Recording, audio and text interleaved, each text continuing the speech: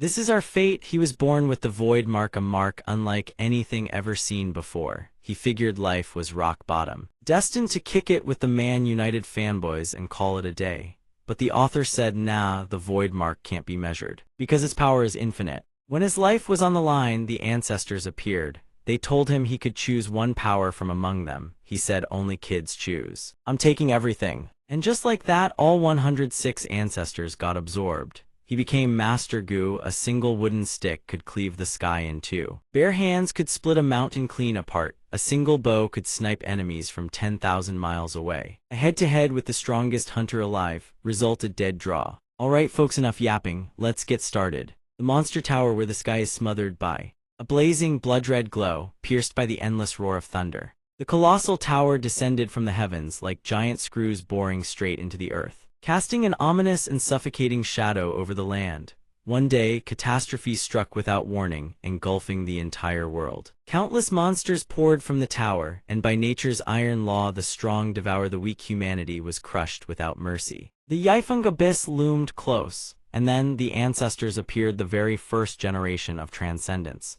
their identities shrouded in mystery, each one cloaked in a blazing, radiant aura. They rose to fight, repelling the monster onslaught and destroying the tower. And there, amid the brutal battlefield, the image of a fearless warrior cleaving a monster's head from its body became the ultimate symbol of defiance. And so humanity pushed back the invasion and claimed victory. From that day forward, the ancestors were venerated as saviors of the world, their souls resting in eternal peace within the ancestral tomb. The tomb gleamed beneath the sunlight as if plated in pure gold. Hundreds of years later, behind the ancient, weathered grandeur of the tomb, towering skyscrapers rose into the sky, heralding a brand new era. Hello everyone, I'm Minato. When I was little, I loved reading the biographies of the ancestors displayed in the ancestral tomb's library. In those pages, there were swordsmen who could fell 10,000 soldiers with nothing but a tree branch. Mages who grasped the very truth of magic and cast every spell without a single incantation. Transcendents who were nothing short of gods from legend. If only I could etch my name in history like them, Minato thought. Then one day, while he sat reading the biographies as he always did, he noticed something strange. A mark had appeared on his body, the mark of a chosen transcendent. A blue, circular mark materialized on the back of his hand, the scripture mark. He declared with unwavering confidence, with this scripture mark, I swear I will become a transcendent whose name echoes through history. That is my plan. He finished his heartfelt reflection. Right at that moment, in a school nestled in the heart of the bustling city, a voice rang out, yes. The teacher channels magic into a piece of chalk, sending it floating up to write across the board letter by letter. He calls out, let's go. The teacher's voice swells with pride. Congratulations, everyone. The class erupts, everyone leaps up, cheering and celebrating, overjoyed at passing the Hunter Aptitude exam. But amid the celebration, Minato's phone suddenly buzzes. The screen displays a cold, clinical notice: Shenyang Minato Hunter Aptitude exam result failed. Notification: thank you for your participation in the Hunter Aptitude exam. Based on your registration records and examination results, we sincerely regret to inform you that you have not met the required passing criteria. We sincerely apologize for this outcome and kindly ask for your understanding.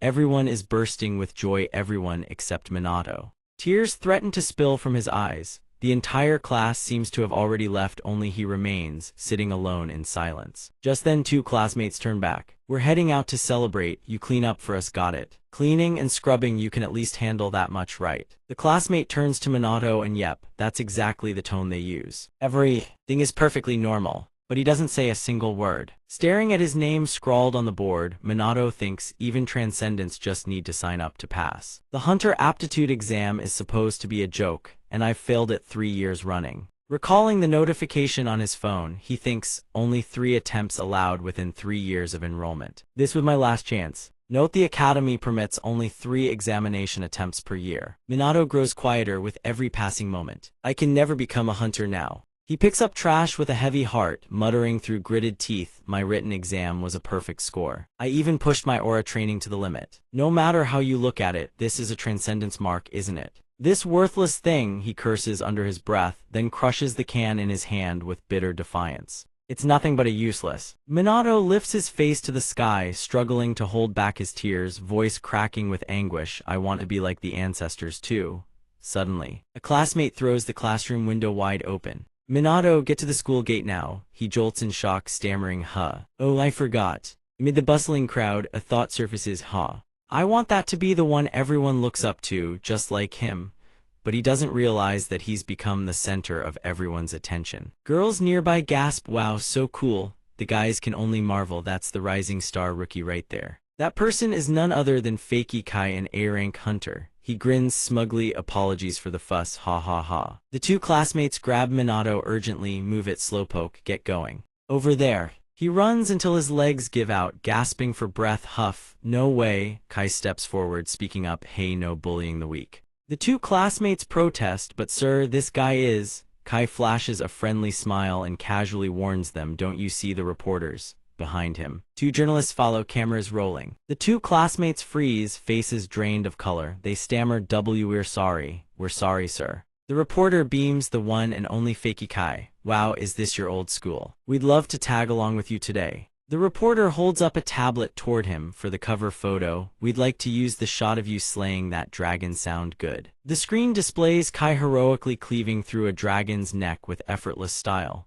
He glances at it and grins, love it. Well, I'm a little embarrassed, haha. Minato watches him with wary, guarded eyes. That's Fakey Kai. He was in my class 3 years ago, a genius who topped every single subject. And the one who bullied me relentlessly every single day when we were classmates. The image of Kai beating him half to death is seared into his mind. His body trembles in waves, the hatred in his chest burning beyond control. Why do I have to trail behind that bastard? Why? The reporter speaks up, Kai, who is this person? Kai puts on an act, this is a classmate I wanted to introduce. What was the name again? He whispers to the person beside him, what was it again? It's Minato, sir. The classmate reminds him in a hushed voice. Kai repeats loudly, Minato, then he follows it up with a few backhanded jabs to make himself look even better by comparison. Minato wasn't doing so well academically, so I stepped in to help. I spent my own training time tutoring him and giving him advice. What the hell is this scumbag saying? Kai keeps fabricating. I even helped him out financially from time to time. Minato can't believe what he's hearing. He remembers that day beaten black and blue, stripped bare. Kai rifling through his wallet and taking every last coin. You robbed me blind, I never received a single cent. He's making things up on the spot. Those years trapped with that scum were nothing short of hell. Minato seethes with silent rage. The reporter gushes, Kai, that's truly wonderful. Absolutely perfect, both in body and soul. The whole group bursts into cheerful laughter. Ha ha. Only Minato stands in brooding silence, drowning in his own thoughts. Kai pats his shoulder with fiery determination. Just you wait, I will become a transcendent whose name echoes through history. Cameras click away endlessly, reporters chiming in, it's so wonderful that you look after him like this, Kai. The reporters swing their cameras toward Minato and you say a few words of gratitude to the benefactor of your life. His face goes dark. He stammers, there's no such thing, what are you even talking about? You already flunked the exam, didn't you? Kai whispers, voice low and menacing. He squeezes Minato's shoulder hard, hissing, no matter how bad things get, even you'd want to end the day in one piece, right? Memories of Minato being brutalized by Kai flood back. Minato trembles, forcing the words out, Kai has always. Camera flashes erupt in a blinding storm. He shakes, face ashen, voice breaking. Always treated me well. Looking back, I'm deeply grateful to him. Even a lifetime wouldn't be enough to repay him. Kai spreads his arms wide, flashing a smile at the cameras. Well then, I'm running short on time. Let's wrap things up here. Minato stands frozen in the crowd while Kai proudly boasts on the other side. I've got some trophies on display over there too. The reporters perk up, oh. Interesting, Kai laughs, then let's get moving. A production assistant chimes in, right, shouldn't we get that student's name? Might be useful for the article. The director waves it off dismissively, nah, who cares? Those words cut into Minato like a blade. No matter how despicable someone is, as long as they have the strength to become a hunter, the world will worship them. Minato clenches his fist tight. Anyone without power will be forgotten, just like that. His voice chokes, tears brimming at the edge of his eyes. My name is Minato. Suddenly someone shouts his name loudly, Kai. He tucks his hands into his pockets and strides over, the ancestral tomb. After class, Minato trembles when he realizes it's Kai. Why all of a sudden, he thinks to himself. What is this? What kind of stunt is he pulling now? Kai pats Minato on the shoulder. He smiles warmly. Hey, do you want to retake the exam? Minato asks in surprise, retake it? Yeah, I already talked it over with the association, he replies. Minato looks confused, but why? Kai explains. It's obviously to build a good public image. Ancient imagery flickers across the screen. The final shoot will take place at the ancestral tomb. As for the details, I'll fill you in after class. He turns his back, reminding Minato before leaving, don't forget. Minato watches him go, puzzled. Can I really trust this retake offer? Kai strolls away, laughing and joking with his entourage. Minato, meanwhile, falls into deep thought. He hates the idea of being used by Kai to polish his reputation, but still thighs is an unexpected opportunity. Minato smiles with relief. Given his current situation, thinking of the ancient tomb, he tells himself, this time I'll definitely turn things around. The camera clicks snap, Kai places a hand on his chest, face turned toward the sky. A voiceover introduces the next generation of hunters. You shall protect humanity from the monsters at the ancestral tomb. The photographer praises him, oh, that's a gorgeous shot.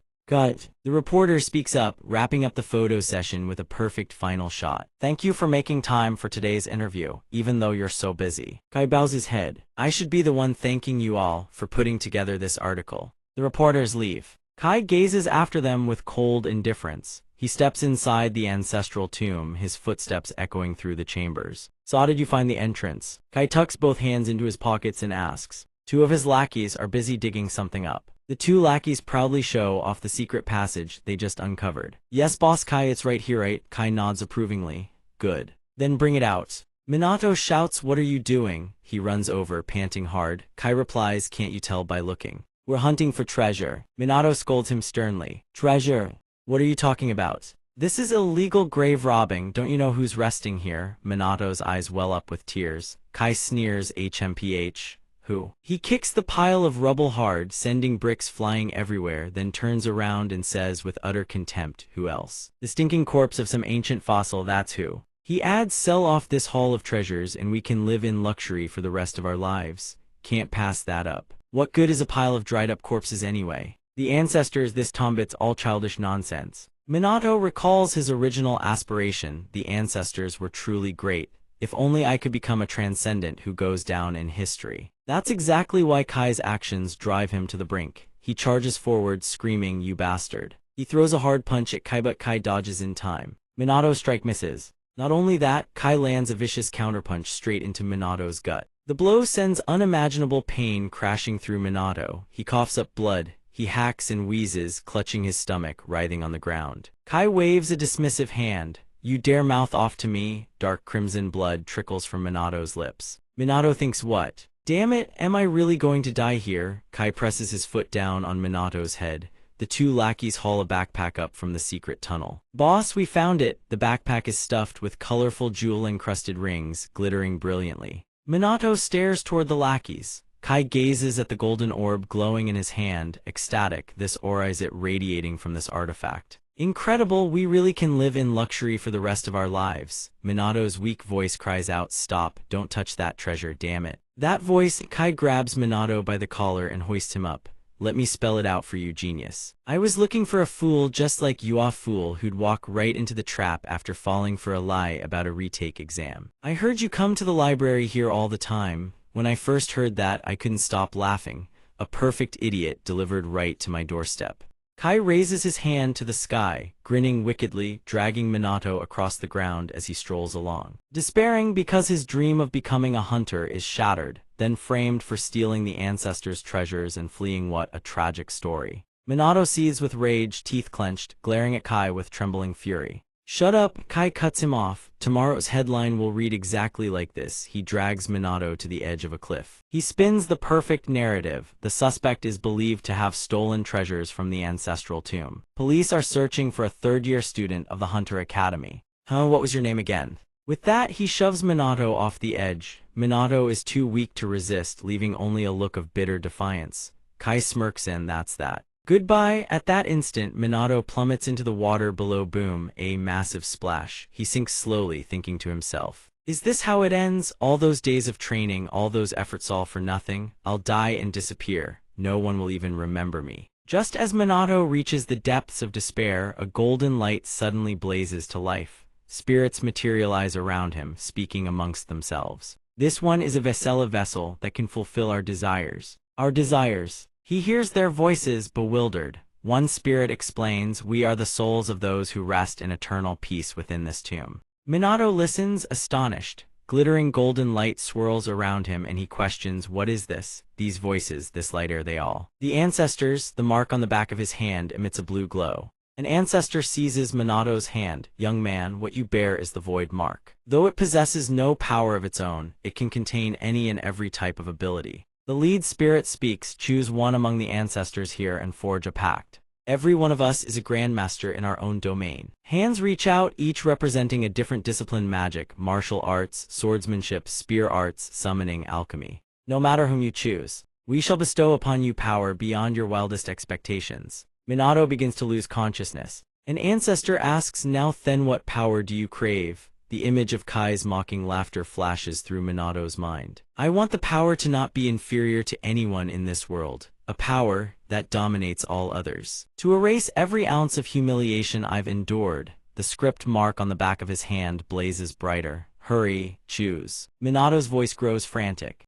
Minato clenches his fist and screams, "All of your power, give me all of it." The spirit's voice rings out, "How greedy. But that is impossible. No matter how powerful a vessel you may be. Shut you pay." Minato's scream cuts the voice off. The spirit's images blur and distort. Minato bellows his command, "Enough talk, all of you. Get inside my body." A miraculous spectacle unfolds. The spirits are all sucked into the script mark. Thousands upon thousands of voices flood into Minato's mind all at once. "What the hell is this? Stop, I'll kill you. Wait, is this even possible? Cease this at once, how insolent. Do you know who I am? Do you want to die? Hold, don't interfere. I find this amusing, I agree. Not bad, show me your strongest technique. A curious specimen. It's been ages since I've been unleashed. Wait, where are you touching? No way, thighs can't be all of them. This guy. What on earth?" Suddenly, a golden power circle materializes where Minato stands. Outside, Kai suddenly senses something behind him. A massive explosion erupts. Water rockets from underground straight into the sky. His subordinate quickly unfurls a barrier to shield Kai. He narrows his eyes. Before him stands Minato, perched atop the cresting water column, blue light radiating from his entire body. He descends from above as the column of water crashes back down, creating a torrential downpour. Minato stares at Kai with fierce intensity. His hair and eyes have shifted from black to silver. The lackeys sneer. The stubborn bastard climbed back up. Minato picks up a tree branch and snaps it with a cold, effortless flick. The two lackeys are taken aback. Are you?" They suddenly burst out laughing. "What the hell is that? Don't tell me you're planning to fight us with that stick." Kai was scared stiff, but even while saying all that, he and his crew clutched their bellies and howled with laughter. Minato picks up a tree branch, walking right past Kai. Kai speaks up again. Not happening." His face darkens and he fixes Minato with a murderous glare. "So you can never climb up again. I'll slit your throat." As soon as he says it, one of his underlings materializes a sword. He flexes, "You know what? I've never scored below an A on any swordsmanship test. This blade was forged by a true swordsmanship master. You should feel honored to die beneath this sword." Minato finally speaks up, "A swordsmanship master?" The underling leaps, swinging his blade at him. Clang clang, a few strikes ring out as the two clash and pass each other. The underling grins, "That's your confi." Suddenly, his sword shatters into pieces. He's been slashed twice across the forehead. His wrists, arms, and torso are severed clean through. As if he can't believe it, the underling gasps, "What the hell?" Kai and the remaining ones stand frozen, unable to believe their eyes. Minato points at the underling, collapsed on the ground. "Show me what you've got."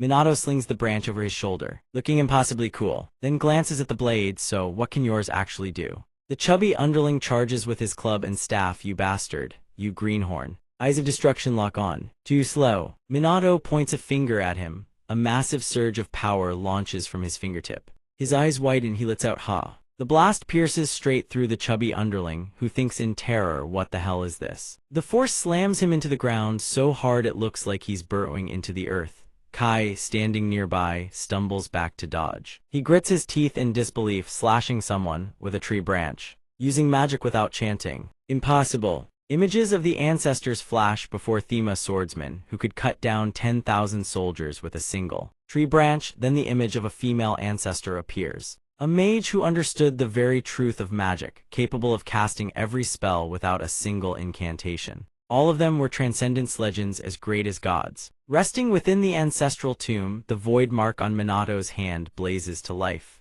Their souls merge into Shenyang Minato. All 106 of them. Minato recalls what he once declared that afternoon: I will become a transcendent whose name echoes through history. A tremendous power erupts from Minato's body. He declares, your names will not be remembered. He states it with absolute certainty, because history will only tell my legend. The two underlings lie sprawled on the ground. A fearsome power surges out of Minato. If you want to know why, check back in the previous episode. Minato grips the branch tightly and marvels, incredible. The souls of the ancestors reside within my body. Through the void mark, one by one, they are descending into me. Genial. Minato thinks, I can feel their joy. The ancestors materialize in his mindscape, raining down from the sky, cheering, magnificent. Joyful voices fill Minato's being. What is this? How vast, freedom after centuries of imprisonment. From here to there, all of this is my domain now. He recalls the excitement he felt reading their biographies. I've read your life stories over and over, memorized every detail.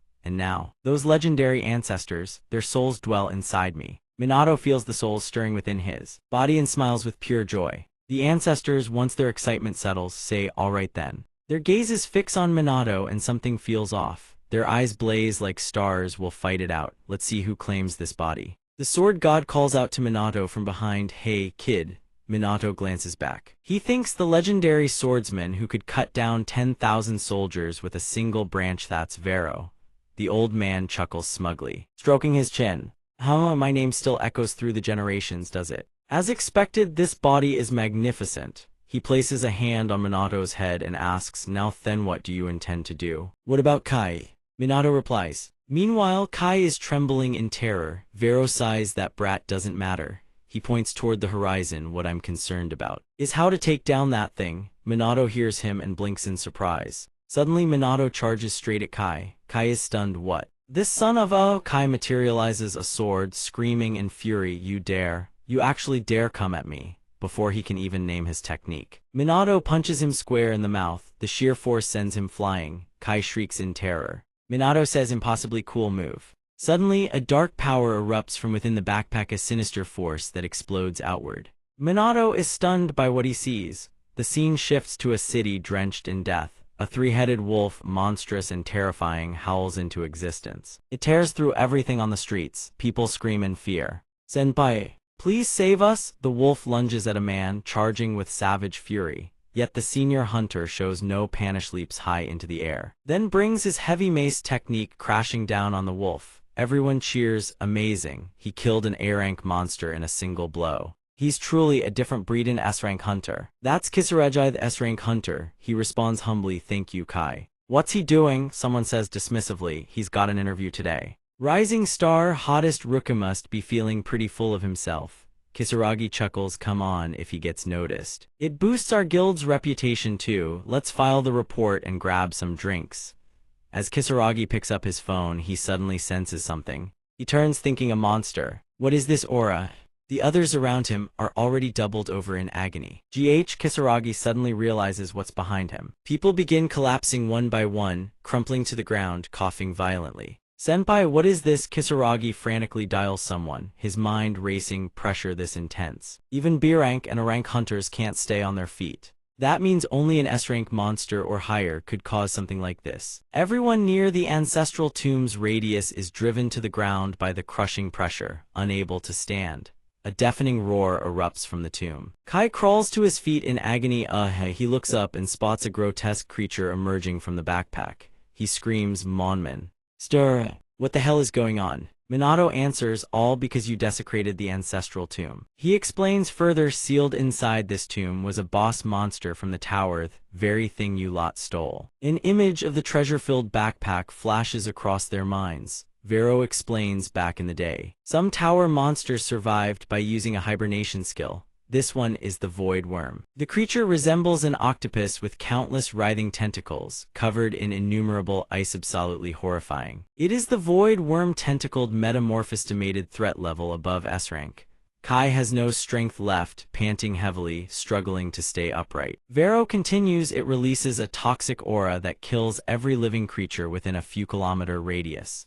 In the past, it was one of the most dangerous monsters in existence, but it seems the brats of today aren't equipped to handle it. Kai turns and bolts in terror, run. I don't want to die.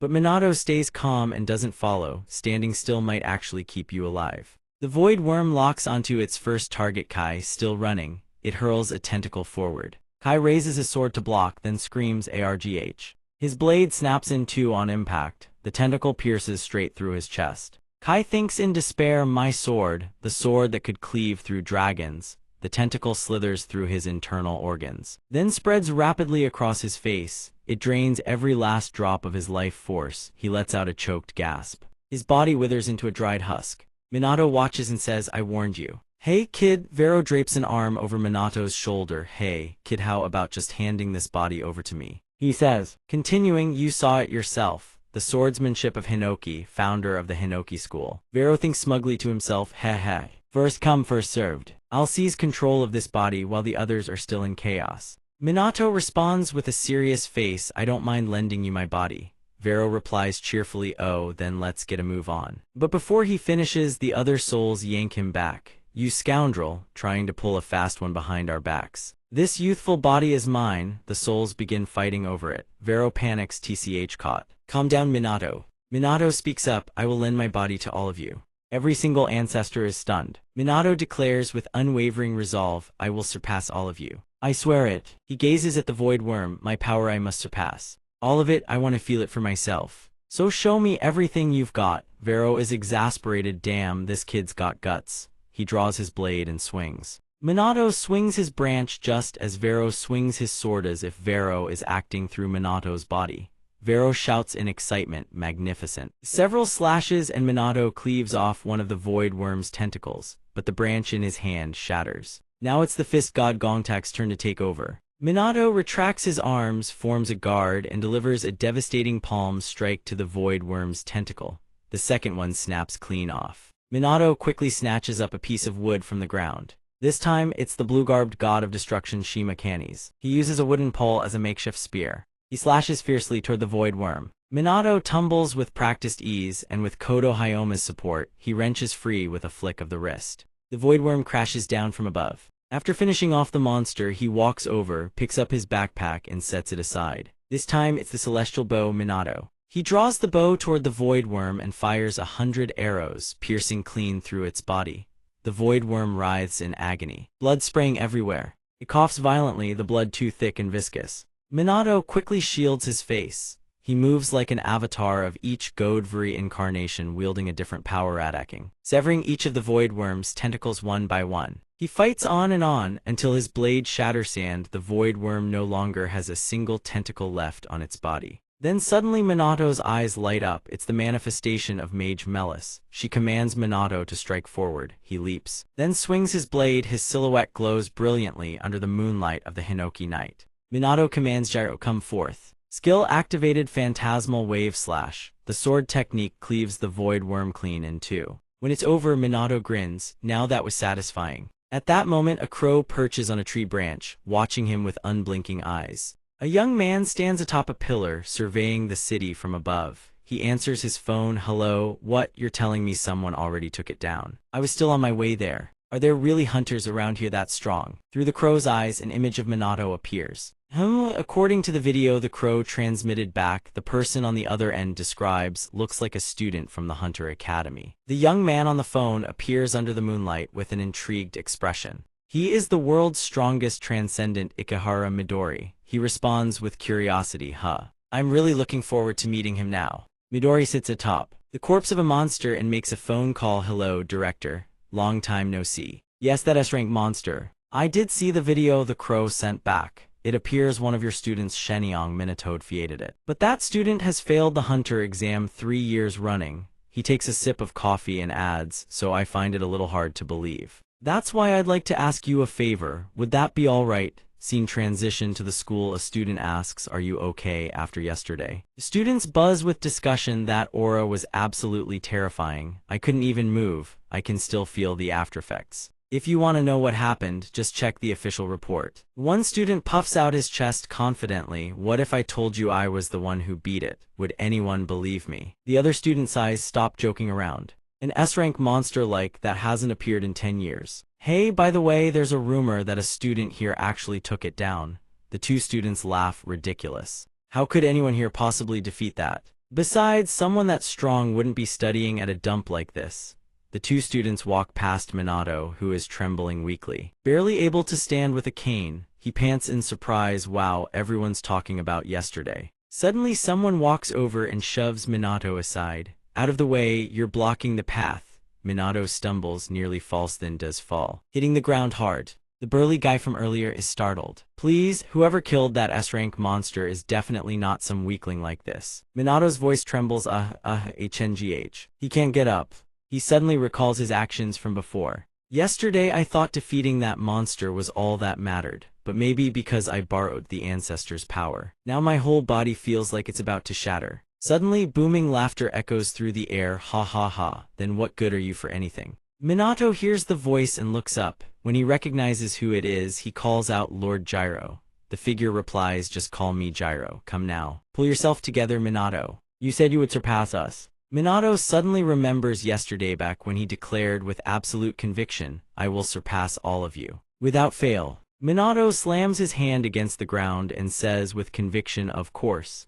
He uses every last ounce of strength to force himself back up. NGH, Gyro laughs heartily, ha ha ha, show me that tenacity of yours. A student walks past. Minato thinks, is this guy crazy? Gyro observes his surroundings and muses, now then, let me sense their abilities. He scoffs at the modern generation of transcendence. The standards have fallen so low. He even sighs compared to the old days, only slightly above ordinary people. If the tower appeared right now, the world would be annihilated instantly. Meanwhile, Minato is still struggling to stand with his cane. Gyro's gaze suddenly sharpens. He seems taken aback. He detects amid those tiny, feeble flickering auras, one aura that is immeasurably vast. Minato asks, confused, what was that? Gyro replies, nothing, just felt an incredibly powerful aura pass through, he thinks to himself. A teacher throws open the door and shouts, Minato. What are you dawdling for? He stammers, I'm sorry. Is it because I was late? No, I was just lost in old memories. He thinks to himself, the academy only allows the hunter certification exam 3 times per year. I've used up all my chances. I can't retake it through the school anymore, but even ordinary people can become hunters through the standard registration process. The teacher replies, Najit to the stadium now. You've been granted a retake. Minato stares blankly, stunned, Everyone turns their gaze toward the stadium, murmuring. Hey, does the hunter certification exam even have a retake policy? Who knows? Minato crouches, planting his hands on the ground, tucking his knees into a sprinter's stance. He steels his resolve. I haven't fully recovered yet, but I have to give it everything I've got. The first test is the 100-meter dash. Average record 3.6 seconds, best record 2.7 seconds. The burly guy sneers down at him, smirking with contempt. He mocks, you guys don't know. That guy's the most famous student in the whole school because he's always dead last. They probably let him retake the exam out of pity. Down on the field, the referee fires the starting gun. In the blink of an eye, Minato crosses the finish line. Everyone is absolutely stunned. 1.2 seconds. Even the burly guy is speechless. The second test is the 3,000-meter run. Average record 4 minutes 20 seconds. Best record 3 minutes 17 seconds. Minato's result 1 minute 17 seconds. Test number 3, push-ups in 2 minutes. Average record 215 reps. Best record 418 reps. Minato's result 840 reps. Test number 4, weightlifting. Average record 400 kg. Best record 620 kg. Minato lifts 1,280 kg. Everyone's jaw drops to the floor. What the hell is that guy? He shatters the previous record, doubling it. Everyone stares at Minato with a mix of disbelief and awe. What a monster, so cool. He glances at Gyro standing beside him and wonders, did the ancestors help me again? Gyro smirks, who said anything about helping? We were just watching. Meanwhile, in the director's office, someone reports, here are Shenyang Minato's current results. Please have a look, Midori-sama. The headmaster speaks with utmost deference. Midori sits cross-legged on a sofa, tablet in hand. He says casually, thanks. Truly astonishing results. The headmaster wipes the sweat from his brow. When I received the retake request, I was quite surprised. His physical capabilities are genuinely remarkable. However, Midori listens intently as the headmaster continues. The problem lies in the mana test. Over the past 3 years, he has consistently received the same result, immeasurable. In other words, his mana level is 0. The headmaster explains to Midori, so I'm afraid you may be disappointed. I'm sorry. Midori's attendant speaks up, 0 mana. Midori-sama, regardless, but he cheerfully cuts her off. Relax, let's just see how it plays out. His expression at this moment becomes truly unreadable. The next test is the Mana assessment. Before Minato stands an enormous wind turbine tall as a two-story building. The examiner asks, you know how this test works, right? Use your mana to spin this wind turbine for 30 seconds. The number of rotations is your score. The watching students buzz with excitement. Ooh. This one's intense. The average record for this test is 1,513 rotations. The best record is 4,022. Minato rolls his shoulders. He thinks, over the past 3 years, no matter how many times I've tried, I could never get this wind turbine to budge. Because I've never been able to control her, even since Imana. He closes his eyes gently. But now I understand it's a cycle. He raises his right hand, sensing from his right toe. It runs throughout his entire body, then returns to his right toe. Using his breath to accelerate the flow, he releases it through his palm. A wave of mana radiates from his palm. The command given, the propeller begins to spin slowly. The two examiners are stunned to see Minato get the propeller spinning one full rotation. Wait 1 second later, the propeller spins violently with a whoosh, the counter jumping to 1,240 rotations in an instant. Minato's mana surges stronger and stronger, making the propeller spin with increasing force. The rotation counter jumps non-stop, the examiners caught in the gale force. Their faces warped by the wind. Gah. Way too fast, can't count the rotations. Suddenly, the propeller explodes. The students scream in terror, scrambling to flee in panic. The propeller launches backward, hurtling across the school grounds, flying straight toward the principal's office. He wonders, a massive crash occurs. The propeller misses the principal's head by just 20 centimeters. The principal's face goes pale, drenched in sweat. Stunned, he murmurs, young Midori, this is... He bursts out laughing, ah ha ha. It seems this student is just like me. He steps forward with immense joy, the second person in history whose power cannot be measured. Meanwhile, at the main stadium, Minato is also stunned by his own mana output. The examiner adjusts his glasses and blurts out, You passed. Congratulations on passing the exam. The Hunter exam. The spectating students erupt in cheers and screams. Minato, he shattered every record. Minato stares at his own hands. Moved beyond words, thank you, I can actually be this strong. Vero watches him from the side. Arms crossed, smug, just as I expected. Recalling the night before, he thinks, when the ancestor borrowed his body. The hidden potential within him awakened. Vero grins widely. Indeed, he's no ordinary person carrying just a void mark. Vero chuckles with delight. Hundreds of years of waiting have finally paid off. What do you think, my old friends? Watching Minato overcome with joy, he thinks, this kid, he might actually be able to fulfill our wishes. Suddenly, Minato senses something, a surge of power bearing down on him from above. What the? Minato. He shields his face in fear. What is that, Vero? Vero stands in front of Minato, shielding him, thinking this presence is, recalling before. He thinks that overwhelming aura I sensed this morning. It was. Midori steps out of the dust with a cheerful grin. Through the swirling dust and debris, Minato's eyes widen in shock. It's Ikehara Midori. Looking at him, Minato wonders, the legend of the transcendent era, the strongest of them all. Why would someone like him be here? Midori extends his hand to Minato, smiling. Hey there, Minato. Congratulations on passing the Hunter exam. Minato stammers out his thanks, but then it hits him. How does he know my name?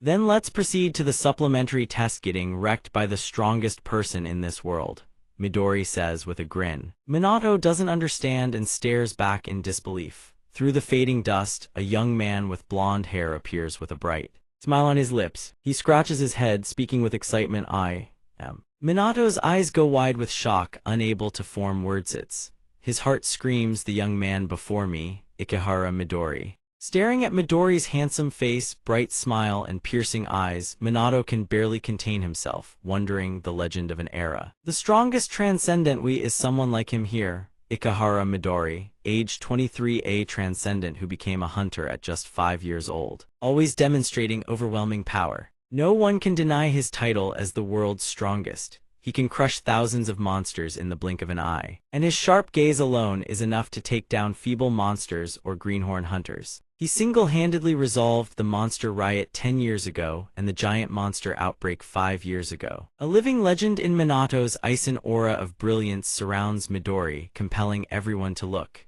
He cheerfully walks up to shake Minato's hand. Hey there, Minato. Congratulations on passing the Hunter exam. His enthusiasm catches Minato off guard, hesitantly extends his hand, stammering his thanks while his mind races in shock. How does he know my name? Paying no mind to Minato's bewildered expression, Midori casually continues, all right then. Now let's begin the supplementary test. He pauses for a few seconds, then announces with a grin, getting wrecked by the strongest person in this world. Minato panics, instinctively raising his voice. What? A deep, dark voice calls his name from behind. Vero radiates a terrifying aura, eyes burning with fervor. Quickly hand your body over to me. Now, the school grounds have already drawn a massive crowd of students, surrounding the two and chattering excitedly. Is that really Ikehara Midori? I can't believe it. Midori explains further, the rules are simple. Within the next minute, if you can land a single hit on me, you win. He points to the sky. I guarantee even if you lose, there's no penalty. And every 10 seconds, I'll attack once. Seeing Minato's terrified, blank expression, Midori reassures him, don't worry, I'll go easy on you. Oh, and I won't use any skills. But you go all out. Midori snaps his finger. Sand weapons materialize all around them, swords, guns, cannons, piles upon piles of armaments. Minato's jaw drops, unable to process what's happening. What, since when? A supplementary test. What the hell is going on? He glances at Midori, who's still smiling and casually greeting some students, then silently assesses the situation. He wants me to fight Ikehara Midori. The man called the world's strongest. He hesitates, then asks, can I really use weapons? Midori picks up a sword and answers calmly, of course. My body is harder than steel, you know. A flash of light, and the sword in front of Midori splits clean in two. He says nonchalantly, no matter what weapon you bring, I'll just snap it in half. Minato is terrified by the display, his body breaking into a cold sweat. Vero shouts at him, hey, Minato, hand over your body already. His soul ignites with excitement. So this era still has people like this. The modern world isn't so bad after all. Not bad at all. Minato thinks helplessly. Vero seems absolutely thrilled. Minato glances at Midori, who's casually scrolling through his phone. Ikehara Midori really is powerful enough to shock even an ancestor. Then he glances at the Vero spirit beside him. Not a chance. He steels himself, takes a deep breath, and fixes his gaze straight ahead with fierce determination. Minato makes his decision. All right then. The gawking students peek through the windows, watching the situation unfold with excitement. Is he really going to fight Ikehara Midori? I've got to watch this. Minato drops into a combat stance. Vero complains in frustration. Hey, you idiot, what are you doing? Just hand over your body already. Before he can finish, Midori cuts in. All right. He holds up his phone, displaying a 59-second countdown timer, and announces with a grin, begin. Minato grips the sword tight, the void mark on. His hand flares with light, an aura erupting and engulfing both hands. He draws the blade in a flash and lunges forward. Vero is completely bewildered. You're actually going to fight? You fool! Ignoring Vero's outburst, Minato swings his sword straight at Midori, who's still casually looking at his phone. His thoughts race. I know it's hopeless. But both hands grip the hilt tight. He channels every ounce of willpower into his swing, determined to carve his own legend. I have to experience the power of this era's legend for myself. Midori shifts his body with effortless grace, as if he weren't even there, making Minato's first strike cut through empty air. Minato attacks in rapid succession, but Midori dodges each one with lazy ease. He even scrolls through his phone while casually chatting. What social media do you use? Someone's definitely going to record this and post it online real soon. The onlookers gasp in amazement. He dodged every single attack while browsing his phone. That's Ikehara Midori for Yao, no doubt about it. Minato keeps attacking relentlessly, searching for an opening. His sword arcs through the air, leaving trails of light in its wake. Midori still nimbly dodges Minato's diagonal slash. Minato grits his teeth and adjusts his grip or surges along the blade's edge. The students cheer even louder. Whoa, insane, not a single hit. But someone notices something off. Wait, something's different about this. What do you mean? Minato's relentless combo doesn't seem to be slowing down at all. Meanwhile, Minato continues his assault. Though he still can't land a hit on Midori, he swings high in a diagonal arc, follows with horizontal slashes from both sides, then lunges forward with a killing thrust all while thinking. That's a powerful rising slash aimed straight at Midori. Midori calmly sidesteps the blow. Still, Minato secretly feels thrilled. This is incredible. My body moves exactly as I will it. And I don't feel tired at all despite moving non-stop. Recalling the fight with the Void Worm, he wonders, could it be because the ancestor borrowed my body? Has my body changed? Suddenly, Midori raises a finger and points it straight at Minato's forehead. Now then, he announces, 10 seconds, a blast of energy grazes Minato's face, leaving him gaping in shock. From Midori's finger erupts a terrifying blast of power shooting straight at him, but Minato barely dodges. His eyes widen in horror at the path of destruction, a deep trench carved into the ground, stretching far into the distance. Shenyang Minato can't help but feel indignant. He speaks softly. What the hell does that mean? If I hadn't dodged that, my head would have gone flying. Meanwhile, Midori stares at his own hand with a look of utter bewilderment. Oh, his eyes narrow, full of confusion. That's strange. I definitely controlled the force on that one. Midori looks at Minato, who's already assumed a combat stance in front of him. Why don't I feel any danger from Minato at all? Or maybe, Minato shifts restlessly, thinking if this keeps up, the kid's going to die. He recalls the moment of his transformation, and tells himself, I need to remember the feeling of that raw power. The instant he thinks this, Minato's body surges with newfound strength, his gaze locking onto his opponent with iron resolve. Midori freezes mid-step, surprised. Minato charges, swinging his blade straight at him. The students filming with their phones gasp in horror. No way. His speed went up again. Whoa, Minato's fight is being captured on camera, but both of them are way too fast. The cameras can't even keep up. Midori dodges each slash while quietly assessing the situation. His sword speed is faster than before, sure, Midori muses, but when he fought that S-rank monster, it was on a completely different level. The atmosphere was totally different too. Is there some condition to activate that power, or is he hiding something? Then he glances at the countdown, 41 seconds, and it hits him. Ah, right. His gaze grows deep and contemplative as he studies Minato. This time I'll dodge with precision. Minato's blade sweeps horizontally, impossible. Midori's hands flash through a series of seals, and he flicks his finger directly at Minato. Flash! A terrifying burst of power erupts. Minato's body is launched backward. Slam! He crashes through the wall hard enough to shatter it. The impact is brutal. Minato coughs up a mouthful of blood. The aftermath of Midori's attack sends his mind racing. Terrifying, absolutely terrifying. This is insane. His opponent is the strongest transcendent in the world. An attack that powerful, Minato laughs despite himself. The old me would have been dead for sure. Incredible, I've actually gotten this strong. His vision starts to blur, but even with his current power, he still can't pass Ikehara Midori's test. But that's fine. He steadies himself and charges right back in. I'll fight with everything I've got for whatever time is left. Midori sidesteps with an expressionless face. Minato whips his head around toward him, and firth mark on Midori's hand blazes with blinding light. Midori stares down at Minato with cold eyes. Sorry, but I've got a pretty good read on you now. 30 seconds. He raises his hand and strikes the back of Minato's neck with decisive force. Minato's eyes go dark and he collapses into unconsciousness. Midori looks down at Minato lying motionless on the ground, a hint of admiration in his voice. He's the real deal, all right. But you still don't have what it takes to be my partner. He replays last night's image in his mind. Minato in combat, that power. What was it exactly? I still haven't seen the full picture. Then Midori turns away and pulls out his phone. Hey, Jin. Let's head back. Blech. Shame really didn't quite live up to expectations. Because his back is turned, he doesn't notice Minato's hand suddenly clenching tight around his sword hilt.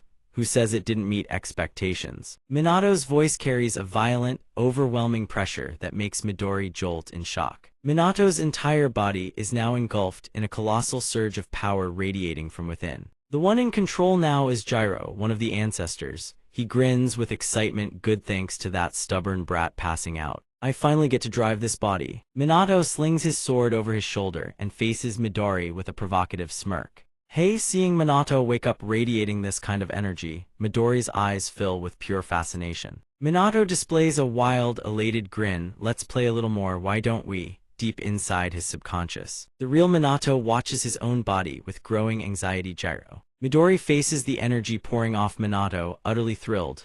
That's it. He recalls his earlier attack and thinks, this is the exact same aura that threw me off balance before. Midori silently wonders, is this a different person, or some kind of skill? Whatever it is, he's turned into a real monster now. Don't just stand there. Minato screams to grab his attention and brings his blade crashing down. Midori dodges nimbly to the side, his assessment cold and clinical. His movement is completely different now. Speed and power are in a totally different league from before. That swordsmanship, his sharp eyes dart to the blade tip right in front of his face. A devastating thrust from Minato pierces straight toward him. Lucky Midori twists his body away just in time. He avoids the strike, but the sheer pressure forces him to leap clear out of the blade's reach. Midori stands there stunned. Before him, Minato readies his stance for another attack. There's a wild, unhinged look on his face. Midori drops low, dodging the horizontal slash Minato unleashes.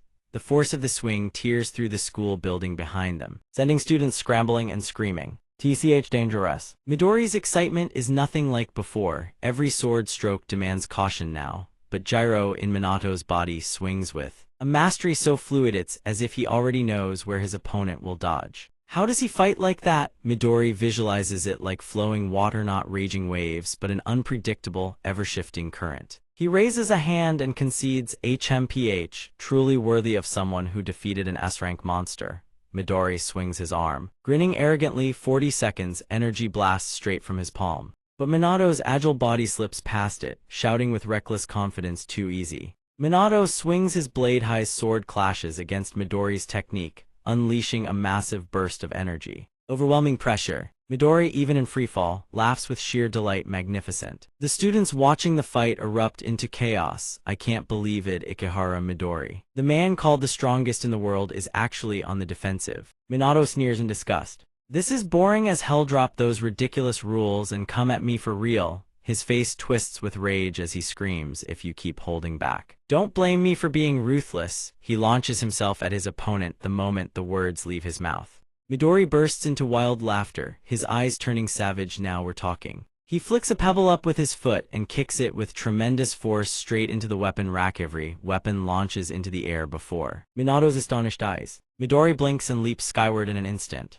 Minato looks up to track his movement. Midori is already gripping a spear, poised to strike. Midori smiles, both hands driving the spear down like a thunderbolt. Minato grins with satisfaction. Now that's more like it. The onlookers watching this fight feel like they're watching an action movie on fast-forwardingly, streaks of light visible in the air. All they can manage is a stunned murmur. Time to end this. Within that flash of light, two figures clash in fierce combat. One wields a sword, the other wields a spear. Both are fighting with unrestrained joy. Gyro's crazed expression is being observed by the other ancestor spirits. One speaks with excitement. Oh, looks like Gyro has fully awakened. They chat with delight. It's truly remarkable that he can go toe-to-toe with someone like that. Looks like fun. I'm honestly jealous. But unfortunately, recalling Minato's struggle earlier, they note the kid's body still isn't strong enough to unleash Gyro's full power. Should we join in for the fun of it? Don't you dare mess this up, old man. Everyone is buzzing with excitement except Malicious, who watches in silence. She notices that Minato's true soul is standing quietly before a screen displaying the battle. Swing slash, slight thrust. Every move Gyro makes within Minato's body is projected vividly on the screen,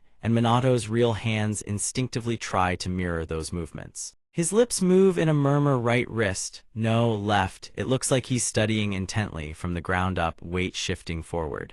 In that instant, the two weapons collide. Neither can withstand the force, and both snap clean in half. Minato stares at the broken blade half that clatters to the ground. Damn it, but the sword Midori holds. Midori casually discards his weapon and charges forward, phone still in hand, grinning wider than ever. Wonderful, not just Funits got me fired up. You're out of swords now, grab a blunt weapon, a gun, whatever you've got. Or, he throws his head back with an excited laugh. You've got 10 seconds left, what are you gonna do? Minato's eyes flick sideways. His gaze locks onto the school building. He launches himself into the air with explosive force, rocketing straight toward the muscular young man in a tank top standing dazed at the window. In one fluid motion, he yanks the sword from the guy's side, drawing an instinctive yelp. Hey. Minato says coolly, borrowing this. The moment he secures the sword, Midori has already leaped up to close the distance. He swings a fist at Minato, triggering a massive explosion. Kaboom, the blast roars across the sky. From within the smoke, Minato's figure comes hurtling out. He seems completely unfazed by the explosion.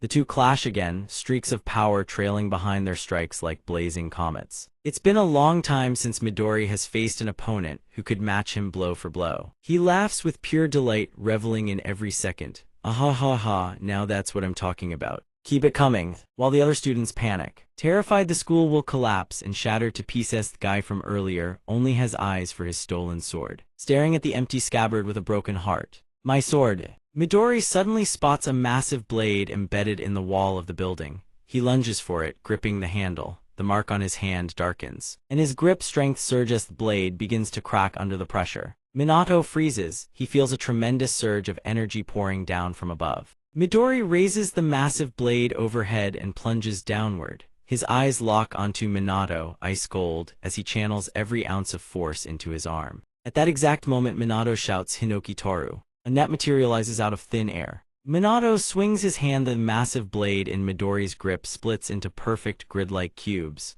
Hanano Saikaro, the cubes separate and scatter, tumbling down in fragments. Midori goes still for a few seconds, then beams with admiration.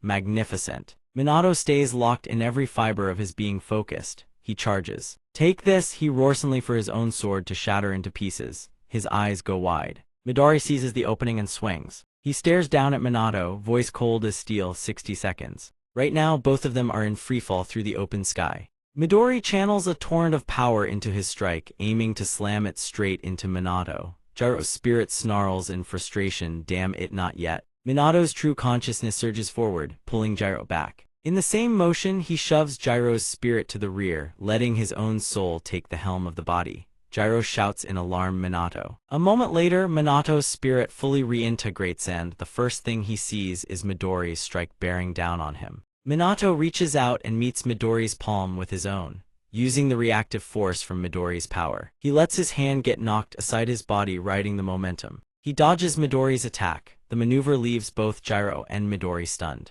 His hand is bent at an unnatural angle, grotesquely mangled. Take this, even bleeding from countless wounds. He throws a defiant punch with his remaining good arm. Finally, his fist reaches Midori's face. An image of Ikehara Midori clashing with Kaminaga flashes through the void. A showdown between the strongest isn't merely a battle, it's a quest for truth. Absolute. Among infinite possibilities, like a game of chess between two grandmasters, every move conceals brilliance and unpredictability. However, Vero stares at the small screen before him, his jaw drops, words tumbling out in disbelief. That kid. He replays the scene in his mind, exact moment Minato grinned with triumph. He raises his hand and shouts, take this. Vero's mind reels. Wait, in that split second, it carved out an entirely new pathon that neither I nor he could have foreseen. The more he thinks about it, the more Hinoki Jiro's excitement builds, his eyes blazing with fervor. So this is the path the kid chose. Midori and Minato are still falling. Midori grabs Minato's arm. Minato's expression shifts from triumph to shock and then to. Midori clamps down on his one remaining unbroken arm, the playful smirk from before completely gone. He stares at Minato, dead serious. Minato looks at his own punch just inches from Midori's face and thinks, bitterly, damn it. Minato stares at his captured hand, frustration creasing his brow. No, how? So close. Midori smiles softly, his grip still firm around Minato's arm. Then he pulls Minato's fist straight into his own face. POW. Minato's eyes go wide, completely blindsided. Midori squints, grinning ear to ear. You passed. The moment those words leave his lips, both of them crash straight into the school courtyard. Rubble explodes, dust and debris mushroom into the air. Every student in the building shares one burning thought: who won? As the dust settles, Midori is standing below, holding Minato in his arms. Minato is utterly spent, unable to move a single limb, one arm mangled beyond recognition. Midori calls out to the woman who accompanied him, Jin, come over here. She approaches and asks, how is he? Midori flashes a bright grin. He passed. This kid is something else. Ah, mammy, arms gone completely numb. Mind patching me up too? She looks at him.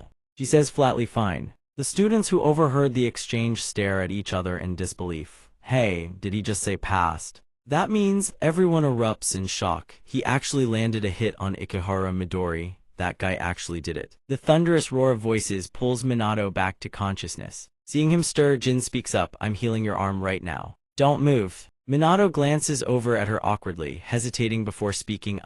Thank you. Jin looks at him, the corner of her mouth lifting slightly. Congratulations, you passed the test. He closes his eyes and forces a smile. Thank you. The words barely register before his eyes snap open. He bolts upright, astonished. Passed, I actually hit Ikehara Midori. Midori props his chin on one hand, chuckling. Oh my, you don't even remember, that's just cruel. Minato turns to look behind him and jumps with a yelp. What the? Oh my god, it's really him, in the flesh. Midori stands, dusting off his clothes. So the thing is, I may have given you a few extra points, but either way, you passed the test. he continues. That barrage of attacks you unleashed earlier, he pauses, recalling. That was Gyro, wasn't it? But more importantly, Midori replays the fight in his mind, admiration creeping into his voice. The way you repositioned to dodge my strike, that was truly brilliant. He smiles at Minato. Be proud of yourself. Minato, stunned by the praise, meets his gaze and replies softly, yes. Minato thinks for a moment, as if something just clicked. He turns to Midori. Can I ask? Midori glances over. Minato asks. Genuinely curious, what happens after I pass the test? Jin turns to look at Midori, suspicion in her eyes. She narrows them. He stands and lets out an unintentional, awkward Minato watches the silence stretch between them, completely lost. The sudden void of conversation leaves him grasping for words. That evening at Minato's home, the sizzle of meat frying in oil crackles through the kitchen. Minato's mother calls out to him, Minato, we have a guest coming over tonight, remember? Minato is wringing out a cloth, furiously scrubbing the ceiling beams spotless. He polishes them until they gleam. Guiltily he calls back, yes ma'am. It's probably just one person, she sighs, looking at him helplessly. This kid. She shakes her head and returns to cooking. She scoops rice with a ladle, her voice gentle, you know. Today is a wonderful day. You passed the hunter exam and even got scouted by Ikehara Midorisomion, that famous. She spoons red bean rice into bowls. The aroma drifts through the air, enough to make anyone's stomach growl. She encourages him warmly, I always believed you could do it. Minato can't help but feel a wave of warmth. He answers his mother softly, yes mom. A beat later, his mother's voice turns worried. But is it really okay for someone that famous to visit our house? It's so tinny, let's just hope he doesn't mistake it for a dog kennel. Minato panics, immediately protesting, Mom, Midori isn't like that. He retreats to his room, flops onto his bed, and stares at the business card in his hand. The card reads Ikehara Midori. Thinking back to this morning, he can't stop wondering why didn't he say anything about it. Jin has Midori locked in a mounted position, her legs clamped around him like a vice. She wrenches his arm back hard, his face turning beet red as he screams, Aaghow, ow ow, Jin, stop please. After everything's settled, Midori says, didn't I tell you, if you won, you'd become my teammate. Minato sweats nervously, pretty sure I never heard that part. Midori stares off into the distance, remembering. Again, that's right, isn't it? He tightens his grip on Jin's hand even further, until Midori can't hold back, stop it. He glances over at the group of students, too many of them by the windows, word could easily spread.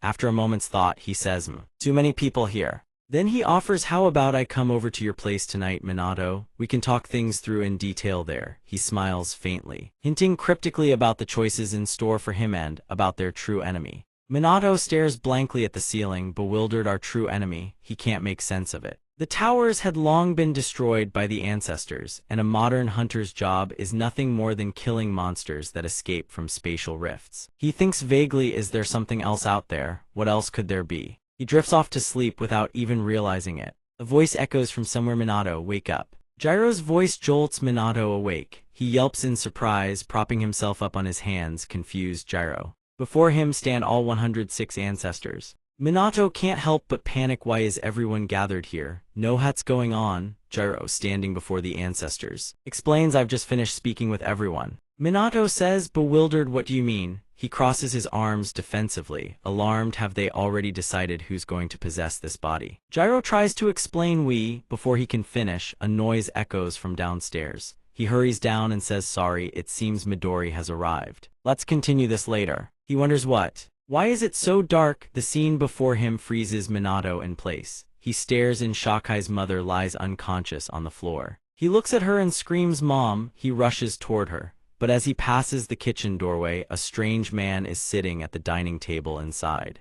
Minato stops dead in his tracks. The man has garishly painted nails, eating with his bare hands. He picks up a piece of meat, pops it into his mouth, and savors it. He chews loudly, smacking his lips with every bite. After swallowing, he sneers, absolutely disgusting. He calls out, hey, kitty, your mom needs to be taught some manners. A sinister grin twists across his face. Pots, lids, and shattered dishes litter the floor. He says arrogantly, you should serve prime beef to your guests, got that? Minato's face darkens. He growls through clenched teeth, who the hell are you? What did you do to my mother? The man sneers arrogantly, this brat's got some nerve talking to me like that. He sticks out his tongue, lapping up more food. His grin is utterly sinister. I'm an S-rank hunter here to pick you up. Let's head back to the association. Seeing Minato still standing motionless, he urges, "What are you waiting for? Pack your things, let's go to headquarters." Before he finishes, Minato's fist rockets toward the man's head. The attack comes lightning fast, crackling with a powerful blue aura, but it doesn't even graze him.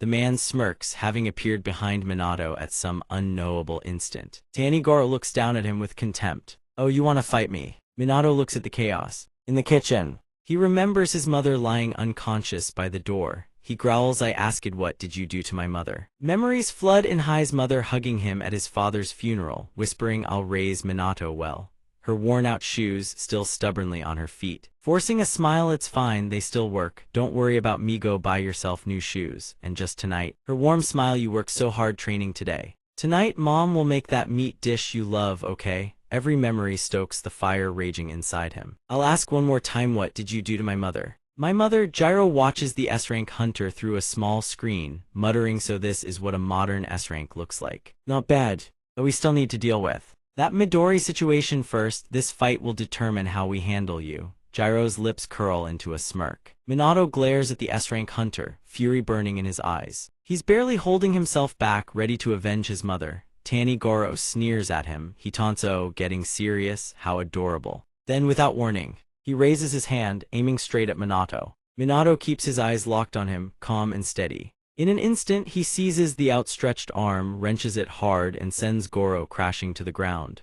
The man can't hide his surprise. How not yet awakened. What Minato just pulls off stuns Kodo Hyoma. He recalls the day Minato defeated the Void Worm. That was the old man's technique. Fighting indoors doesn't leave much room, though. Minato hurls Garo with full force, sending him crashing straight through a wall. Garo quickly recovers, flipping to his feet. The smile on his face fades. He's genuinely surprised now. What was that? Was that some kind of coordinated technique? His doubts only grow deeper. "I watched the footage of his fight with Midori this afternoon. Wasn't he just recklessly swinging aura and swordsmanship around?" Minato steps closer to Tanigoro, his voice firm. "You're stronger than that A-rank Kai." Aura blazes around his body. He stands firm, voice hard as steel. "Answer, Meno." Killing intent blazes in his eyes. Minato asks again, "What did you do to my mother?" His mother lies unconscious on the floor, dark poisoned veins spreading across her neck. Goro bares his teeth and laughs mockingly. Kekekek. With that tone, "Isn't it obvious?" He shouts, "Poison. She was in my way, so I put her to sleep." More and more. Tanigoro grows more delighted by the second, his voice gleeful. "If she's unlucky, there might even be some lasting aftereffects." Minato lowers his head. "I don't understand." Garo grunts in annoyance. "What?" Minato fights to control himself. "Why would you harm the family of your own comrade?" Goro freezes. He repeats the word comrade, then runs his fingers through his hair. Finding it so absurd, he bursts into wild laughter. Laughing like a madman, he dashes behind Minato, lunging to attack, cursing as he goes, "You idiot." Minato leaps up, successfully dodging the strike. Goro presses the assault, raining blows as he snarls, "You're not my comrade. You'll become my puppet and obey my every command. A weakling like you, the only way to control you is by taking someone you care about hostage." While dodging, Minato suddenly notices something. Goro stomps down on his foot, pinning him in place. His foot. But in the next instant, Minato breaks free. Goro cackles, "Ha. No way." Minato leaps back, putting distance between them. His cheek bears a scratch from Goro's swipe. He stares at Tanigoro, eyes sharp with vigilance. "What?" A burning sensation spreads across one side of his face. Dark, blackened veins surface on his cheeks, been poisoned. Watching the toxin spread, he frowns. Goro grins smugly. He holds up the hand that struck Minato's fingertip, tipped with venom-laced needles. He smirks, "Poison transfer complete." He flexes his fingers. "I can synthesize thousands of different poisons within my body. It's called death vision." He sighs. "Bored, what a pain of a mission. If I wanted, I could release a lethal toxic gas in a 5-kilometer radius. But sadly, that's restricted within city limits." Goro's voice turns, threatening. "The poison I just injected will kill you in 1 minute. Join my organization, and I'll give you the antidote. Refuse and die." Minato stands frozen. He thinks in silence, toxic gas that can kill everything within a 5-kilometer radius. Is this the power of an S-rank? They call them human-shaped natural disasters. He lowers his gaze and quietly calls out, "Medicine King Wallenstein. Are you there?" Hearing her name called, all the ancestors turn to look at her. She blinks in surprise. Minato makes his request, "I'll need that antidote formula later." She responds, flustered eyes.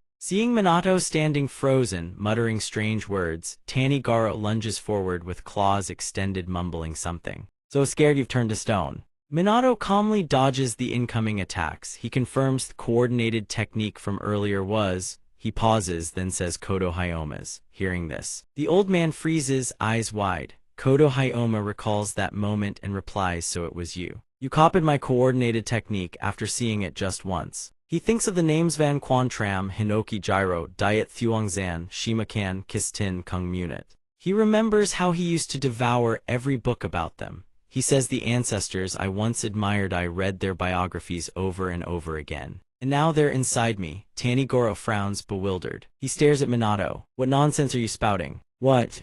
Minato glares at him and declares, what I mean is thighs much isn't nearly enough. The provocation succeeds in enraging Tanigoro. His brow furrows with fury. Fine if you don't know fear, how about pain? Goro shoots toward him, extending his venomous hand. Grinning wildly, the next poison will have you begging for death. As he speaks, he launches a relentless assault on Minato. From every direction, but Minato dodges each strike effortlessly, like a withered tree pushing out new growth.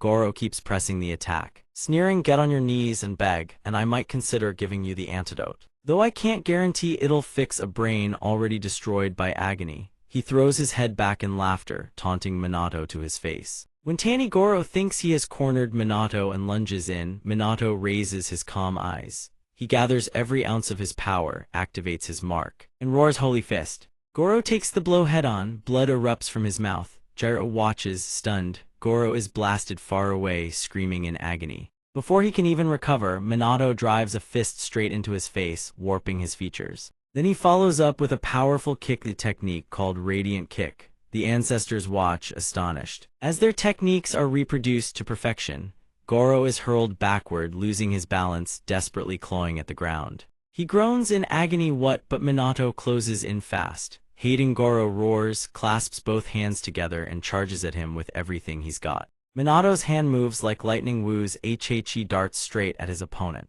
His strike splits Hating Goro's clasped hands wide apart. Every finger shatters. His hand plunges straight into Hating Goro's torso. Crane beak. Kalen watches on. He narrows his eyes at the pinpoint precision of the technique. Next, he unleashes Dragon Claw attack after attack, leaving wounds riddled across Hating Goro's entire body. The little dinosaur watches, jaw hanging wide open. Minato seizes Hating Goro's body. He channels force into his feet, gritting his teeth as Gunna's roots erupt forth. Gunna stands with arms crossed, watching him fight, speechless, astonishment swelling in his heart.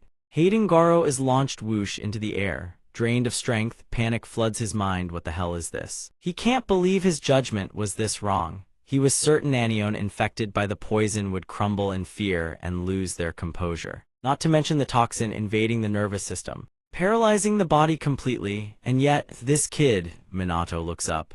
A brilliant golden aura streams from his fingertips, crackling with energy. Truth Mage Milius. Wallenstein stares up, mesmerized, unable to look away as the decisive moment approaches. 9 lures, he calls out the final name, Milius. A blinding, dazzling burst of light erupts as every technique of the ancestors floods into Hating Goro's body like a trial by fire. The ancestors. Standing within, they all look up at him with eyes full of awe. Veo grins, his voice swelling with pride. You see that? Picture that battle again. He clicks his tongue in admiration. That day, when we destroyed Teen Amtora, he only borrowed our power onsate. He could already copy and use our techniques, both physical and magical. I don't know whether this is the power of the Void Mark or not. The more he speaks, the more excited Hinoki Jikairo becomes, shouting, but doesn't it make your hearts race? Finally, he looks up at Minato, who is cradling his mother. I propose we all train this kid together. If ancestors like us personally mentor him, he continues, his conviction unwavering, then Shenyang Minato will become the strongest transcendent in all of history. On the rooftop, figures in black dart forward at breakneck speed. Faster, they leap across rooftops. That guy who was fighting just now. 15 guilds have already sent agents to recruit Ikehara Midori. One of the black-clad figures shouts back, we need to move now. HMMPH. Midori appears right behind him. That many? He surges past the figure. The man panics. But he said it was clearly 15. Then he smiles. Hold out your hands, you're the last ones. A streak of blue light appears. It slams straight into the black-clad figure. Cold sweat pours down his face. Midori, cough. He generates a terrifying pillar of force, blasting the black-clad figure off the rooftop. Crows darken the sky in a swirling swarm. Midori picks up his phone and makes a call. Jin. Jin lands on a nearby rooftop and answers the call. Yes, we've arrived at the location. Lucky Breakai don't sense the aura of any other transcendence. She looks down at a house with its lights on, hesitating, but Midori responds him. He listens quietly. Looks like we were one step too late. Jin extends her hand for the crow to perch on, looks down and observes Hayden Goro, S-rank hunter, poison specialist. Lying collapsed on that rooftop down there, Hayden Goro is sprawled out, limbs akimbo, tongue lolling out. Electric arcs crackle around the area near Minato's house. He lies wide-eyed, tongue out, convulsing in pain. Midori grins surprised, huh? Midori claps in applause. Meanwhile, Hayden Goro lies bound and pinned to the ground. Brilliant, even though I had a rough idea beforehand. I didn't expect you could actually defeat an S-rank hunter. He asks with concern, are you alright? Did you get poisoned? Shenyang Minato scratches his head and replies, no. Meanwhile, his mother lies with her eyes closed on the sofa. He assures them both my mother and I are fine. Veo glances at Wallenstein, arms crossed, and says, fine, you say. If not for Wallenstein, you two would be meeting the King of Hell right about now. She is panting heavily, utterly spent. He then adds, still. It was all wrapped up within 5 seconds. Wallenstein recalls the memory of Minato tormenting Hayden Goro while under ancestor possession. She responds, again, I was just extracting the antidote from the one who poisoned me, that's all. The scene was rather brutal. Shenyang Minato repeatedly jabbed the dying Hayden Goro, asking here, or maybe here. Midori brings up the video that was posted and apologizes for arriving late. I had to settle some matters with those guilds because of the footage from this afternoon. Shenyang Minato hears this and asks, guilds, you mean? He points at Hayden Goro, that guy lied, he's not your ally. That's right, there are quite a few imposters out there pretending to be me. Jin's illusion appears and he asks if she's finished. She confirms the barrier has been restored to its original state. Jin says, I've finished repairing the barrier. Shenyang Minato is left utterly stunned. Midori turns and suggests warmly, then let's talk inside. Minato is surprised as Midori speaks about his future. Birds chirp merrily on the power lines. Minato stands at the gate with his mother talking. Are you all packed and ready? Forgot anything? Where's your wallet? What about your power bank? He replies helplessly, trying to reassure her. I packed everything already, Mom. She looks at him with worried eyes. Then thinks back to yesterday's events. Our son, you mean Minato? Everyone is seated at the table talking. Midori says calmly, yes. He has tremendous potential. I'd like to take him as my apprentice and train him to become an outstanding hunter. Minato's eyes light up. He slams the table and springs to his feet. Whoa. Mom, Mr. Midori wants to recruit me. However, his mother's solemn expression leaves him puzzled. She returns to the present, hands Minato a bag and reminds him, take this lunch box. Dear, you haven't had breakfast yet, right? I packed it in a disposable container, so don't worry about returning it. He replies, thanks, Mom. Minato's gaze drops, lost in thought. He recalls last night when his mother was speaking with Midori. This work must be dangerous, isn't it? Midori answers solemnly, yes. She falls silent at his reply, her heart heavy. Minato has always admired the legendary ancestors and dreamed of becoming a hunter. She remembers all the times she saw her son battered and bruised and speaks from the heart. Having Mr. Midori take him as an apprentice is a great honor, but as parents, we can't help but worry. Midori clasps his hands together and says, it's Truthai's path is fraught with danger. Though I cannot guarantee absolute safety, I can promise this with an unwavering gaze. He says, I swear I will train him well, to make him strong and resilient. As strong as the ancestors themselves. Minato's mother looks at him, hesitant. You, Midori, she bows deeply, earnest and sincere, please, take care of my son. Elsewhere, Jin drives the car and glances over to ask, are you certain about that promise? Absolutely certain no matter what happens. Midori glances at the rearview mirror, watching Minato's mother still fussing over her son. On her end, she keeps reminding him, stop lifting your shirt when you sleep, you catch a cold every single time you do that, Minato. Minato replies, Mom, that was ages ago.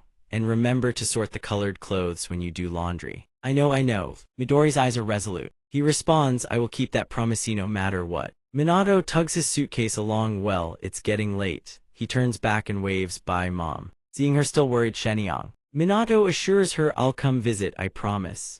As he climbs into the car, she calls out, Minato, then she smiles warmly at her son. She reminds him come home and visit often, okay? Minato's eyes glisten. Once inside the car, he says sorry for making everyone wait. In the end, only his mother remains, waving as the car slowly fades into the distance. Midori asks one final time, "You've made your decision, right, Minato?" Minato replies yes. He grips the seatbelt tight, bowing his head. "If I look back at Mom right now, I'm afraid I won't be able to leave." Midori leans his seat back, relaxing. "Then let's go. It's going to be a long trip. Make sure you eat and rest properly." Minato, sitting in the back, looks over at the bag his mother gave him. He spots the lunch box and recalls her words. He picks it up. "Oh right, I haven't eaten breakfast yet." He opens the lunchbox and then, his eyes widen in astonishment. Inside the lunchbox, his mother had left a message of encouragement written on the egg. "Do your best, dear." Those words, that lunchbox, how warm they are. Shenyang Minato once again recalls the memories of being beside his mother. He clasps his hands together. "I'll eat well." Then, as he takes a bite of rice, tears fall. He chokes up. "Delicious."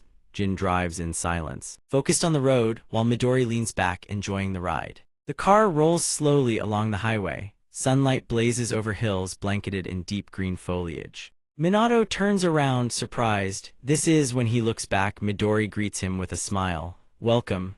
A massive gate slowly opens before them. Midori introduces a national organization that only a select few transcendents can join. The enormous building gradually comes into view. The Great Oracle for Sealso, known as Daxianji. "Welcome to the main headquarters." Minato stares in bewilderment. Above the Daxianji building, someone silently watches them through a window. He turns back. "Hey, everyone, look." Then he alerts a group of others. "We've got a new recruit." A girl floats in midair, hugging a stuffed bear, and asks, "Who is it?" A girl sips her tea. A new teammate, Hanada Hikitaro, props his legs up on the desk. "Oh, a fresh breeze blowing in, how exciting." A figure in red approaches the window and asks a teammate, "Hey, shouldn't we test him first?" His gaze turns ice cold. "We need to see if he's even worthy of joining the Great Oracle." Meanwhile, Minato stands there, completely lost on the situation. Minato presses the Great Oracle headquarters. He looks up, confusion written all over his face. "That's the... What is it? Isn't that Mr. Midori's organization?" Jin speaks slowly. "Sorry, I forgot." After that explanation, Minato is stunned. "Because it's a national secret, I couldn't discuss it in front of your mother." Minato exclaims in shock. "A national secret?" Jin replies calmly, "That's right." Midori speaks up. "I'll explain the details once we arrive." Opening the door and stepping out of the car, Midori says, "Go store your things in the dormitory first." Jin steps forward. "Let me help you with that, but the cameras will..." Minato declines. It's fine, I can carry it myself." Suddenly, a voice screams from above, startling Minato. Wait, wait, wait." A figure drops from the sky, booming, "Let me teach you some manners." He delivers a kick that sends dirt and debris exploding everywhere. It's Hikitaro. He grins. "Ha ha ha, how entertaining. You actually stood your ground against me. Not bad." Minato grits his teeth. "Hiya." He raises both arms to block the kick. "What Thuho is this guy?" Immediately after, Hikitaro backflips away. Before Minato can react, the force sends him stumbling backward. He lands gracefully, then immediately bows. "Allow me to introduce myself." He raises his hand, waves, and introduces himself. "I'm Hanada Hikitaro, your teammate and your classmate." Minato stares, thinking nobody asked. Midori and Jin lean against the car. He says, "Jin, brew some tea." She responds, "Yes." Meanwhile, Hikitaro launches another kick. It tears through the air straight at Minato's flank. Faced with the relentless barrage, Minato desperately raises his arms to defend. "Teammate, what the hell are you doing?" Hikitaro answers mid-strike. "Isn't it obvious?" He continues attacking. "I'm showing you about the Great Oracle, of course. By testing your strength." Minato is forced to block test kick after test kick. Then Hikitaro leaps into a spinning roundhouse with tremendous force. The kick releases a dazzling golden light, carrying immense power. Hikitaro's feet smoke as he grins broadly. "First, let me tell you about the origins of the Great Oracle." Minato drops to one knee, catching himself with his hands, thinking this guy is seriously going to lecture me while fighting. Hikitaro charges in. "Oh, right before that, let me ask you something." Minato shouts back, "Kaminaga." Meanwhile, Midori calmly sips her tea, reminiscing, "That was right after the hunter qualification exam at the vocational academy. I already passed the supplementary exam too, you know. Why is it that after getting tested by an S-rank hunter, I'm now being tested again? Here no less." After finishing his thoughts, Midori starts chatting with Jin. Don't you think that kid's life is just one endless gauntlet of tests? She replies, either way. Minato watches them fight. Jin adds he's the one Midori brought back after all, with yet another kick. Hikitaro throws out a question. All right then, first question, what's a hunter's job? Minato, locking his guard against the blow, shouts to swiftly eliminate monsters that emerge from spatial rifts. Hikitaro gives him a thumbs up. Correct, he lands and adds, in other words it's basically pest extermination. Then Minato's face freezes when he hears the second question. What about the other disasters? He pauses, hesitant. Other disasters? Hikitaro smiles. Yes, there are disasters in this world, far more terrifying than spatial rifts. Then he lists them off: the monster riot 10 years ago, the giant monster outbreak 5 years ago. Minato responds in surprise, weren't those caused by large-scale spatial rifts? The moment those words leave his mouth, his eyes go wide as another attack comes. Hikitaro slams a kick into Minato's face, sending him flying. That's right. Minato is blasted backward over a long distance. Hikitaro explains that's what they teach at the vocational academies. That's what ordinary people are told. Minato looks up, but Hikitaro is already descending with a crushing aerial strike. The kick is so powerful it splits the tree behind Minato clean in half. The deafening crash echoes through the entire forest. Minato barely manages to leap back. Hikitaro looks up and speaks in a low, solemn voice. Those are incursions from another world in the same level as the monster tower that appeared 300 years ago. Super disasters. Minato's eyes widen in shock. On par with the tower, Hikitaro confirms. Exactly, and their invasions haven't stopped. Darkness closes in around Minato. Shadowy hands appear, seizing him. He continues his lesson. Something from the other side has always been plotting to invade our world. Hikitaro steps closer. Compared to the era of the tower, the power of transcendence has diminished greatly. Those who possess strength on par with the ancestors can be counted on one hand. Kaminaga asks, then what are we supposed to do? Hikitaro smiles and answers, that's exactly why we exist. He raises his hands, making a gesture. Those who possess the ability to foresee and predict will uncover the omens of coming disasters, and those chosen will rise to fight them. Hikitaro places a hand over his chest, smiling with pride. That's us, the great oracle. Midori and Jin stand nearby, their silence a tacit agreement. Minato sits in a daze, processing the information. Prophecies, an organization that fights against disasters. Hikitaro extends his hand, and from today, you are one of us. You're the first person among your classmates to withstand that many of my kicks in a row. With a warm smile, he says, welcome Minato, welcome to the great oracle. Minato and Hikitaro shake hands, making peace as Midori and Jin applaud. Minato responds, ah, nice to meet everyone. Then Hikitaro turns around and shouts, hey, everyone. I acknowledge Minato. On the rooftop, figures stand watching. He calls out to them, what about the rest of you? One by one, Kai, Senjin, the bear pajama girl, and An. Then, in a single blink, they all vanish. Dissolving into thin air, Hikitaro sighs, there's something else, disappearing like actual ninjas. He shakes his head. Guess they all need to see it for themselves. He turns and offers Midori, let me take him. Midori responds, is that so? Then I'll leave him to you. Hikitaro grabs the suitcase and leads Minato toward a building. Follow me. I'll show you to the dormitory, let me take that suitcase. They walk side by side. Minato nods, yeah. Thanks. Hikitaro, he responds, just call me Hiko for now. Evening falls. Inside Minato's room, a single in the Great Oracle's dormitory rests after unpacking his things. Minato sits on the bed, lost in thought. Super disasters. An organization that fights based on prophecy. Picturing the devastating scenes, he wonders, could there really be disasters on par with the tower the ancestors once defeated? If such prophecies exist, can I even fight? Minato clutches his head in frustration. I'm way too anxious about this. A voice appears, then just gets stronger. Minato lifts his hands from his face, startled by the sudden appearance. The ancestors materialize before him. He calls out the name of the one who spoke, Vero. Vero tells him, there's something I forgot to mention. We've already decided what to do with you. He looks Minato dead in the eye and states with absolute certainty, we're going to make you the strongest transcendent who ever lived. Recalling all that has happened, Vero declares, even surpassing that Midori fellow. We all believe you possess the potential to surpass every single one of yous and become the strongest transcendent in history. He then makes his proposal, Kaminaga Minatobecome the disciple of all 106 ancestors. Minato's eyes go wide. Disciple. He looks around the room at the assembled ancestors, astonished. Of all of you, Vero answers frankly, yes, disciple to every one of us. Confused, Minato asks, but why? Didn't you originally want to take over my body? Vero smirks, heh heh heh. Of course we did, but if we did that, all their eyes gleam. Rai flashes a dangerous grin. Vero draws his blade, we'd have to fight each other to the death for this body.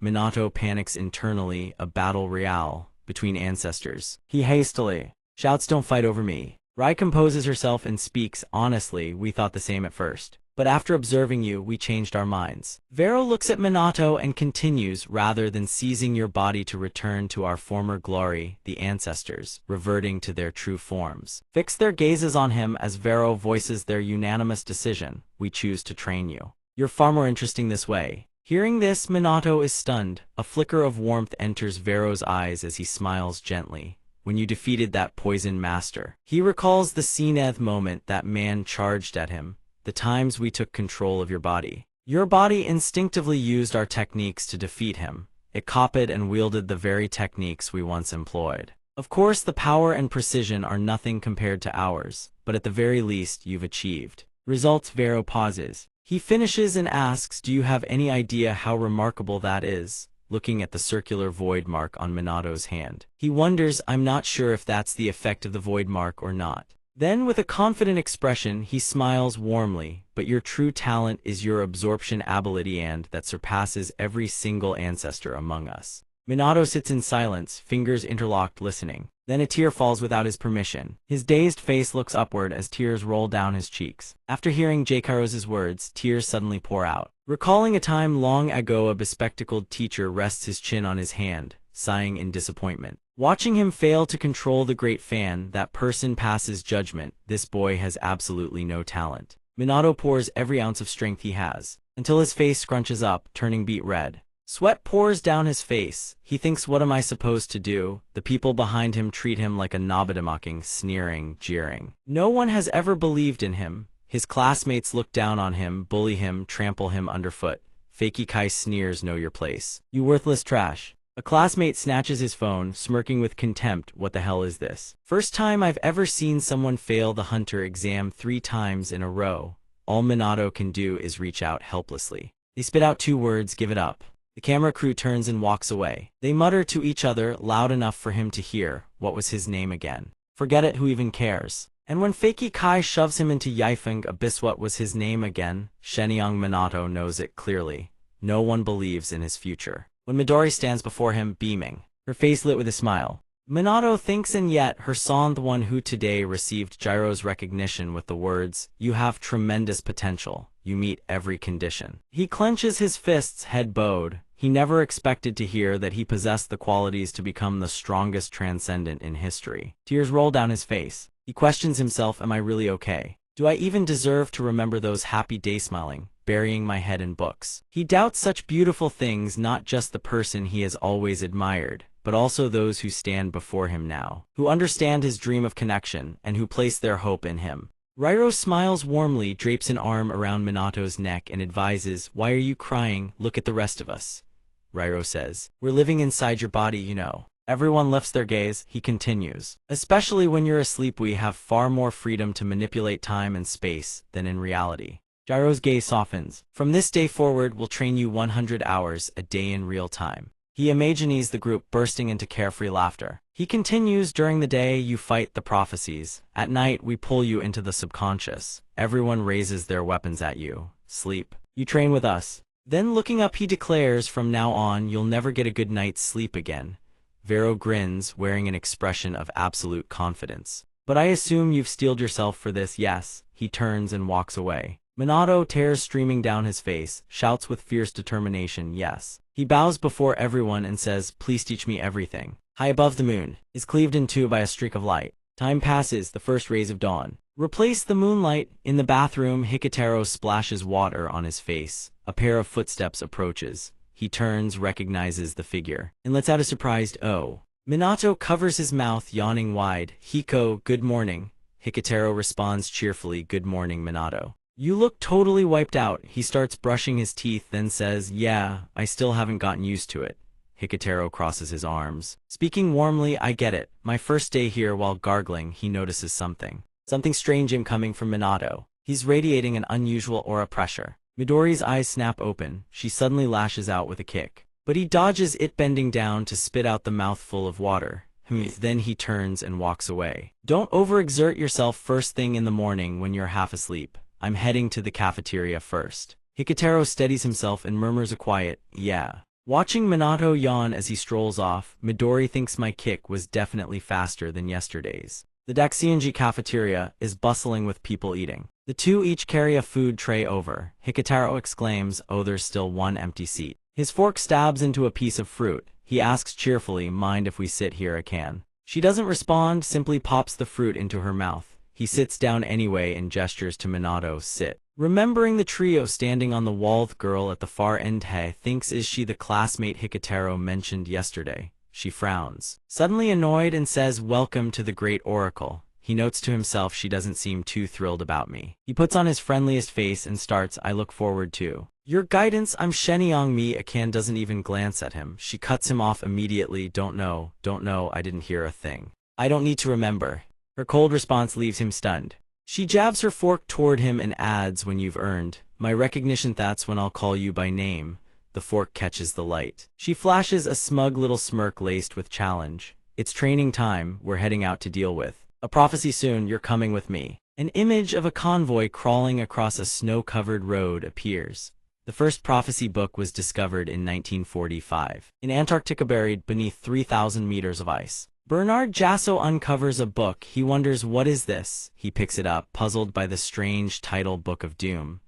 The pages are covered in crude, messy scrawl as if written by a child. For the next 80 years, it documents disasters that will drown the world. And right now, those disasters are still unfolding across this world. Inside a car, someone asks, why do they believe in that book? Minato sits in the car and says, by the way, there are 5 people total in this car right now. Shenyang Minato speaks up, I still don't even know your name. She retorts, is it necessary? Well, hurry up and answer my question. He presses further, the prophecies have already come true, so show me, teases dummy. She explains, if even a single prophecy in the Book of Doom had come true, this world would have been destroyed ages ago. He hears this and shouts, what? He turns to the person next to him, Hiko, how many prophecies are there? Hanada. Hikitaro grins, holds up 2 fingers. Still smiling brightly, he says, about 200. Minato yells, no way, isn't this world way too dangerous? Midori turns back from up front and gives him the number, but the Great Oracle has prevented around 180 of them. The prophecies in Shenyang Minato. Minato jolts, exclaiming in awe, that's incredible. He looks at everyone, then asks,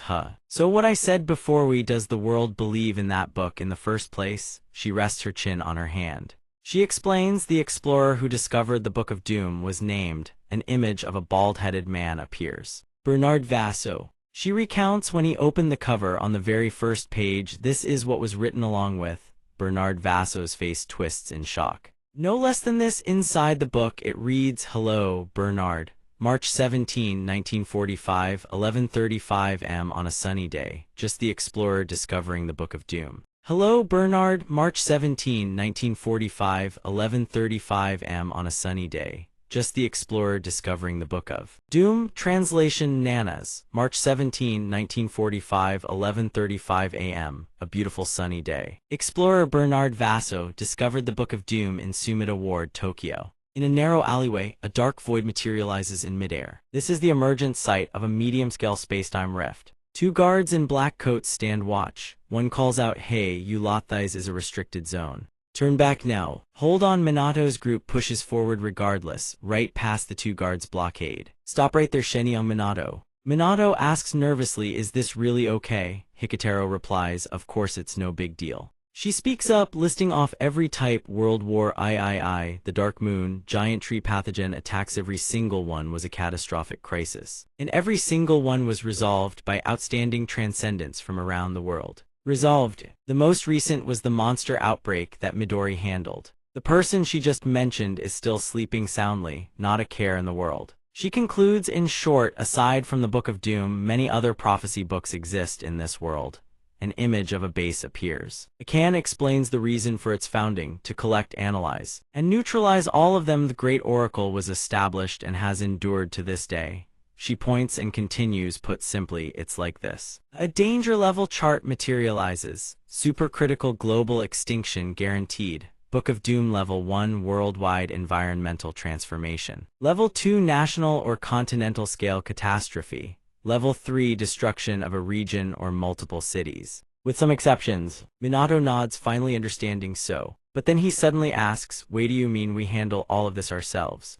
Akan states bluntly, as members of the Great Oracle, that goes without saying. A guard in a black coat calls out, Kisari Somion's coming. Kisari turns around, he stammers, seeing the group approach civilians. Kisari warns them urgently, it's dangerous here, get out now. She steps forward and announces today's prophecy is level 3. This rift is projected to be B-rank medium scale, but she adds gravely in the Golden Anthology of Psalms. A level 3 prophecy book recorded this when the rift opens. At that very moment, the rift in the sky cracks wider and wider. Minato stares ahead and shouts, what? The rift has torn itself into a single gaping void. A massive rift with countless wolves pouring out from it.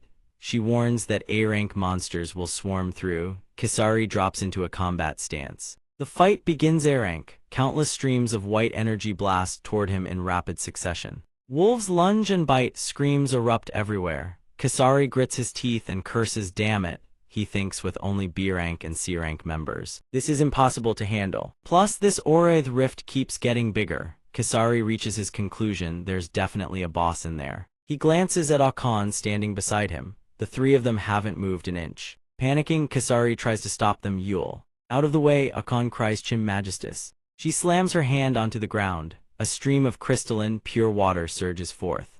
And then, a barrage of blades erupts into the air. The technique mercurius. Civilians scream as wolves attack, but in the next instant, Akan's blades skewer them clean through. The beast's bodies are pierced by razor-sharp swords. A foot clad in golden shoes touches down. Hey! Hikitaro executes his specialty gliding and flipping through the air in rapid succession. Kara glances up at the sky, bewildered, and thinks, who are these people? Even stronger than mean S-rank hunter. Akan speaks with a stern expression, move aside. To us you're the ordinary one. He catches sight of the badges pinned to their bodice and recognizes the insignia at once. Are you people with the government? Countless razor-clawed hands burst from the massive rift. Everyone thinks the same thing, this monster is above S-rank. That thing is, the beast. The S-rank humanoid Julio Renal. Sasaragi cuts in, wait, don't attack recklessly. Seeing two of them charge forward, she warns, wait, don't attack recklessly. But neither Akan nor Hikitaro listen. He stares ahead. Frowning in deep thought, Hanada Hikitaro thinks to himself, my kick was useless. Physical resistance armor. The Julio Renal creature lunges at Akan in an instant. She extends a finger to channel her power, then clicks her tongue in frustration. Kaminaga Minato rushes in to shield his teammate. Shomi-an is startled to see him appear right in front of her, letting out a surprised huh. Minato plants his palm on the giant creature's snout, pouring his power into it. The entire scene erupts into red, followed by a massive boom. The surroundings fill with orange-red smoke and dust as the others stare, stunned. Before Hikitaro can even process what just happened, his jaw drops, what the hell? Then he suddenly shouts, that's it. He recalls this morning when he attacked Minato. Did Minato actually dodge that? Weight defeating an above S-rank monster in a single strike, so that uneasy feeling this morning wasn't just my imagination. He looks toward Minato and confirms, after just one night, he's become so strong I can barely recognize him. Akan speaks up to warn, don't go acting on your own. Minato looks at his own hand, thinking to deal with an enemy that has physical resistance. Focus your Kai and attack from within. Recalling the master's silhouette, he thinks the technique I learned from Master Qian, Gongtek, last night. Then yesterday's scene flashes in his mind when he practiced maintaining his balance. The most fundamental technique, piercing fist. Minato clenches his fist, elate, never expected it to be this useful. He turns to An and calls out, hey. Minato smiles, tell me your name, we'll need to cooperate in there it be awkward not knowing each other's names. She seems pleased. Acknowledging him with a smile, she introduces herself, Akan. My name is Shomi-an, a rookie. Meanwhile, Hikitaro uses physical reinforcement to attack forward. Piercing PCH. The wolf's body begins to warp and deform under the force. Akan activates Mercury counter. REGIC. Hanada Hikitaro laughs just as Minato said. Shomi Akan laughs in agreement. Attacking from the inside really is easy. Someone calls out new recruit, and Minato turns reflexively. A black void tears open in the sky. Hikitaro and Akan shout in unison, let's go. Kisaragi furrows his brow. Go in. Inside that rift is an entirely different space no matter how you look at it. That's way too reckless. Minato sprints forward and says, yeah, I'm coming. Kisaragi is taken aback. What? Everyone then leaps into the rift one after another, leaving him standing there, staring blankly. Kisaragi mutters what's gotten into these kids. He watches the three of them disappear. He can't help but wonder, could this be the secret organization I've heard about? Scene transition. Countless wolves charge up from a deep pit. Akane extends her hand. She remarks inside looks exactly the same as outside. She launches countless swords forward, shouting how boring. Show me. Akane unleashes waves of power everywhere, annihilating the wolves. Minato sprints ahead, glancing back. He praises, that's incredible. Hikitaro laughs in response. Her Wideria suppression ability is the best among our entire graduating class. A giant wolf appears before An and lets out a deafening howl. She watches Hikitaro step forward and calls out, Hiko, you're up. He charges in with confidence. Leave it to me. The giant bear swings its massive claw forward, but Hikitaro dodges, leaping upward, then laughs and taunts, over here. Suddenly, countless golden streaks of power streak across the sky. Minato laughs in admiration. Wow, incredible. Hikitaro lets out an excited grunt. He then charges forward with a grin, launching countless blue energy blasts ahead. Kaminaga. Minato laughs. Is this how it's done? Hikitaro hums in response. After clearing out the enemies, everyone dashes forward. Akane thinks the enemy count has dropped. As if sensing something, she says, then it's almost time. Minato suddenly looks ahead, puzzled.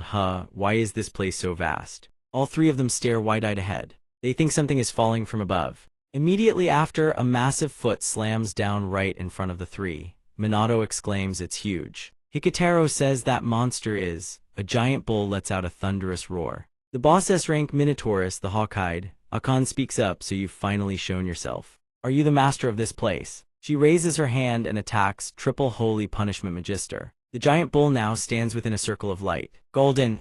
Countless swords rise from the radiance. The golden power stream taking solid form. Show me. Akane thrusts her hand forward and shouts, rule number 1, when facing a powerful enemy, unleash your strongest attack from the very start. Never waste time with a gradual build-up. She makes her decision. I'll keep this up until my mental energy runs dry. Help me finish it off. Hikitaro laughs, ha ha ha. Akane's skill is spectacular, I'm so jealous. Leave it to me, Minato. Minato stands behind the two and remarks, what a powerful attack. However, he understands and speaks up. Hikitaro hears this and turns confused.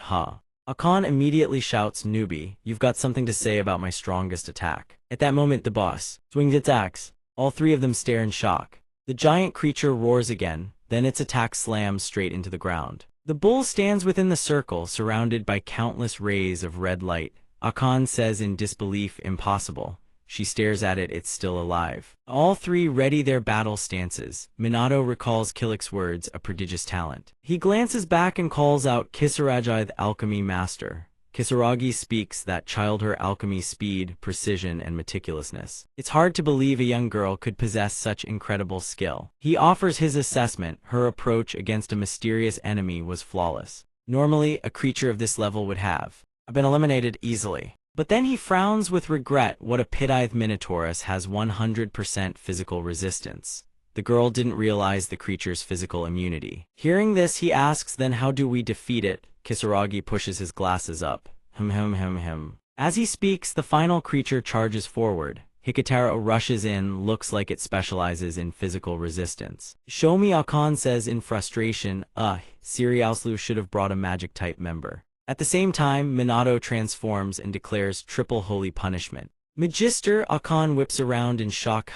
Kisaragi. A voice echoes in his mind. Minato, lend me your body for a moment. Let me demonstrate for the child. Then a Mercury technique rockets forward. The giant bull raises its axe and swings it down. Akane exclaims, She stares at him and shouts, how can you use the same skill as me? Wait, what are you doing? Attacking that creature with physical force. Kisaragi has possessed Kaminaga's body. Minato. Kisaragi remarks, how foolish.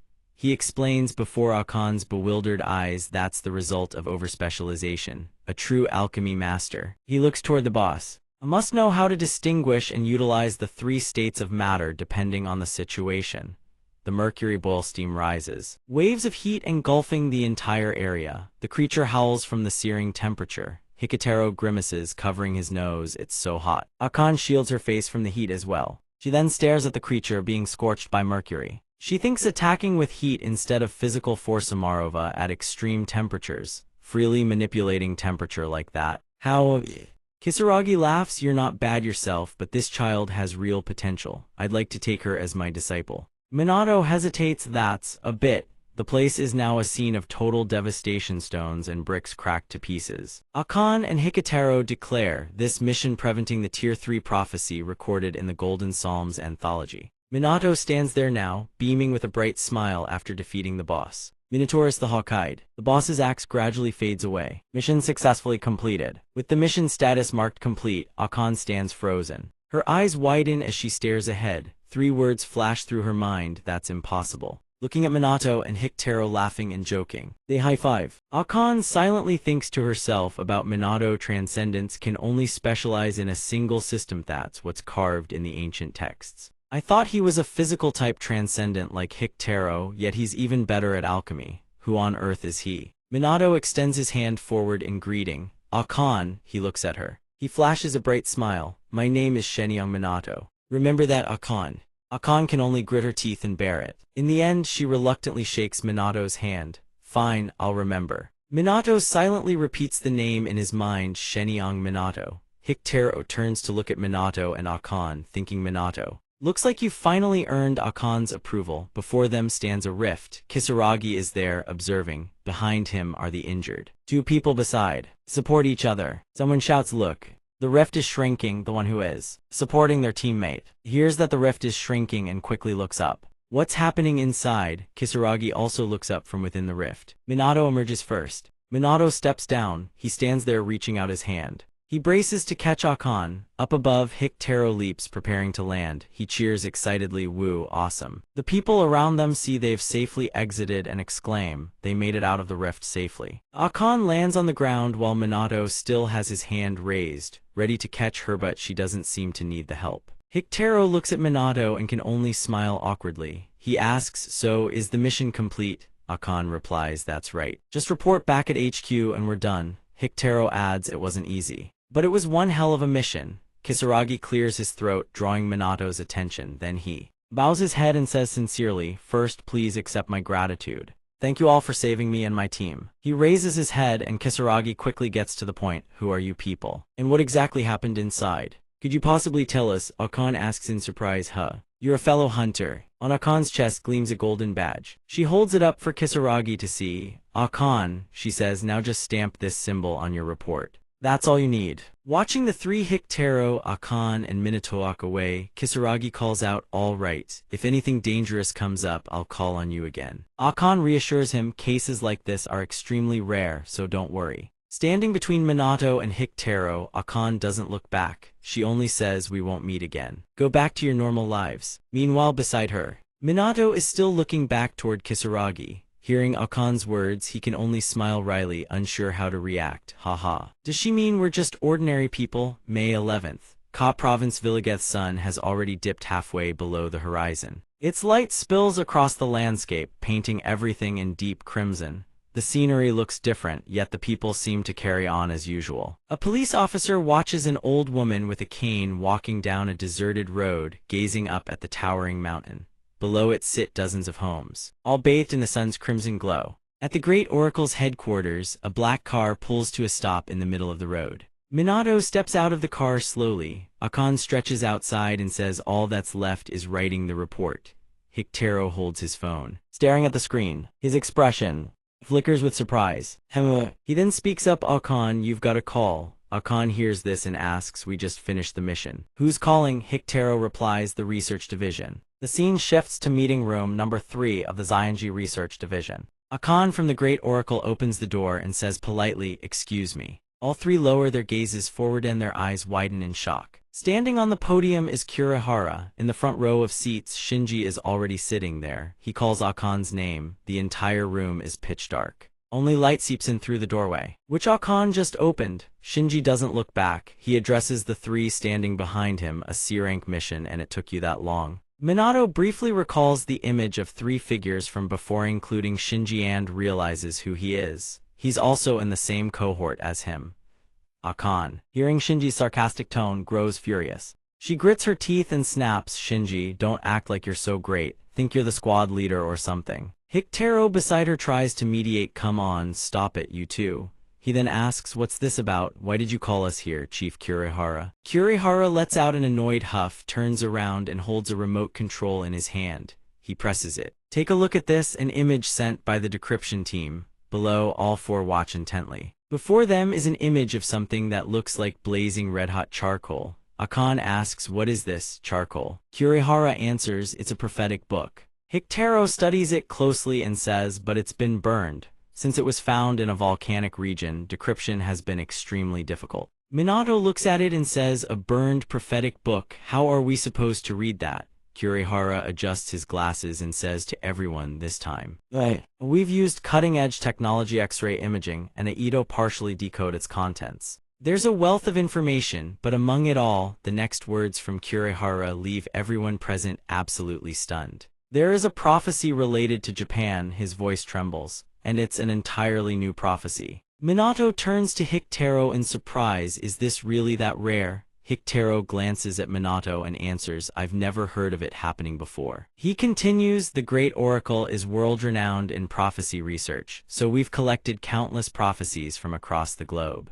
Other than this case, you could say there are no new prophecies whatsoever. Shinji, silent until now, finally speaks. In other words, the four of us will handle the investigation. Kurihara continues, Shinji, you catch on. Fast. The main squad will handle operational response, but they're currently deployed abroad. Minato hears this and pieces it together, so that's why I didn't see them when we returned to HQ. Midori Kurihara adjusts his glasses and issues his orders therefore. I want you those who can mobilize immediate Lito undertake the preliminary investigation.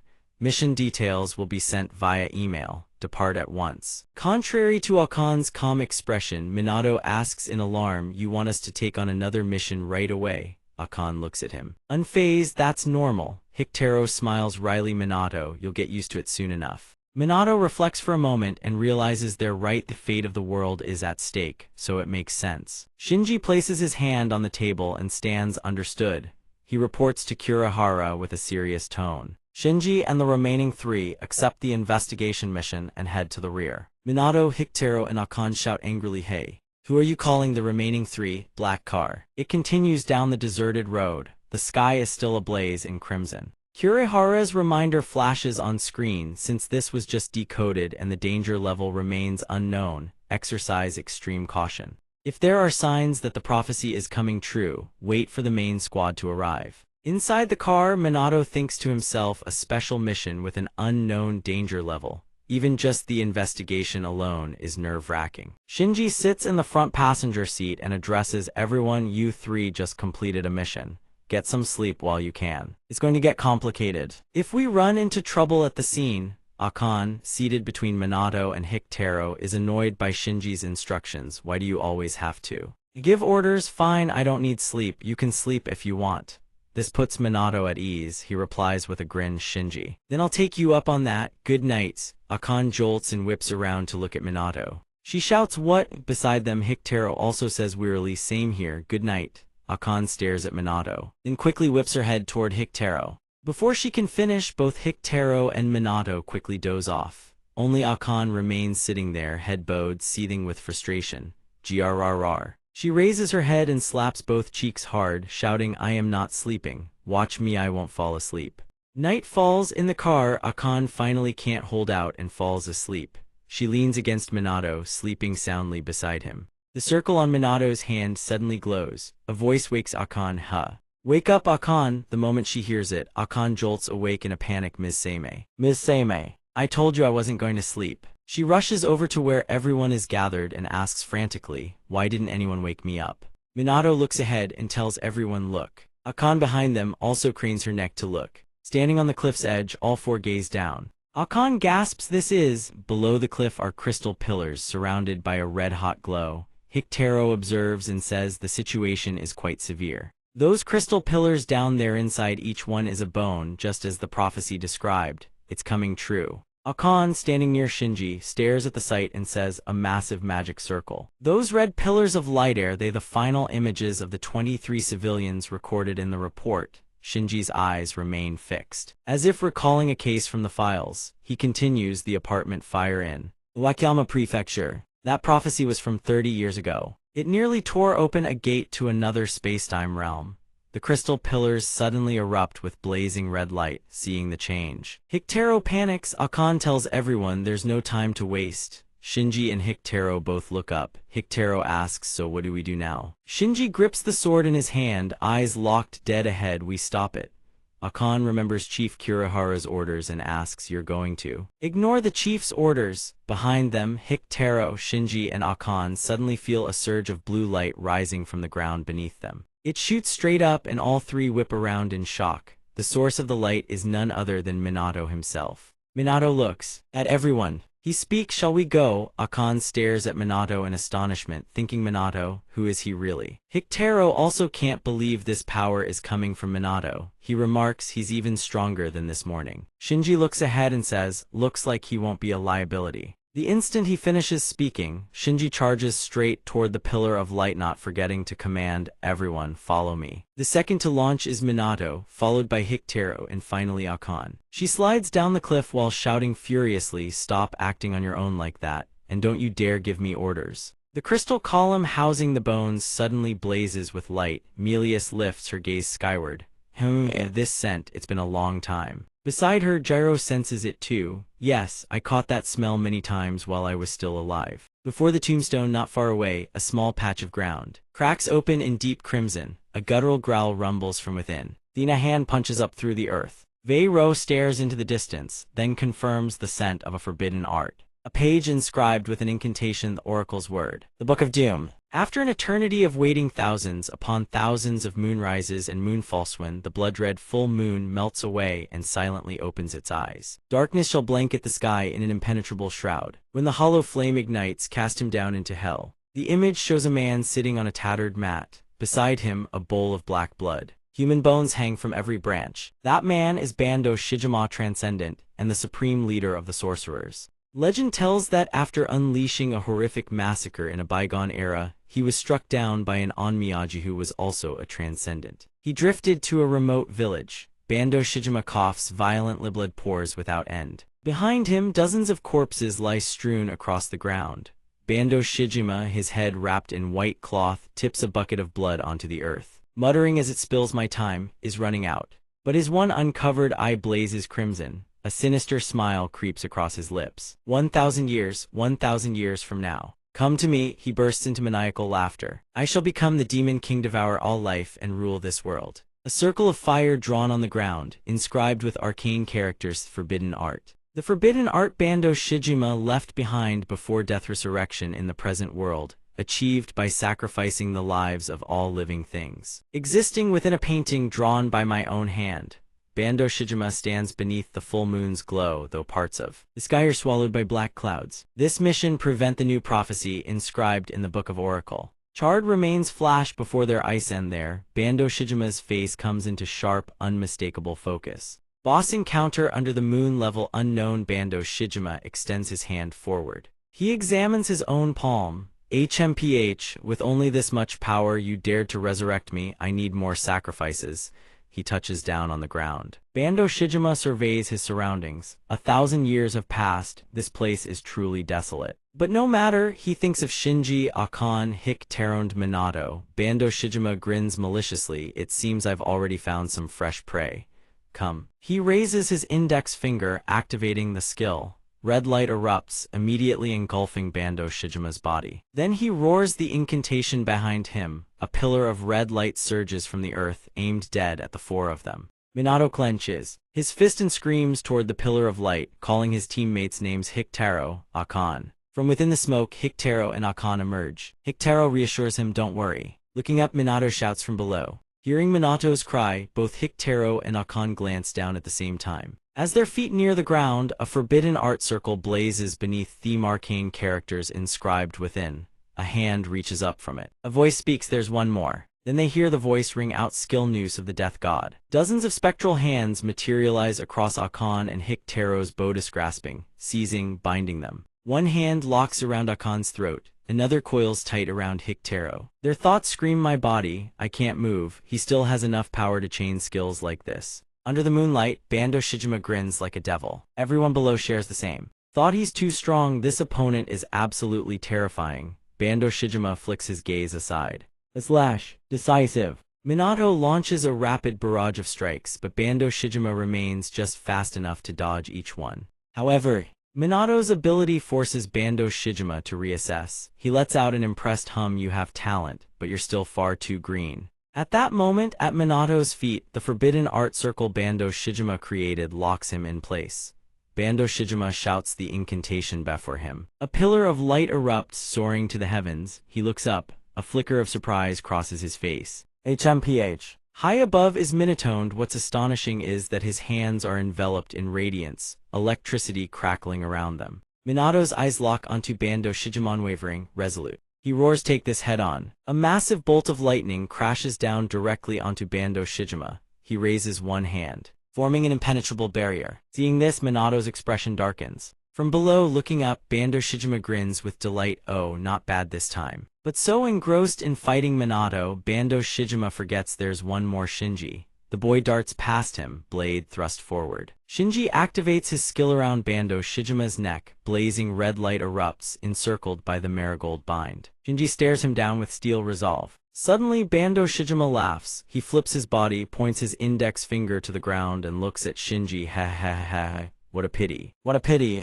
Looming before Shinji's eyes is Bando Shijima's sinister face, lips curled in a mocking grin. Shinji grips his sword with both hands, raising it high overhead. He brings it crashing down toward Bando Shijima. From the very start, I never expected you to fall. Not from this attack. Skill two-handed sword grip. Shinji plunges the blade into the earth. Red light rains down like a relentless downpour. Shinji roars heavenly rain. Before this devastating skill, Bando Shijima doesn't flinch. He laughs, ha ha ha, just like rain. Your technique turns the sword's light into clones, does it? Bando Shijima's hair whips in the wind, veiling one eye. The mark on his hand glows bright. Bando Shijima continues, though I'm not particularly fond of swords. Shinji stands with blade raised in defense, his expression unchanged, not a single flicker of fear before this overwhelming foe. Bando Shijima lunges, catching the blade barehanded, staring Shinji down at point-blank range, but magnificent. You are the strongest one here. Watching from the sidelines, Minato gapes in disbelief. How powerful is this guy? Minato suddenly remembers something from the past. He thinks of Midori, completely different from any opponent before. Maybe on par with the ancestors, or Midori. What do I do? While Minato stands frozen in thought, a voice calls out from afar, Minato. Akon and Hikitaro are still struggling to unleash their power, fighting to break free from Bando Shijima's chains. In that fleeting instant, Hikitaro charges ahead, Akon right behind, yelling at the stunned Minato, what are you standing there for? Meanwhile, Shinji faces Bando Shijima in ongoing combat. Bando Shijima speaks, stop getting in my way, as the two clash. Akon and Hikitaro arrive just in time, but three cyclones of red, green, and blue block their path, coalescing into horrifying forms. There, Shikigami. Sea Kingdom Phantoms, Hikitaro and Akon charge at full speed. Hikitaro lunges with a vicious kick. Both shout in unison, get lost. After that cry, their expressions shift instantly. Seeing the Sea Kingdom Phantom completely unfazed by the blow, Hikitaro thinks, damn it, each one of them. Recalling Minot's immense power, he gauges the Sea Bone Phantom's strength on par with Minot itself. Before Minato, a massive blue Sea Bone Phantom stands in his path, fists clenched, arms raised in a fighting guard. It lifts its head, staring forward with an unyielding gaze. On this side, every slash Shinji throws, Bando Shijima effortlessly dodges with a flick of his wrist. While fighting, he mocks Shinji, how pathetic. No one's coming to help you. Shinji repeats the word help. Then another slash cuts horizontally, biting into Bando Shijima's shoulder, drawing blood. Bando Shijima can barely believe the speed. His face freezes in shock. Shinji holds his blade steady, expression cold as steel, I don't need help. The words drag a memory to the surface. Somyeon once told him, Shinji, don't come. Sword in hand, what stands before Shinji is the broad back of his brother Makoto. Before Makoto stretches a horde of vicious beasts. Makoto tells him, I alone am enough. Resting the sword on his shoulder, Shinji continues, the only thing I can trust in this world is my own strength. Blood drips from Bando Shijima's hand. He bursts into laughter, ha ha ha, well said. Bando Shijima's face twists with malice, his mouth gaping wide, you don't need anyone else. Then I'll devour everything. Before Shinji's eyes, Bando Shijima's hand comes crashing down. Relentlessly.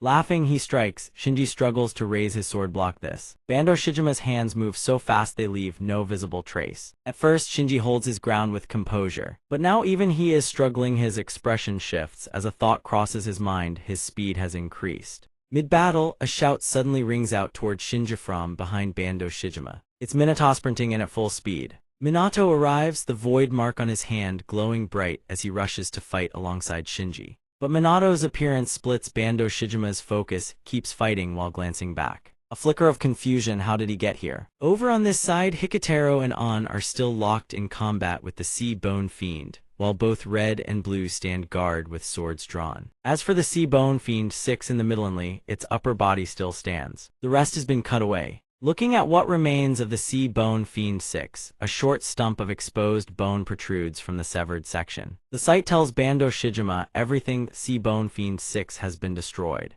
In that instant, Minato drives his fist straight into Bando's face. Minato's entire body erupts with terrifying power. The punch sends Bando Shijima hurtling across the battlefield. Shinji stares at Minato in shock. This guy still. Minato cuts in quickly. How long do you plan to fight alone? Bando Shijima's entire body burns. Crimson licks his bloodied lips. Facing him stand Shinji and Minato, brimming with power, ready to strike.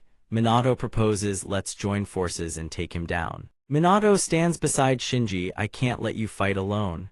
Shinji turns to look at Minato, then glances toward Hikitaro and An, still battling the monsters. He thinks they can't finish off the monsters quickly either. And she barely made it here, locked in fierce combat right now. Shinji looks back and questions, then how did he? Minato repeats, let's join forces and defeat him. Shinji grips his sword with both hands, rises, and echoes join forces. Unnecessary. What? Minato is stunned. Shinji says with deadly seriousness, I don't need anyone's help in this fight. His pride hasn't wavered one bit. I'll handle him myself. Minato calls out, wait. Bando extends his hand toward both of them. Perfect timing, an orb materializes in his palm. I want to play with each of you two at a time. He immediately activates a skill, but Shinji is faster. His blade severs the hand in one clean stroke. Bando's hand. But Minato takes the full brunt. Bando activates his skill Calamitous Lightning, both hands erupting with crimson light. The blast hits Minato dead on, sending him hurtling backward. Bando's severed hand reattaches itself. He throws his head back in laughter. Ha! He resumes his assault on Shinji, who can only defend. Minato has been blasted far away, slumps against a tree trunk, his eyes going vacant. Then to his shock, two ancestors stand before him. What? Why am I? Vero and Melius gaze down at him. You passed out at just the right time, Vero says. We've been trying to reach you. Melius nods. Minato calls their names and his whole body suddenly throbs with pain. He forces himself upright. Right. This is no time to, but Vero cuts him off. Minato, Vero says, his tone measured. Step back for now. Minato is stunned by Vero's words. Meanwhile, Bando and Shinji are still locked in combat. Bando relentlessly attacking with bare hands. You share the same philosophy as me, Bando taunts. Shinji seethes with rage. Damn it, none of my skills can land a single hit on him. While pressing Shinji, Bando says, that's right, I don't need those others either. A hungry grin spreads across Bando's face. That's why I'll devour everything myself. He swings his arm. He cleaves Shinji's sword clean in two. Shinji's brow furrows. He activates his skill and thrusts at Bando, but Bando leans back and dodges effortlessly. Bando laughs. Wonderful. Absolutely wonderful. Keep entertaining me, Shinji. Sweat pours down Shinji's face, but he grips what's left of his sword and charges. Off to the side, Vero and Melius stand beside Minato. Take a look, Vero says. That's Shinji over there. He's stronger than Hikitaro and An, but still far below the sorcerer's level. Shinji continues to hold on, barely. Vero adds, with your current strength, you cannot defeat him. Melius explains, he's using a high-level forbidden resurrection art. If this were a densely populated city, Melius says, imagining Bando seizing an entire metropolis in his grasp, he'd already be a demon king. She continues, if he devours your life force, he'll only grow stronger and humanity will suffer catastrophic losses. Minato suddenly recalls the great oracle's prophecy. Threat level undetermined. This is an incident they must handle. Vero follows up, therefore. This time we will fight in your place. Surrender your body to one of us. He lowers his head and answers firmly, no. Vero and Melius are stunned. Minato clenches his fists tight. Sorry, but this isn't training, this is real combat. Minato remembers his encounter with the two ancestors. The hardships ahead will never ease uponly because my strength is still lacking. Minato smiles with confidence. Right, Melius moves to stop him, but Vero suddenly bursts out laughing. Melius doesn't understand. Vero speaks, I was spectacularly defeated.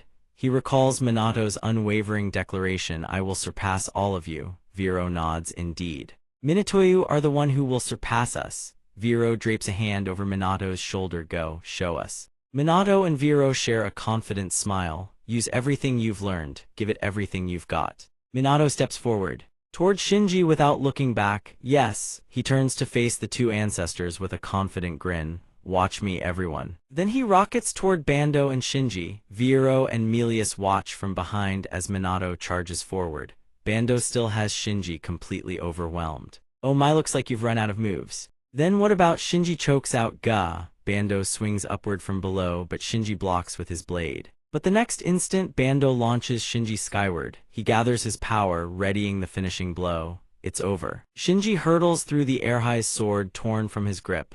Damn it, he watches the blade spin away. Moonlight glints off steel. Shinji exhales. Is this how it ends? Then Minato catches the falling sword. Shinji's eyes widen as he stares ahead. Minato places one hand on Shinji's shoulder, gripping the sword in his other hand. Lend me your blade for a moment. Shinji furrows his brow. Fine. Then he plummets downward. But Shinji immediately flips midair and lands on his feet. Bando channels his power and unleashes a skill at Minato, Calamitous Lightning. Kaminagi. Minato raises the sword overhead and activates his skill, Hinoki Itori. He brings it down, surging slash. A single cleave splits Bando's attack in two. Minato's technique nullifies Bando's skill entirely and severs his arm clean off. Bando stares in disbelief. What? That technique is, he roars, tell me who the hell are you? Minato introduces himself with absolute confidence, Kaminaga Minato, one who will surpass the ancestors. He repeats, voice unwavering, Kaminaga Minato, the one who will surpass the ancestors. He smirks, what do you think? Off to the side, Vero and Melius observe the battle. Melius speaks, are you asking whether Minato can defeat that sorcerer? Vero sighs, well, all we can do is watch. He crosses his arms and reflects, Minato's no fool. Perhaps he grasped something during his sleep and training on the road. Unless, Vero suddenly grins at another thought, maybe he's found his own way. Minato now faces Bando head-on. Shinji watches from the side, observing the two clash, thinking about the rookie.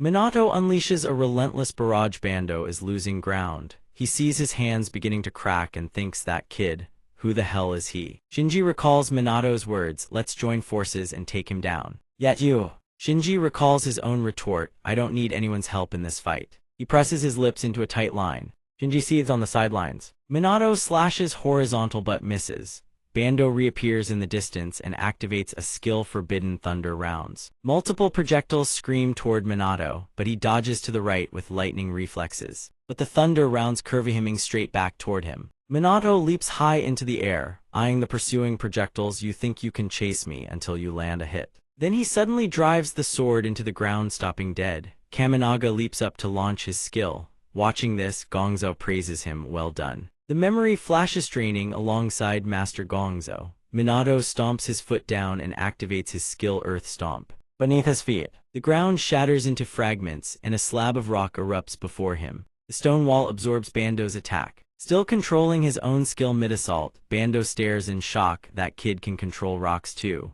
Minato glances to the side with fierce determination, then detonates the boulder to shield against the incoming attacks.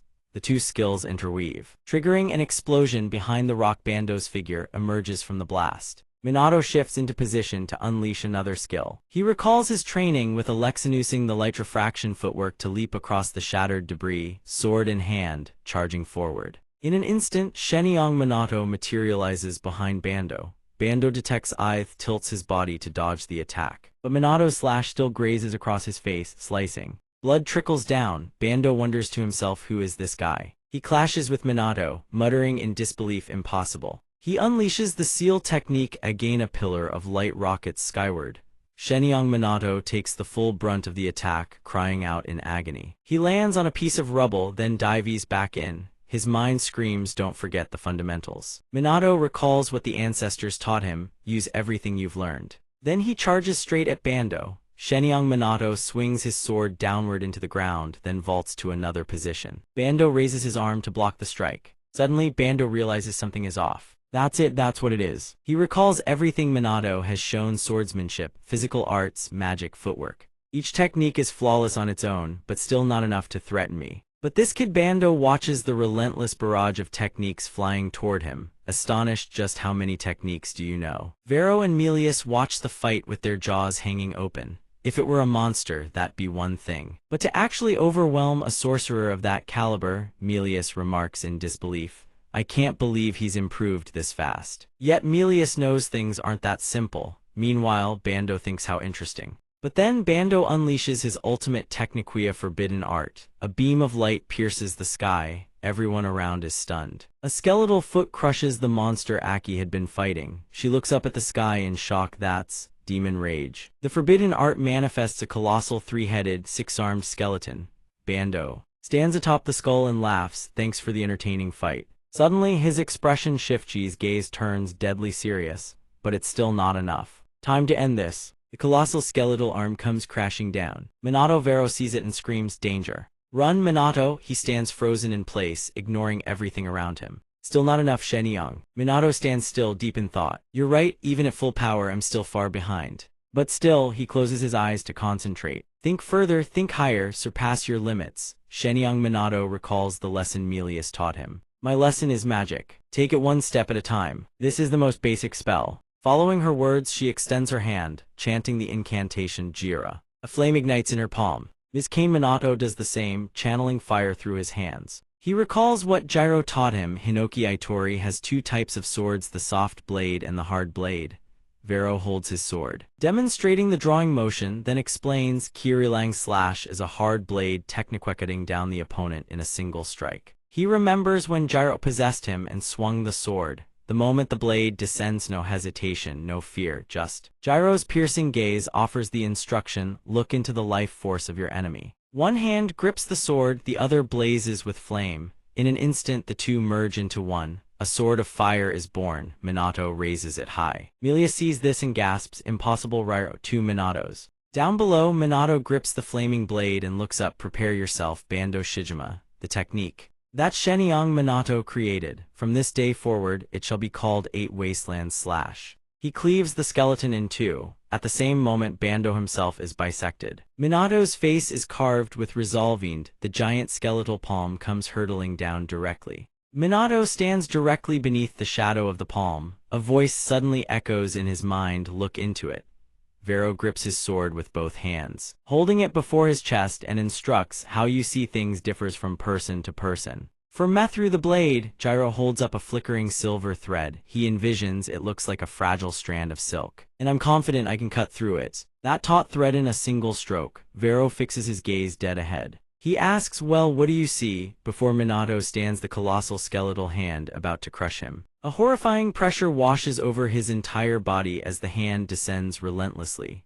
Bando Shijima stands casually atop the skull, controlling it. Minato's eyes burn with resolve. He raises his sword high. What he sees is that arrogant gaze, a contemptuous smirk looking down on him from above. Shenyang Minato. Minato answers in his heart, Bando Shijima's life force. I see a dark void and a single lamp burning. A lamp, its flame is dim, murky, and ugly. That lamp is swiftly engulfed by waves. Minato steals his resolve. I will cut it down with the Kiri. Lang, the flame begins to spread, kindling thin, roaring to life. Minato tells himself, if I'm not strong and not him, I'll incinerate it with a colossal blaze. Minato swings with both hands, bringing the blade crashing down upon the colossal skeleton with the technique woven slash. Phantom slash, a torrent of flame erupts along the arc of the blade. It engulfs the colossal skeleton. The skeleton burns, screaming in agony. Ghostly white spirits swirl around it like specters. Together with the resonance slash cleaves Bando Shijima's body clean in half. The cut is clean, blood sprays out. His face hasn't even registered what happened. He mutters, unbelievable.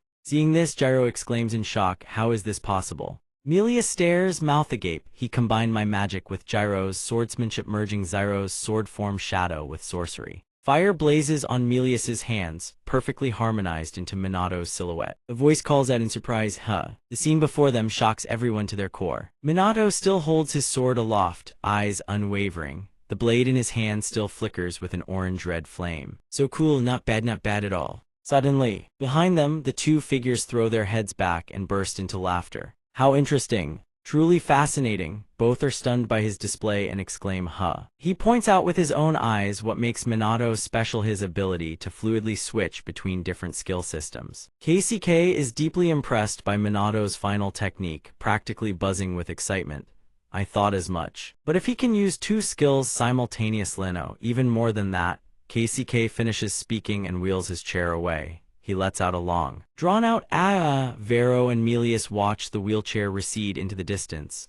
What an eccentric person, Vero thinks to himself. The two return to the blue-hued space. Melius speaks up and Gyro tilts his head to listen. If what KCK the alchemy master says is true, then we've underestimated Minato's potential. All along, she murmurs uneasily, do we even have the right to teach Minato? Do we have the right to teach Minato? Vero, on the other hand, is brimming with excitement. He looks up and affirms, of course we do. Don't you want to see it? The image of Minato, resolute, gripping his sword, flashes in their minds. Where exactly are his limits? Minato blinks several times, exhaustion crashing over him. Everything around him starts to blur. He plants the tip of his sword into the ground, drops his head and gasps for air. Huff. Bando Shijima's severed upper body lies right before Minato's eyes. Blood pools around the corpse. Suddenly, the crimson blood begins to bubble and boil. His upper body starts to levitate. From the bubbling blood, the rest of his body gradually reforms. A dark aura radiates from Bando's form. Minato, drained of strength, still can't stop panting. He struggles to lift his head. The voice across from him speaks, that was dangerous just now. Bando Shijima clenches his teeth in fury. If that had hit my head, I'd be dead. Although it was a bit surprising. But suddenly he smiles and declares, that's enough. A crimson sphere forms in Bando's palm. Its destructive power is clearly no joke. A sword slashes from behind, cleaving Bando Shijima's head clean off his body. The head flies upward, still frozen in a look of shock. Shinji stands mid-swing, having just executed the camellia technique. Bando Shijima still wears that mocking grin. Ah, he lets out, mildly surprised. Ah, you're still alive. Shinji furrows his brow. He slides forward, catching Minato's body just before it crashes to the ground. Minato has completely lost consciousness. Bando Shijima's eyes widen at the sight.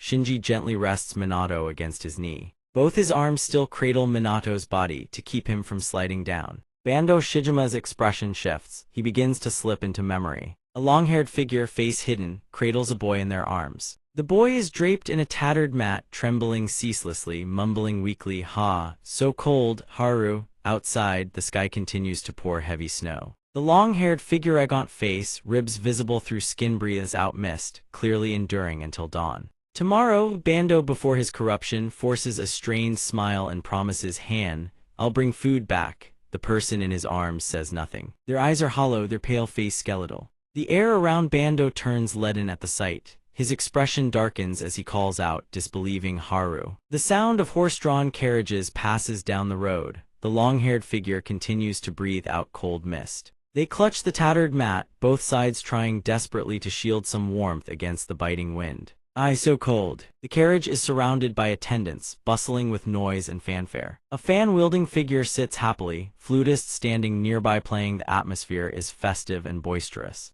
The space seems split into two separate images. Above, people dance merrily on the bridge. Below the bridge, one figure clutches the boy resting on their knee, silently bearing an unspoken grievance. Why, only we have to endure this. The snow keeps falling like a painting, burning into the retinas, a clash of warm and cold colors, agony pushed to its absolute limit. The flashback ends. Bando Shijima lets out a soft sigh. Being alone is comfortable, but lonely. Shinji lifts his head, watching Bando Shijima's body slowly dissolve into light, fading and scattering into the air. He presses his lips together, then gently lays Minato onto the ground. He whispers, not lonely at all. Shinji clenches his teeth, speaking to the empty air, I'm all alone. Suddenly, the barrier above emits a sharp cracking sound. His eyes snap open in shock. He realizes, but this is just then. Hikitaro and An rush over in a panic, shouting, Shinji. The two arrive to find Minato unconscious on the ground. An panics, Minato, are you okay? Are you even alive? Shinji, standing nearby, replies he's fine. An exhales in relief, thank God. Hikitaro looks up and cuts in, everyone's safe, but we can't celebrate yet. above them. The crimson barrier has dark cracks spreading across its surface like veins of water. Hikitaro gasps the barrier. It looks like it's collapsing from the inside. The barrier is large enough to engulf the entire village. If the energy sustaining this massive barrier detonates from within, Shinji concludes it will be lethal. The only way is to unleash our strongest skills at the exact moment the barrier collapsesto neutralized the blast. Hikitaro and On both shift into combat stances. Golden and purple auras simultaneously erupt around them. Shinji ponders, but with our current strength it's impossible. Even at full power, can we actually pull this off? Shinji steels his resolve, eyes hardening with determination. Only one way to find out. Suddenly, Minato, still lying on the ground, raises one arm skyward, gripping his sword. His hair shifts to cerulean blue and his body erupts in a radiant azure glow. Shinji whips his head around, baffled the rookie. Minato's eyes remain shut, but his body radiates raw, unbridled energy. He floats. In that mental space, eyes still closed, the silhouette of Vero stands beside him. His voice echoes, "You've fought well." Minato still cannot open his eyes. He sees himself smiling, confidently extending a hand forward. "Follow me, everyone," Vero smirks. He raises his sword forward. "I see it now." At that exact moment, the barrier shatters completely. Shards rain down. The three standing below brace themselves, whether by chance or intent. They've positioned Minato at the center. They shield him as his sword still points skyward, blue light cascading endlessly outward. The technique activates Hinoki Yaro. Outside the barrier's reach, footsteps race across the earth like the wind. All three spot the shattered barrier. Takeru shouts, "Captain." That's the successor kid, where the crimson barrier once loomed. Flames blaze upward, nothing inside is visible. They rush toward the barrier. Two figures from behind. One of them curses, "Damn it, are we too late?" Makoto spots something. He asserts, "No, look from the center of the barrier." A pillar of blue light erupts skyward, annihilating the collapsing barrier's energy in a single blast. Minato's hand still grips his sword pointed skyward, its energy so immense the crimson barrier disintegrates without leaving a single speck of dust. All three observers stand frozen in awe. One gasps, "What a magnificent light!" The captain of the Joe squad. Under the great oracle's forces, Joe Makoto. Makoto stares at the light, murmuring, "Pure and untainted." Curiosity flickers in his eyes. Who is this person? In the distance, Minato stands with eyes peacefully closed, one hand still pointing his sword forward.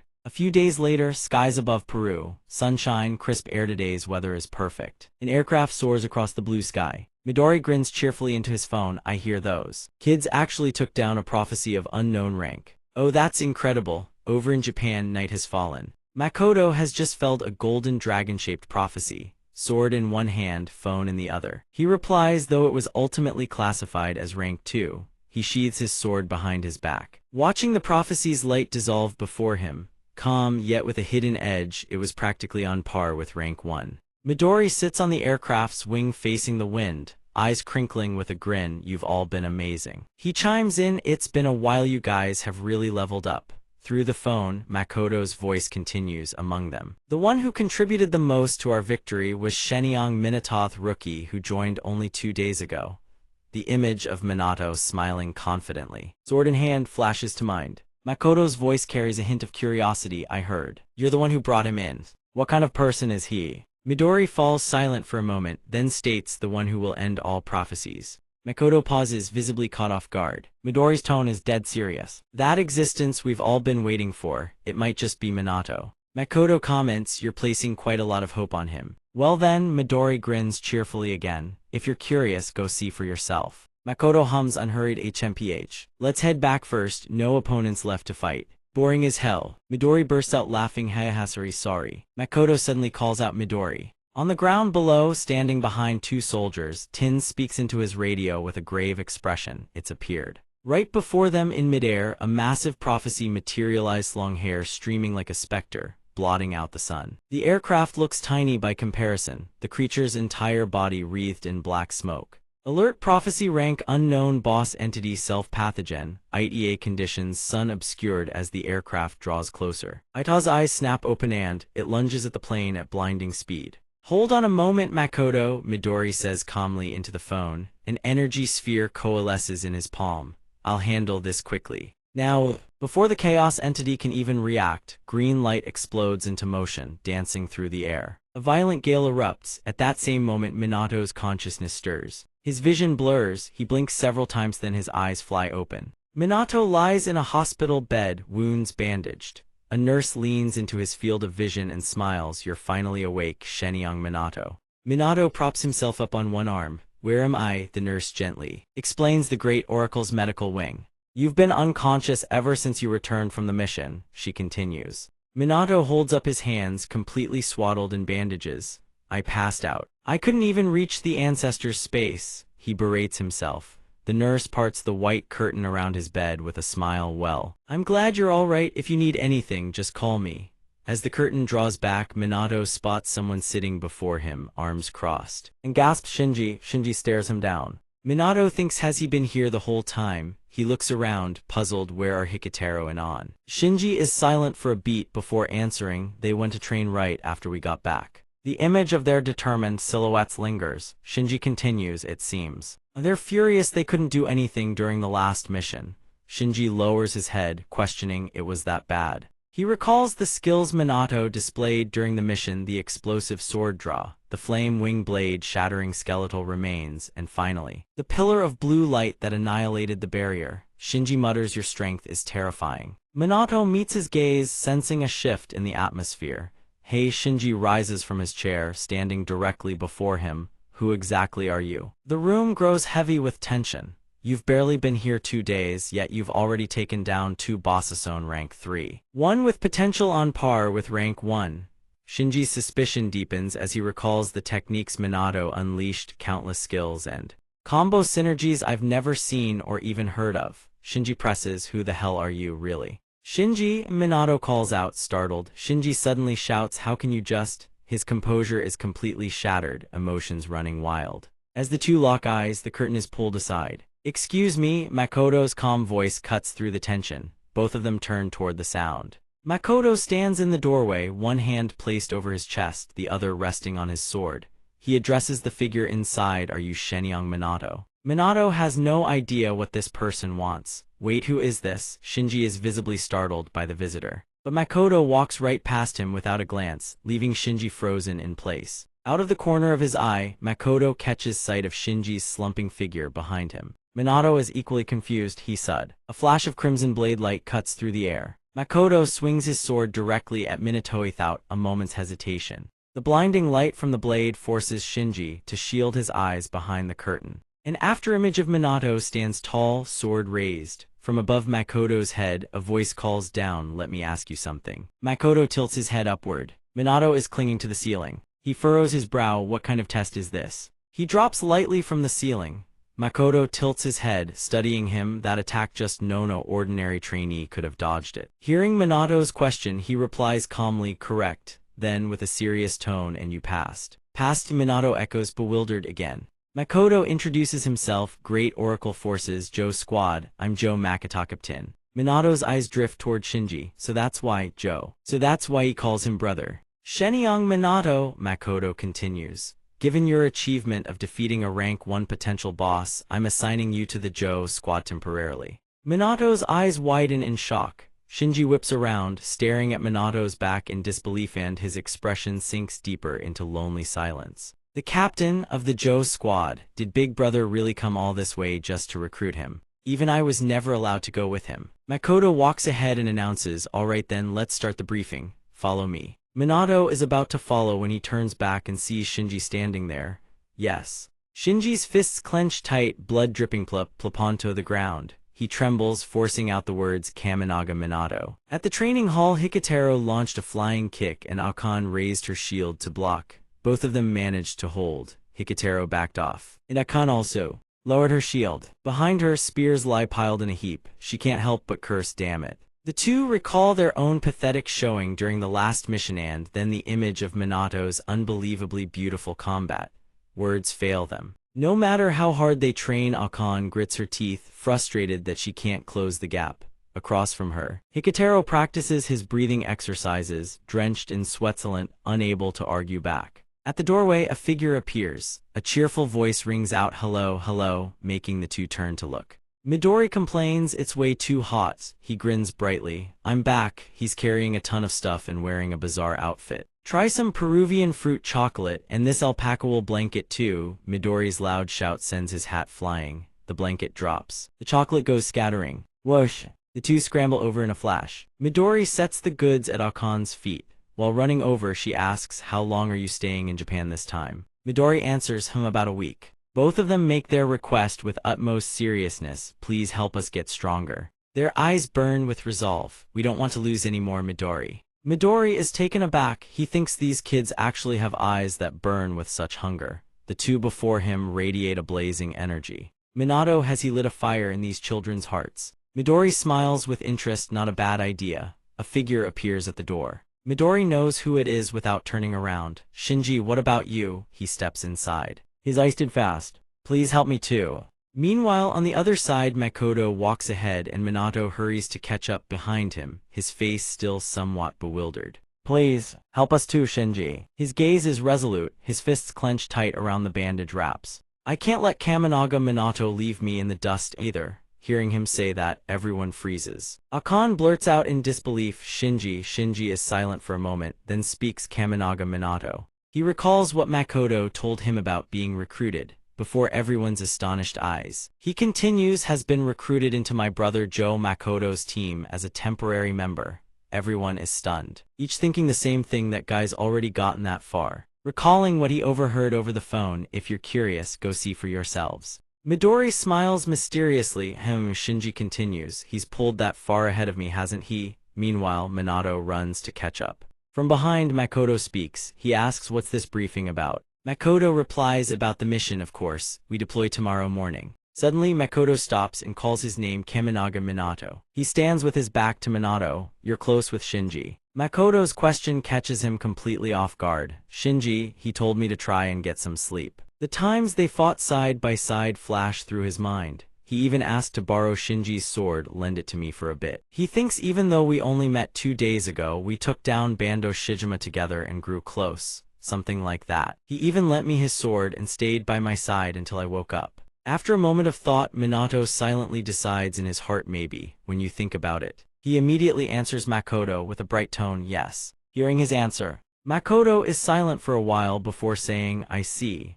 On the other side, Shinji continues, face clearly tinged with sadness. He continues, "He never pays any attention to me." However, contrary to what Shinji claims, Makoto says to Minato, "I'm very worried about Shinji. He's been frustrated lately. Just now, he barely glanced at me like I was a stranger." But Makoto says, "His wounds just now, I couldn't bear to look him in the eye." Shinji shouts furiously, "To make him acknowledge me, the only way is to get stronger." Makoto speaks with a calm expression, "He doesn't need to be strong. As long as he's safe, that's all that matters." Hearing Makoto's words, Minato sighs, "You two are really close." Makoto responds, "Of course." But on Shinji's side, he declares, "I'll surpass Minato and make him acknowledge me." He shouts, "One day, I will definitely beat you." Meanwhile, Makoto says to Minato, "I love my little brother very much." Hearing this, Minato smiles foolishly and thinks to himself, what a harmonious pair of brothers, huh? Back at the training grounds, Akan doesn't know how to put it. Normally, Shinji never talks about himself. So I had no idea his reason for wanting to get stronger was because he looks up to his brother.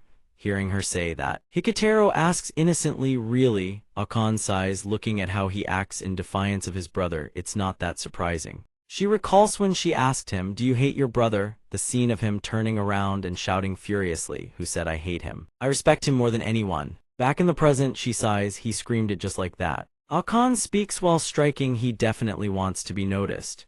Hikitaro dodges with ease and replies, "I see, that's actually kind of heartwarming." Their entire conversation reaches the ears of Shinji, standing not far away, his expression darkening. He shouts in anger and slashes at Midori, who's casually eating chocolate. However, Midori dodges every single strike. Seeing his reaction, Hikitaro asks doubtfully, "Heartwarming? The 3 ironclad rules of Team Joe: first, speed above all; second, never stop attacking; third, overcome adversity." Team Joe is the strongest official combat squad within the Great Oraclete, least in direct combat. They follow an elite doctrine, only 7 members, and they only handle Class 1 prophecies and above. People on the plane often say this. Kayama Takaru, a member of Team Joe, says the truth is 90% of our squad's strength comes from Captain Makoto. We're just backup singers. Takaru speaks to Minato, who's fiddling with his phone. Don't stress about the temporary member thing. Just leave everything to Captain Mako. Seeing Minato not paying attention, Takaru snaps, put the phone down and listen. He barks, Minato fumbles and whips his head around. Yes, yes. Minato explains awkwardly, I need to contact my friends. Hearing the explanation, Takaru asks contact. Minato forces a smile. Yeah. The image of the ancestors practically swarming Minato flashes in his mind. He replies with a strained smile, they keep nagging me for not keeping in touch. Hearing him say that, Takaru is utterly baffled. On the other side, Hikitaro receives a message from Minato. He looks at his phone and grins. He says, oh, it's from Minato. Hearing that, Akane also checks her phone. He sent one to me too. Let's see. The moment she reads the message, Akane shouts furiously, what the hell is this? Who is this? Hikitaro covers his mouth in shock. Minato, this is… Shinji is so angry his face goes dark. His hand grips the phone so hard it might crack, barely holding back his voice. What's he trying to pull? Seeing everyone's reactions, Midori is intensely curious. He grins. What's wrong? What happened? While asking, he glances at the phone screens Hikitaro and Akane are holding up. Hikitaro explains, Minato sent these. Useful tips to get stronger. Hikitaro Hanada useful tips to get stronger. Akane useful tips to get stronger. Joe Shinji useful tips to get stronger. After reading the messages Minato sent, Midori bursts out laughing. While laughing, he scrolls through them. Checking the message contents, Midori thinks, wow, he wrote them in great detail tailored to each person's abilities and personality. What's more, these tips are at a higher level than what I've been teaching them. Midori says to the three standing across from him, impressive. Everyone. Midori smiles and extends his hand forward. What do you think? Should we have a word with him? Hearing his question, Hikitaro grins and holds up his phone. Obviously. Akane shouts furiously, of course we should. Shinji growls, will make him regret ever helping an enemy. Hearing Shinji's words, Midori laughs. Enemy, he's a classmate. But in his heart, he thinks get ready Minato. Aboard the plane, Minato suddenly sneezes. Takaru. He looks at him and says, Minato, there it is at last. Hearing that, Minato immediately turns to the window. He raises his hand to wipe the glass and upon seeing the scene outside, his eyes widen. He whispers inwardly that's the plane is flying over a region blanketed in snow and towering jagged ice pillars shooting skyward. They've arrived. A Class 1 Prophecy Glacial Globe. A cataclysm that freezes the earth and spreads outward. Predictions show the freeze zone expanding exponentially if left unchecked. The entire planet will be encased in ice. On a world map dotted with red markers, a voice speaks. This catastrophe is simultaneously unfolding at 17 locations worldwide. Reports say one country already experienced a localized freeze, causing massive destruction. Kayama, vice captain of Team Joe, continues, Japan's lucky it struck a mountainous region, but the freezing is progressing faster than projected. We can't afford to hesitate any longer. Everyone lines up in 2 rows, leaving a path down the middle for Makoto. The helicopter can only take us this far. He says. The aircraft door slowly opens. Makoto instructs, we'll parachute directly into the field from the rear hatch. Over the roar of the aircraft, Makoto gives his order, under no circumstances do we let the catastrophe reach the residential zones. Then, his voice cold as steel, the 3 ironclad rules of Team Zhao recite them. Upon hearing the command, both rows shout in unison. First, speed above all. Second, never stop attacking. Third, overcome adversity. While everyone chants the rules, Minato lowers his head, lost in thought. Minato ponders in the final battle against Bando Shijima. I had to rely on Jiro's help. Minato watches each person one by one as they parachute down. He thinks Thai's temporary enlistment is a perfect chance to learn directly from the official members. Minato's gaze hardens with more resolve than ever before. He whispers to himself, this time, I will complete this mission with my own strength. Then, Minato steps toward the edge of the rear hatch. Minato immediately jumps down alongside everyone. The first-class prophecy, that noble mission, I will have to taste the bitterest of disappointments. 10:17 a.m., the second squad arrives on site. Takaru of the Oracle sneezes, his nose running from the freezing cold. His noise draws Minato's attention. Takaru shivers and says, it's so cold, don't transcendents have superior temperature resistance? Kimana glances at the watch on his wrist and speaks. -37 degrees lower than the report. He continues, the search radius is too wide, we might have to camp here overnight for now. Before them stretches an endless expanse of frozen tundra. Seeing this, Makoto silently observes and assesses the situation. Minato suddenly asks, hey Takaru, this prophecy is so-called eternal ice ages it also recorded in the Book of Prophecy. Takaru immediately responds, no. This is a prophecy from a transcendent with divination skills under the Great Oracle. Prophecies like this do surface from time to time, but this is the first time one has been classified as first class. Takaru concludes, so, after reviewing the contents, they decided to dispatch our second squad here. Minato understands everything now. Suddenly from behind, Kimana approaches and asks nervous Minato. He smiles and reminds him, stay sharp but don't be too stiff. Takaru also appears from behind, patting Minato's shoulders. He laughs, that's right, relax. The Great Oracle's Japanese branch has 8 official squads, and among them, our Sue squad holds the record for defeating the most first-class prophecies. Hearing Takaru say that, Kimana snaps angrily, Takaru, I mean don't get too comfortable. Before he can finish, Takaru cuts him off. Sorry for interrupting the vice captain. Countless golden light rays emerge from Takaru's fingertips. Before Minato's astonished eyes, he says, but my radar has already picked up hostiles deep inside. Surprise flashes across Minato's face. Takaru says calmly, 2 o'clock direction, distance 200. Kimana responds, copy. The moment he finishes speaking, vanishes. Minato watches it all, utterly stunned. He wonders to himself he's gone already, but he hasn't even.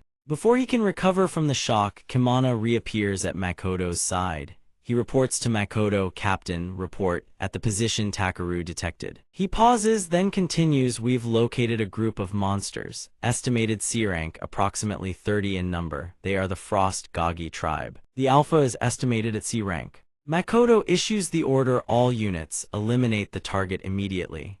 Kimana directs everyone into action and responds, yes, sir. Everyone charges forward to engage the Gagi from a distance. Watching it all, Minato marvels inwardly, incredible. Minato recalls everyone's movements and thinks their situational awareness and coordination, their attacks are way faster than ours. He can't stop praising them. Internal jokes aside, they truly are top-tier official members. Minato suddenly shouts, Captain Makoto. Before Minato can finish, Makoto speaks, S rank, C rank, C rank, no problem, join the fight. Minato immediately responds, yes, sir. He charges in, driving a kick straight into a monster's head. The blow sends it crashing to the ground, shuddering on impact. Minato draws his sword, ready to continue fighting. Suddenly, Agage appears. Kimana shouts, watch out! Agage lunges through, knocking everyone back. He yells in warning, there are powerful individuals among them. Suddenly, a fierce burst of flame erupts. Phantom Slash. The flames startle the Gaga. In an instant, the blaze engulfs it completely.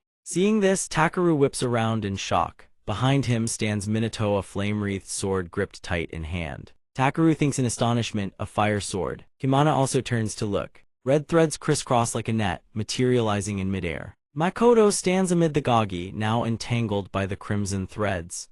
The creatures are shredded to pieces, their fragments raining down in a cascade. Makoto speaks calmly, sheathe your sword. Night outside a cave. The snowy landscape is blanketed by sweeping golden radar pulses. Inside, everyone sits huddled around an oil lamp. Kimana asks Takaru, how's the scan? Takaru sits slurping noodles and responds, nothing, at least within a 10-kilometer radius, no boss-type monsters detected. Hearing the answer, Kimana says, looks like we're sleeping here tonight. He wonders aloud, where are Minato and the captain? Outside the cave, Minato sits warming his hands by a campfire. He closes his eyes and thinks. The battle against Bando Shijima gave me clues on how to combine skills. So then the other skills definitely, unconsciously. Minato extends his hands, forming 2 opposing polaris lightning on one side, water on the other. Minato tells himself, focus, I can do this, I have to make it work. The moment the thought completes, he snaps his eyes open. But before he can even see the result, Makoto appears behind him and says, training hard, I see. His sudden appearance nearly makes Minato's heart leap out of his throat.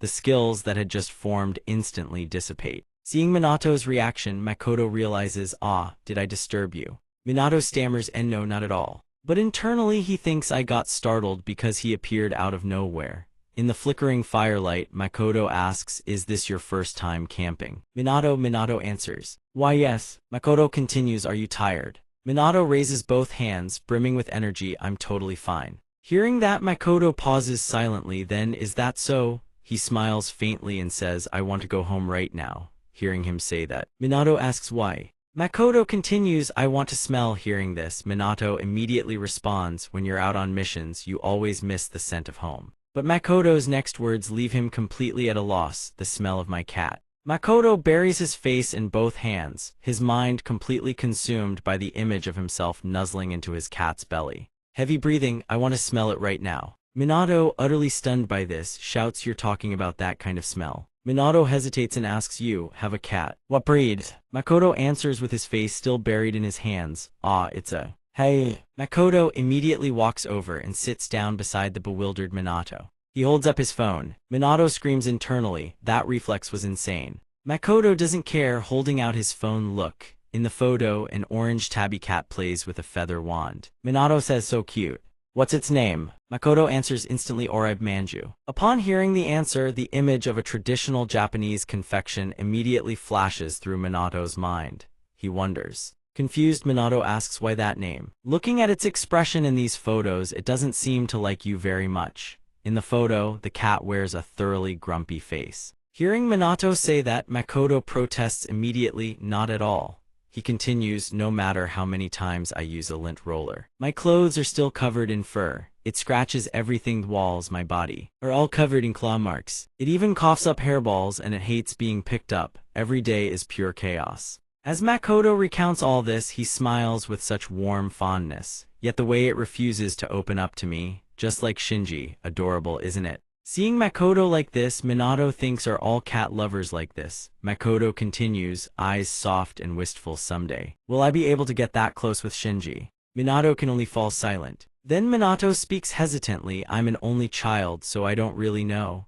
He recalls the scene of Makoto and Shinji arguing, leaving him one caught in the middle, unsure what to do. Thinking about it, he smiles gently and says, just treat Shinji the same way you treat Oribe Manju. Hearing those words, Makoto looks stunned. As if something has finally clicked, he smiles softly and whispers, I see. Suddenly Minato swipes to a video. He laughs, there's even a video. Whoa, so cute! A voice suddenly comes from the video, so adorable. But the footage leaves Minato confused. In the video, Makoto's voice says, there you go, have a little snack. However, the cat completely refuses to cooperate. It bites Makoto's hand, making him yelp, ow, my hand. After watching, Minato turns to ask him, are you talking to a toddler? Mixed in with Minato's question, a doting voice spills from the phone, our Oribe is an angel. Hearing the question, Makoto nods, so that's how it's done. Suddenly, Makoto turns to Minato with an absolutely terrifying expression. Minato, could you be my sparring partner for a bit? Hearing this, Minato screams internally, no way, just as he's about to refuse. Kimana appears from behind the two of them. Captain Minato, you're both out here. Why? After asking, Kimana immediately gets back on topic. Get back to sleep, we have an early start tomorrow morning. Makoto responds coolly. Hearing this, Kimana yells in exasperation, Captain. That night, while Minato and the other members sleep, two figures chase each other through the darkness. The one behind shouts, hey you, going up the mountain in that getup at this hour is suicide. The blonde-haired man in front keeps walking. He suddenly turns to look at the one behind him. The other immediately shines a flashlight on the blonde man and asks, are you a transcendent? Here to do the quest? The blonde man replies, ahis, that's right, I came here to run a quest. To fulfill the prophecy at this location, a critically important quest. That person keeps walking forward. A transcendent has entered the mountain where Minato and his team are camped. Shenyang Minato is asleep, night training hour. The final drill of the day focused archery training. In his dream, Minato is practicing archery alongside a white-haired man. The man suddenly speaks, it's been over 25 hours now. Wondering when the next target will appear, the white-haired man stands. Arms crossed, he is the ancestor of the celestial bow, Munit. Minato asks. Minato is drenched in sweat below. Tired already, Minato? This exercise only has meaning when you've pushed yourself to complete exhaustion. Suddenly, from afar, the ancestor of myriad slaughter Hinoki Jekaro appears, screaming, Aagh, why is there no swordsmanship class tonight? The ancestor sorcerer of truth, Melius Sentis, responds, we already covered that yesterday, didn't we? Hinoki Jekaro hears this and shouts furiously, damn it! Seeing Minato still holding his bow, staring straight ahead, Munit thinks to himself, he isn't fazed by the surrounding noise at all. Then speaks, your concentration has improved tremendously compared to your first lesson. Suddenly Minato replies, right now, he speaks, recalling everything he has experienced. Because I'm running a quest with a very powerful team. As he speaks, Minato draws back the bowstring, determination burns in his eyes, so I want to do it right. The arrow whooshes off the bow toward the target. It flies dead center into the bullseye before both witnesses. Seeing this, Munich praises well done. Minato lets out a sigh of relief. Phew. Munich continues, don't forget that feeling just now. That's it for today's lesson. Hearing that, Minato collapses backward. Yes, finally done, Hinoki. Jakiro overhears their conversation and immediately shouts, already done. He strides over to the fallen Minato, speaking with blazing enthusiasm. Come on, Minato, time for training. Hearing those words, Minato's face twists in pure agony. Before he can answer, he is jolted awake by Makoto, bolting upright. When he opens his eyes, he is standing in formation with the rest of the team. The entire team stands atop a massive slab of ice. Makoto addresses everyone, all right, ready. Hearing this, Minato's expression turns dead serious. Makoto continues, today we find and eliminate the boss of this prophesied eternal ice age, day 2. Takaru shouts as he surges forward, golden threads trailing around him. Distance 150 meters. 20 hostiles. Hearing this, Kamana immediately orders, scatter and engage. Dozens of colossal blue birds fill the sky above. They are Frost Tribe Glacial Blue Hawks, estimated rank S to C. Elsewhere through a screen, someone watches everything unfold. A voice hums with suspicion, ancestors. The ancestor of Radiant Decay, Alex, is painting her nails. This quest seems way too easy. On the other side, the ancestor of Uprooted Legacy, L letter 1 EAFC, smiles faintly. The people accompanying them are all quite strong. Nothing should go as badly as last time. From across the way, Melius suddenly notices Kodo. She asks, what's the matter, Lord Kodo, ancestor of divine beasts? Kodo Homa stands stroking his beard thoughtfully. I'm not sure myself. But his gaze drifts toward where Shenyang Minato is fighting. He continues, I have a bad feeling about this. On this side, the Sioux team has wiped out every last glacial blue hawk, preparing to push deeper into the ice forest. A team member steps forward to report to Makoto, Captain, all targets eliminated. Makoto praises excellent, then asks Takaru status. Takaru responds at a distance of 2,000 massive energy reading. I think that's the boss. Wait, before Takaru finishes, a blue object is already hurtling toward them. He finishes, closing in on us, then starts the countdown. Enemy contact in T-9, 0, as Takaru hits 0. A colossal woman with sword-wielding arms erupts into view. Ancient weapon boss Kamir's, estimated level unknown. Even Kamana flinches at the sight. He thinks this aura, it's on a completely different level from those monsters. Then roars begin. The fight, the instant he finishes. Every member whooshes forward except Mao, who remains rooted in place. There, countless golden threads fly toward the boss. The golden threads lash out, binding Kamir's arms tight. Everyone charges into fight. Everyone counts in unison, 1-2. Kamana surges forward, blade in hand. He slashes at Kamir's legs. On 3, a team member instantly conjures a magic circle aimed at the monster. A blaze erupts, slamming straight into Kamir's and sending her staggering backward. However, Kamana is stunned to see her still standing after absorbing hit after hit. Kamir's assumes a defensive stance, her expression twisted in irritation. Suddenly, she senses something Somion diving from the sky straight at her head, utterly unscathed. Vero once said, do not hesitate, do not fear. Just focus on the life force of your opponent. A can also said, when facing a powerful enemy, unleash your strongest attack from the very start. Never drag it out with incremental strikes.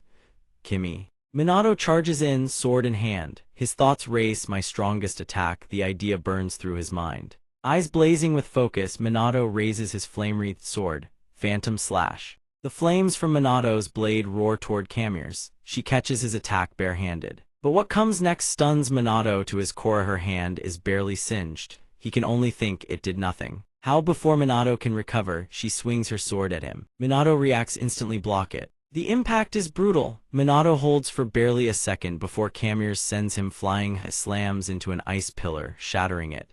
Takaru immediately rushes over. Minato, are you okay? He doesn't answer, his only thought, thank God that ice pillar absorbed the blow. At the same moment, every single person thinks the same thing, incredible power. Kamana dodges Kamir's next strike while calculating this thing is exactly why this prophecy was classified as first rank. As if struck by a realization, Kamana's eyes sharpen. He turns to Makoto, who is already drawing the blade from his back. Captain, I'm sorry. But please, before he finishes, Makoto responds with a calm expression, no problem. Takaru immediately rushes to Minato, binds him with golden threads and drags him away. He shouts, Minato, get clear. Minato tries to protest, but Takaru cuts him off. You being here right now only makes things harder.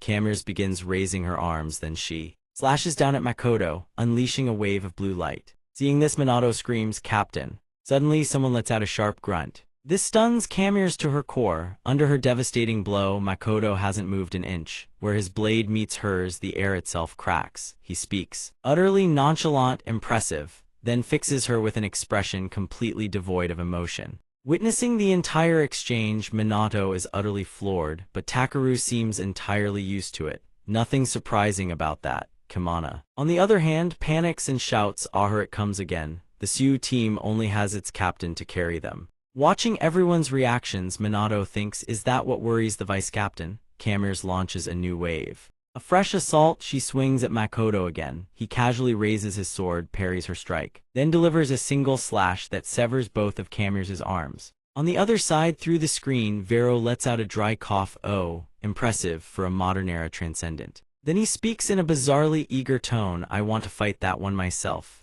"Hey, Minato, lend me your body for a..." Before he finishes, Minato shuts him down. "No way. I'm not lending you anything." Meanwhile, Makoto has already severed every one of the boss's arms. "I wanted my team members to accumulate experience by defeating bosses like you on their own." His eyes suddenly sharpen. He stares at her like a piece of merchandise. "But never mind, I'll end you right now." The instant Makoto finishes speaking, Kimana orders the barrier deployed. All members of the rear team stand at the back, beginning to deploy the barrier. Before Minato's astonished eyes, the moment the barrier finishes, Makoto immediately activates his enchantment skill Blood Dragon. With Makoto at its center, a vortex of flame engulfs his entire body. The flames also swirl around the area where the team holds the barrier. Makoto seems to transform into an entirely different person.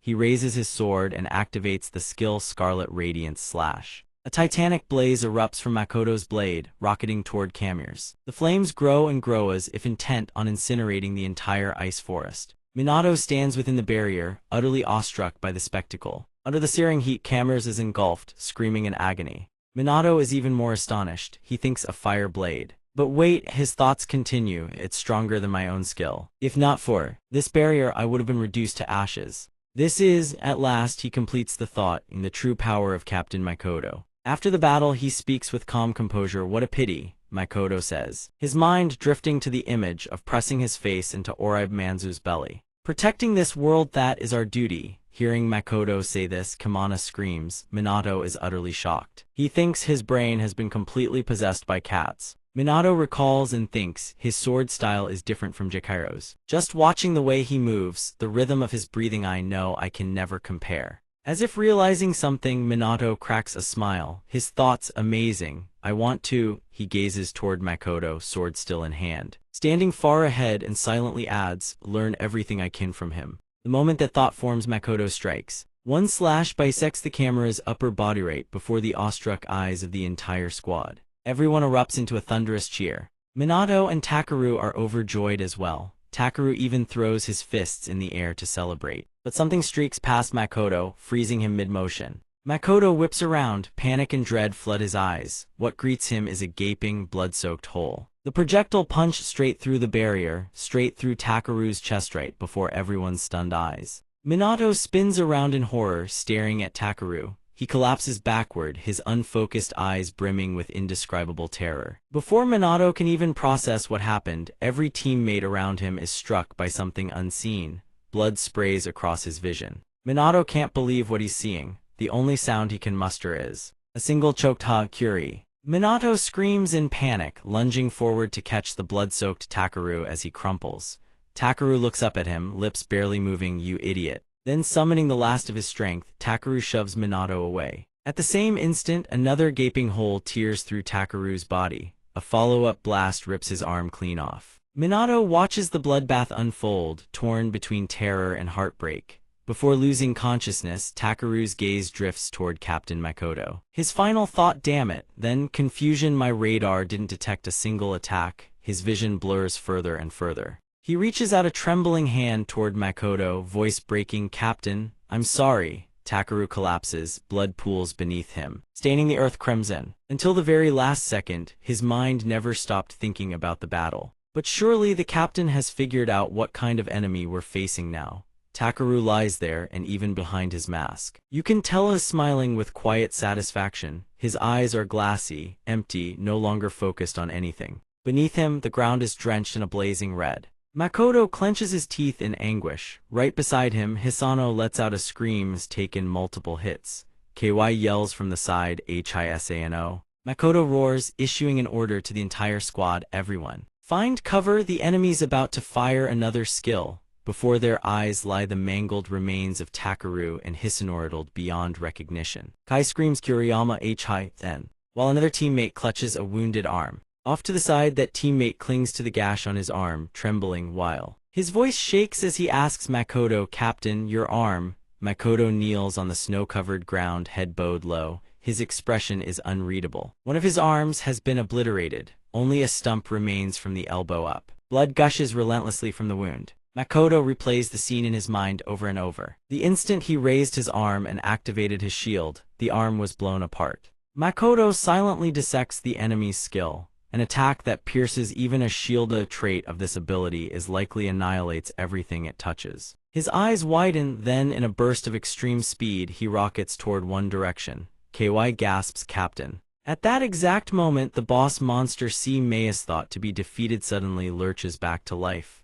KY yanks out his sword and points it at her, thinking the boss can self-revive. If that's the case, then a voice shouts from outside, what about us? Fine, then we'll just have to put it down again. Can you still move, Cam Minagi? He glances toward Minato and is immediately startled by his condition.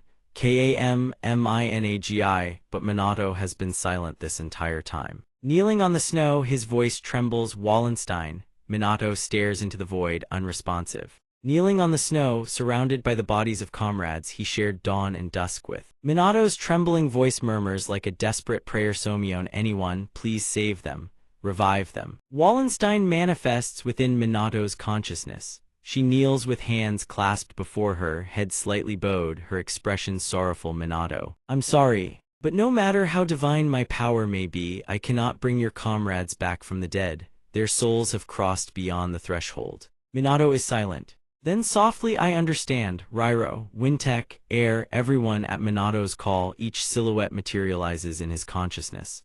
Vero lifts his gaze, as if waiting for Minato's command. In Minato's mind, the memory of his previous battle with Bando Surfacish had lost consciousness back then. Vero had taken over his body to defeat that monster. Minato can't help but think during the fight with Bando, I still had to rely on Vero in the end. This time I will complete this mission with my own strength. Minato bites his lip, helplessness courses through every fiber of his being. I'm sorry, but please withdraw. Vero responds immediately, I understand. Minato remains bowed in silence. Kneeling on the snow, his hair gradually fades to a lighter hue. A faint, ethereal glow envelops his body. Meanwhile, Makoto continues hurtling toward the enemy at blinding speed. From a distance, he looks like a streak of light tearing through the wind and snow. Charging straight ahead. As he flies, his mind races with calculations. That attack bypassed even Kuriyama's detection. His radar covers roughly 3 km, which means the shot came from over 3 km away. The enemy pierced both his own arm and Kuriyama with a single strike. In short, Thai's enemy's power rivals his own. Su Makatoth, man who hides a razor-sharp blade behind an unassuming exterior.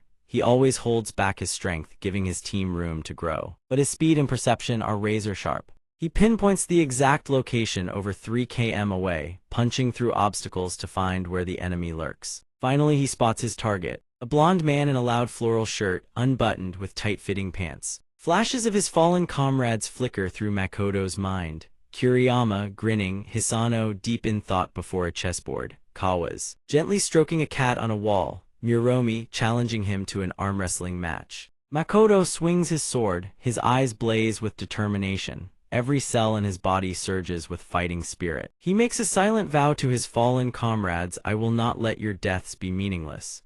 Then he unleashes a scarlet light slash toward the enemy. The attack roars forward like a raging inferno, incinerating everything in its path. A black sphere floats in the air, crackling with dark arcs of electricity. Makoto's strike scorches the entire area surrounding the blonde man. Amidst the scorch ravaged her, he stands there unscathed, smiling. The ground beneath his feet is utterly untouched. Several dark orbs orbit lazily around him. He laughs, you found me, and attacked straight away. Truly worthy of the captain of the strongest squad. Makoto maintains his stance. Stunned me flames were swallowed. The blonde man looks up at Makoto. If your left arm was still intact, I'd be dead for sure, but that's just a hypothetical.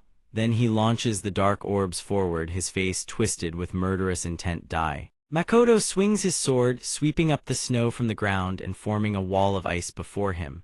The blonde man eyes the snow barrier warily. Before the blonde can react, Makoto blazes out from behind him and swings his sword. He brings it down, a single devastating slash aimed at the blonde's neck. But then Makoto stares in shock at his shattered blade. A blast slams into his side, tearing away a chunk of flesh. The blonde glances back, smirking. Pretty convincing, huh? You thought you'd taken my head off, didn't you? But actually you were the one about to meet the king of hell. Makoto grits his teeth. Wound be damned, it charges at the blonde again. But the enemy nimbly sidesteps his attack. Oops, there's the opening. He drives his foot straight into Makoto's wounded side. Not happening. Makoto levels his sword horizontally and slams the hilt into the blonde's chest.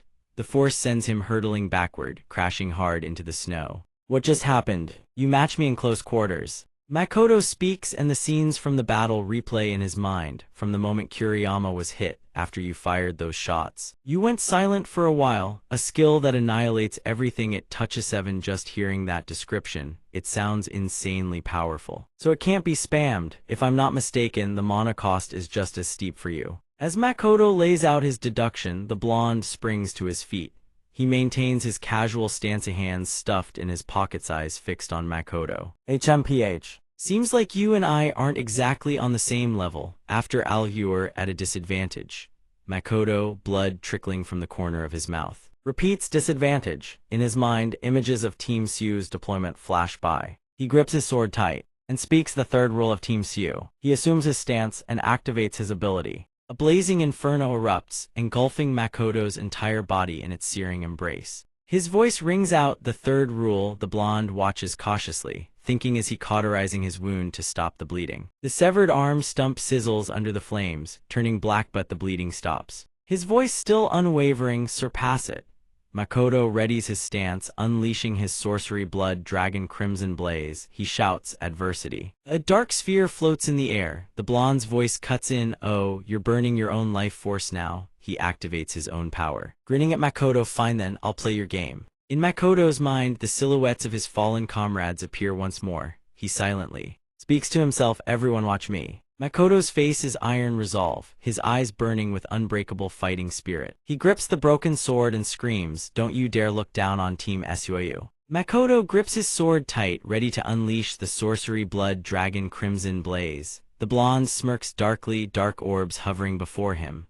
Rairo. Wintek air everyone. Minato bites his lip, torn between heartbreak and helplessness. He begs the ancestors within him, please help me. Rairo has answered his plea. Understood. Minato remains silent. Kneeling on the snow, his hair gradually pales, a soft glow wrapping around his body. A monster's roar tears through the air. KY raises his sword to guard, standing protectively over his wounded comrade. Damn it! He stares at the monster for arms raised like 4 razor-sharp blades. Roaring, it charges straight at them. Kai assesses the situation silently, still too strong. Taking it down alone is impossible. Then he glances back. Minato is still kneeling in the snow. Kaminaga, but Kai immediately senses something wrong. Minato's fighting spirit has completely vanished after witnessing the deaths of Kuriyama and the others. But it makes sense, he's just an ordinary person who only recently joined the Great Oracle and became a hunter. Then Kai jolts. Minato pushes himself up from the snow. He stands with his back to Kihai's pale hair seems to glow. The circular mark on his hand pulsing with blue light. Kai calls out in surprise, Kaminaga. Minato appears before the beast in an instant, driving a devastating kick into its body. The move is so fast that Kai hasn't even turned around yet. Minato's body holds its kicking stance, but behind him, the silhouette of an ancestor materializes. Kai stares at Minato stunned. He lands and steps forward. The two teammates watch his silhouette as the ancestors manifest around him. Their voices echoing with resolve, leave this to us. On one side, Makoto, wreathed head to toe in crimson flames. On the other, blonde with dark orbs orbiting around him. Both remain locked in a brutal exchange. Makoto raises his blade high, the entire sword blazing with radiant fire. Then he swings hard, launching a torrent of flame at the blonde with Zich Kwang TR letter 1EA3M. The blonde dips low, dodging the lethal arcs. In a flash, the blonde fountain of his dark orb shatters. One sword strike, and things keep escalating. He can't help but think this is getting tight. The flames that should have been snuffed out are surging back. Even channeling all his power to control the dark, he can only suppress so much. The blonde breaks into a cold sweat, calculating if that's how it is. He immediately launches his dark orbs at Makoto. Makoto dodges nimbly. His mind screams opportunity. Now, he explodes forward, closing the distance on the blonde in a heartbeat. Swift and let-alone clean strike severs the blonde's arm. He roars. The tables have turned. The blonde's face is streaked with blood, but he smirks through the pain. Then take this. He drives his foot into the wound on Makoto's side. Makoto coughs up blood. The blonde clutches his severed arm. His own severed arm. He watches Makoto double over in agony, gasping for air. You only took one arm. That changes nothing. There's still a hole in your gut. After I fired off the dark, you charged straight in for close combat. You're strong, always choosing the best move, never wasting a second. But that makes you predictable. He gazes down at Makoto with absolute confidence. That's exactly why your defeat was inevitable. Makoto, blood dripping from the corners of his mouth, looks up at him. Furthermore, the blonde slides his hand into his pocket. I knew from the very start you were already finished. Makoto's eyes snap to the blonde's hand in alarm. The blonde raises a leather-bound book, its cover emblazoned with a blazing golden circle. He declares, remember this book. Makoto gasps. A book? Don't tell me. The Book of Doom, the dark leather tome, its blazing golden circle and runic inscriptions gleaming, rest in the blonde's hand as he grins with malice. He opens the book and continues, if there's an organization fighting against prophecy, then isn't it only natural that another exists to fulfill it? Makoto recoils. An organization? The blonde holds the book with pride. I am one of the 12 apostles of the apocalypse. The 12th off the dark element, and I will be the one to fulfill this prophecy. Fulfill a prophecy of annihilation for what purpose? Makoto grips his sword again, still on one knee. The blonde smirks with contempt. If I told you, would you forgive me? Makoto slashes at him. He roars as if. The blonde is caught off guard. A gash tears across his shoulder. Makoto activates his ability once more. Golden light envelops his blade. He reassures himself silently, I can still win this. His mana is depleted. I won't use that skill again. His body is hitting its limit too. All or nothing, let's go. Makoto grits his teeth and commits. Once more assumes the stance for the blood dragon art. Flames erupt around him again. The blonde's shoulders shredded, clothes drenched in blood, leans forward. He speaks with venom. This is where it ends for you. He holds a transparent glass vial. Its cap sculpted in the image of an angel with hands clasped in prayer. He pops the lid. A blinding golden light engulfs both of them. Even Makoto is blinded, forced to turn his head away. From within the radiance, a fist rockets out, slamming straight into his face. The blonde's punch is devastating. It sends Makoto flying, his body crashing hard into the surrounding ice pillars. Makoto lies on the ground, unable to comprehend what just happened. Why? He looks up. The blonde stands before him, fists clenched. The hand that just struck him, the one bearing the circular mark, was severed moments ago. Makoto is utterly bewildered. My right arm, the one you cut off its back, the relic I mentioned, that angel-capped glass vial, is extremely precious. I really didn't want to use it. But against you, I had no choice. Su Makoto swings his blade. Zich Kwang Tr letter 1 EA3M. Flames burst from his sword. The blonde lines up 4 dark orbs and shatters the attack. Then he charges in, dismantling Makoto's techniques one by one. Impossible, this can't be. He's fully recovered. Strange images flash, relics of various kinds, an era of chaos teeming with serpents and monstrous beasts. Makoto thinks relics. Objects so powerful that every nation tightly controls them. Artifacts from the era of the ancient tower. No organization should have free access to those. The blonde closes in and drives his foot into the wound on Makoto's side. Blood sprays. Makoto lies sprawled on the ground. Blood soaks the earth beneath him. His sword slips from his fingers. The blonde stands over him. Finally, you've gone down. Makoto's eyes glaze over. He stares straight ahead, blood trickling from the corners of his mouth. His hand reaches desperately toward the sword. His mind screams, not yet. Images flood in. Hai's parents smiling, young Shinji clutching a ball with tearful eyes, Jin and Midori's gentle faces. Fallen comrades flashing one after another. A single thought burns, I still have things to do. Minato's words echo through his memory, I'm an only child, so maybe I can't fully understand how you feel. But why not try treating Shinji the way you treated Orihime? In that memory, realization dawns on Makoto. You're right, Kaminaga. That's it. He grips his sword once more within Minato. The ancestor's spirit surges with killing intent. Tears roll down his cheeks. Vero glares furiously at the dark apostle. "You're the one making our disciple cry, aren't you?" Makoto, struggling on the ground, hears a familiar voice and looks up. Kaminaga,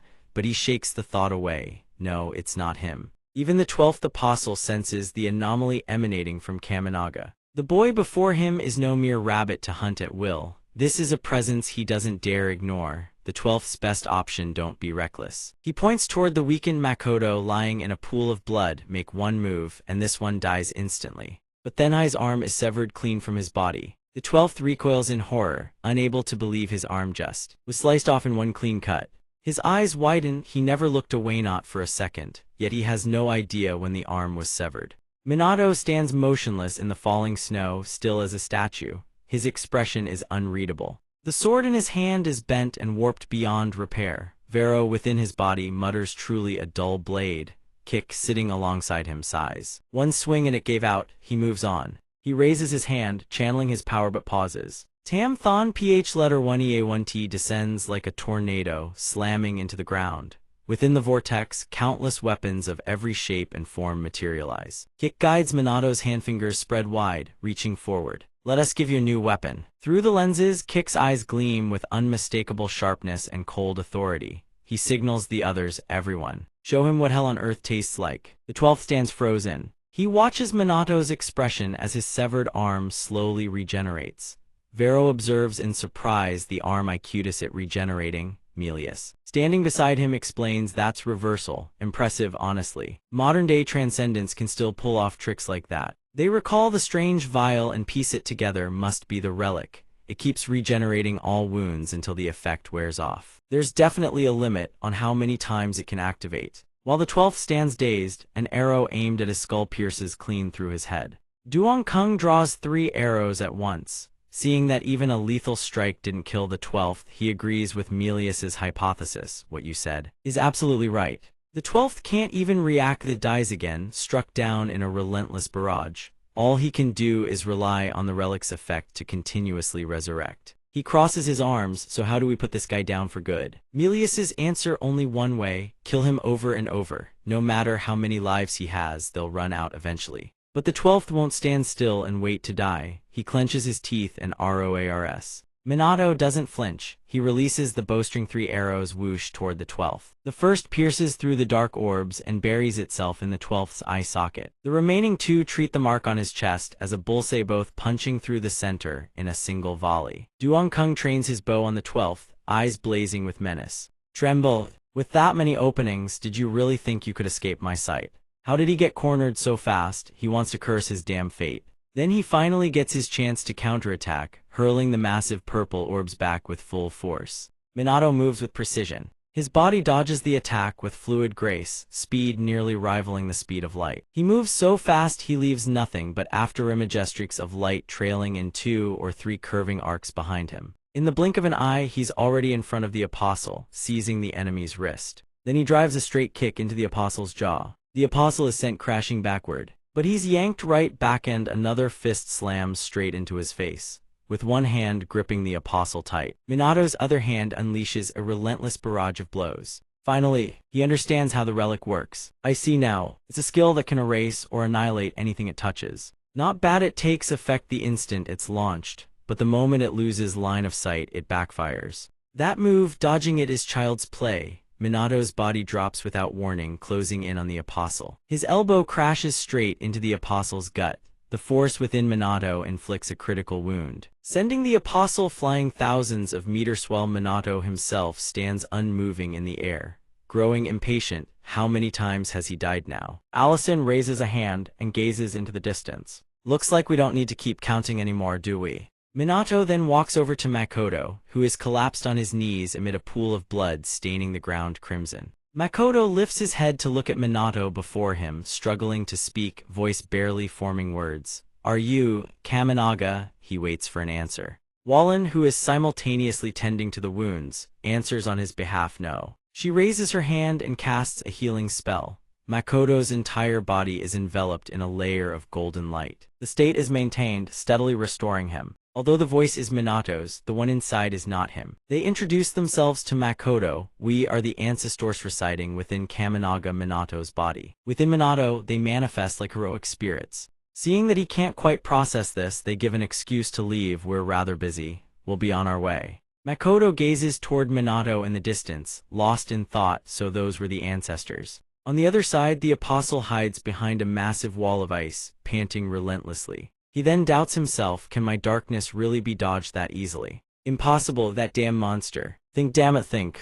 A silver spear pierces straight through the heart, still pounding wildly. Saima drives her weapon through the dead center of the apostle's chest, causing his eyes to roll white. He collapses just like that, mouth gaping in defiance without even time to process what happened. Saima turns to ask Melis, if I hold him like this, will he stay dead? But Melis immediately denies it. No. Saima's weapon is embedded deep in the ice, surrounded by countless cracks, a testament to the terrifying force behind it. And the apostle's torn body regenerates once more. Saima finally exclaims, "Ah, I get it now." 2 points of light flashing. This apostle just won't stay dead. What a pain. A massive energy pillar slams down from the sky, obliterating the apostle completely. Allison and Minato begin to grow curious. If we destroy his entire body, then which part will regenerate first? Turns out the hand regenerates first, then the rest gradually forms afterward. The apostle regenerates, panting heavily. Ha ha, the repeated deaths have finally broken him. I can't let that brat stand in my way. I have to kill Sue Makoto and get out of here. He immediately burns every ounce of speed to rush back to the battlefield. But the moment he arrives, the expression on his face freezes solid. Makoto is down right there. But standing between them is Minato, sword resting on his shoulder, waiting for him. You're late. He lifts his head, a vicious grin spreading across his face. The apostle stands frozen, unable to utter a word. Vero rises with his sword and says to Makoto, watch closely. Makoto's eyes widen in disbelief as Vero performs a sweeping blade technique, forming a massive net that slices the apostle into pieces. The apostle's body is diced into cubes in that very instant. He begins to question his own purpose. My entire life has been devoted to fulfilling the prophecies. I don't fear death. But this overwhelming anomaly has shaken my resolve. The fear I cast aside so long ago was always this close.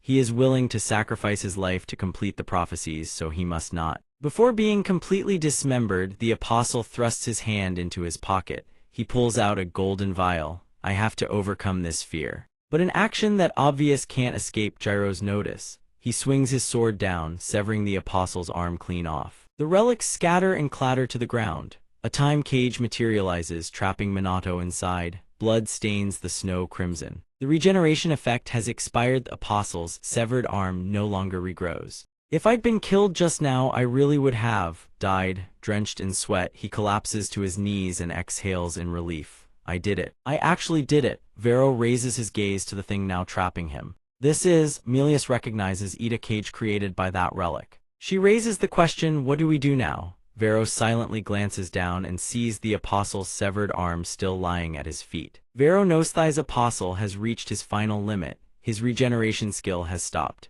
The apostle clutches his bleeding arm, staring at Minato trapped inside the time cage. Relax, Evan, my darkness can't do a thing to that cage. I can't kill you and you can't kill me either, but I can leave this place. The result of this battle is, before he can finish, Vero cuts him off. Hey, you saw it clearly, didn't you? Those words come from Vero, addressed to the person slowly rising behind the apostle Sue Makoto. A chill runs down the apostle's spine. He cautiously glances over his shoulder. It's as if he's terrified of seeing a ghost, and a ghost is exactly what he sees. Makoto is brimming with killing intent, ready to tear him apart right here and now. Deep in his consciousness, Midori finds it truly strange. I could never surpass Makoto's swordsmanship. Could it be he's also a genius like me? Then maybe I should find a master to learn from, shouldn't I? This is Makoto's flashback following the advice of the world's strongest transcendent. I went to find a master, becoming a disciple of those at that caliber, but one master. The scarred master turns to face Makoto. I have nothing left to teach you. Another master, an elderly man with a silver beard, crosses his arms before him. You have surpassed me, child. Yet another stands in the rain with his back turned, hand resting on his sword. Find yourself a different master. And one more regards him with gratitude. You've made me realize I'm nothing but an ordinary man. That is Makoto's bitter struggle. every one of my masters gave up on me in less than a month. The master who was grateful to Makoto introduces him to someone else. From today onward, this person shall be your new master. This is the strongest swordsman I have ever known. Become my little sister's disciple. Her name is Hinoki Ikika. That was my last master. I served as Hinoki Ikika's disciple for about 3 years. At their small home, in front of the yard stand hundreds of swords warped from relentless practice. Makoto calls out Master. He holds up an ancient text and asks, "What is this technique?" She turns around puzzled.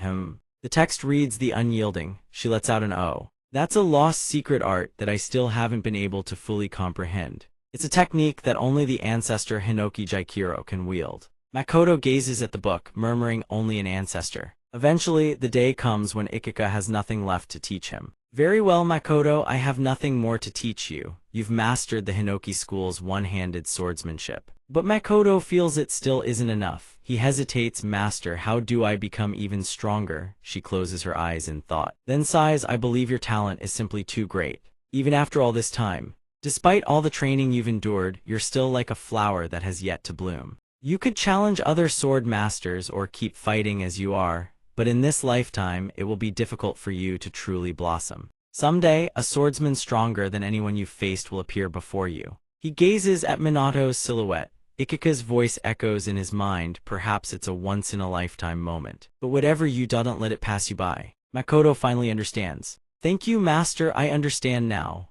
Makoto's aura intensifies dramatically, even with both hands severed. He still stands in his sword-fighting stance. Right now, that opportunity, Melius watches Makoto's strange behavior, confused. What is that guy doing? Only Vero remains silent, his eyes studying Makoto with razor-sharp focus. Having once witnessed Makoto's movements, every ancestor spirit within Minato watches to see what Makoto will do next. Minato never expected Makoto's will to be this formidable. He calls out anxiously, "Captain Sue." A torrent of power erupts from both Makoto and Minato, rocketing straight into the sky. Inside the Great Oracle's training grounds, Midori suddenly senses a strange, surging power. He looks up, bewildered. What is this strength? Just then, Shinji walks over and notices Midori's bewildered expression. What's wrong? Without warning, a colossal burst of mana erupts from Midori, forcing Shinji to shield his eyes and stagger back. The people inside the training grounds hear the commotion and panic. What was that?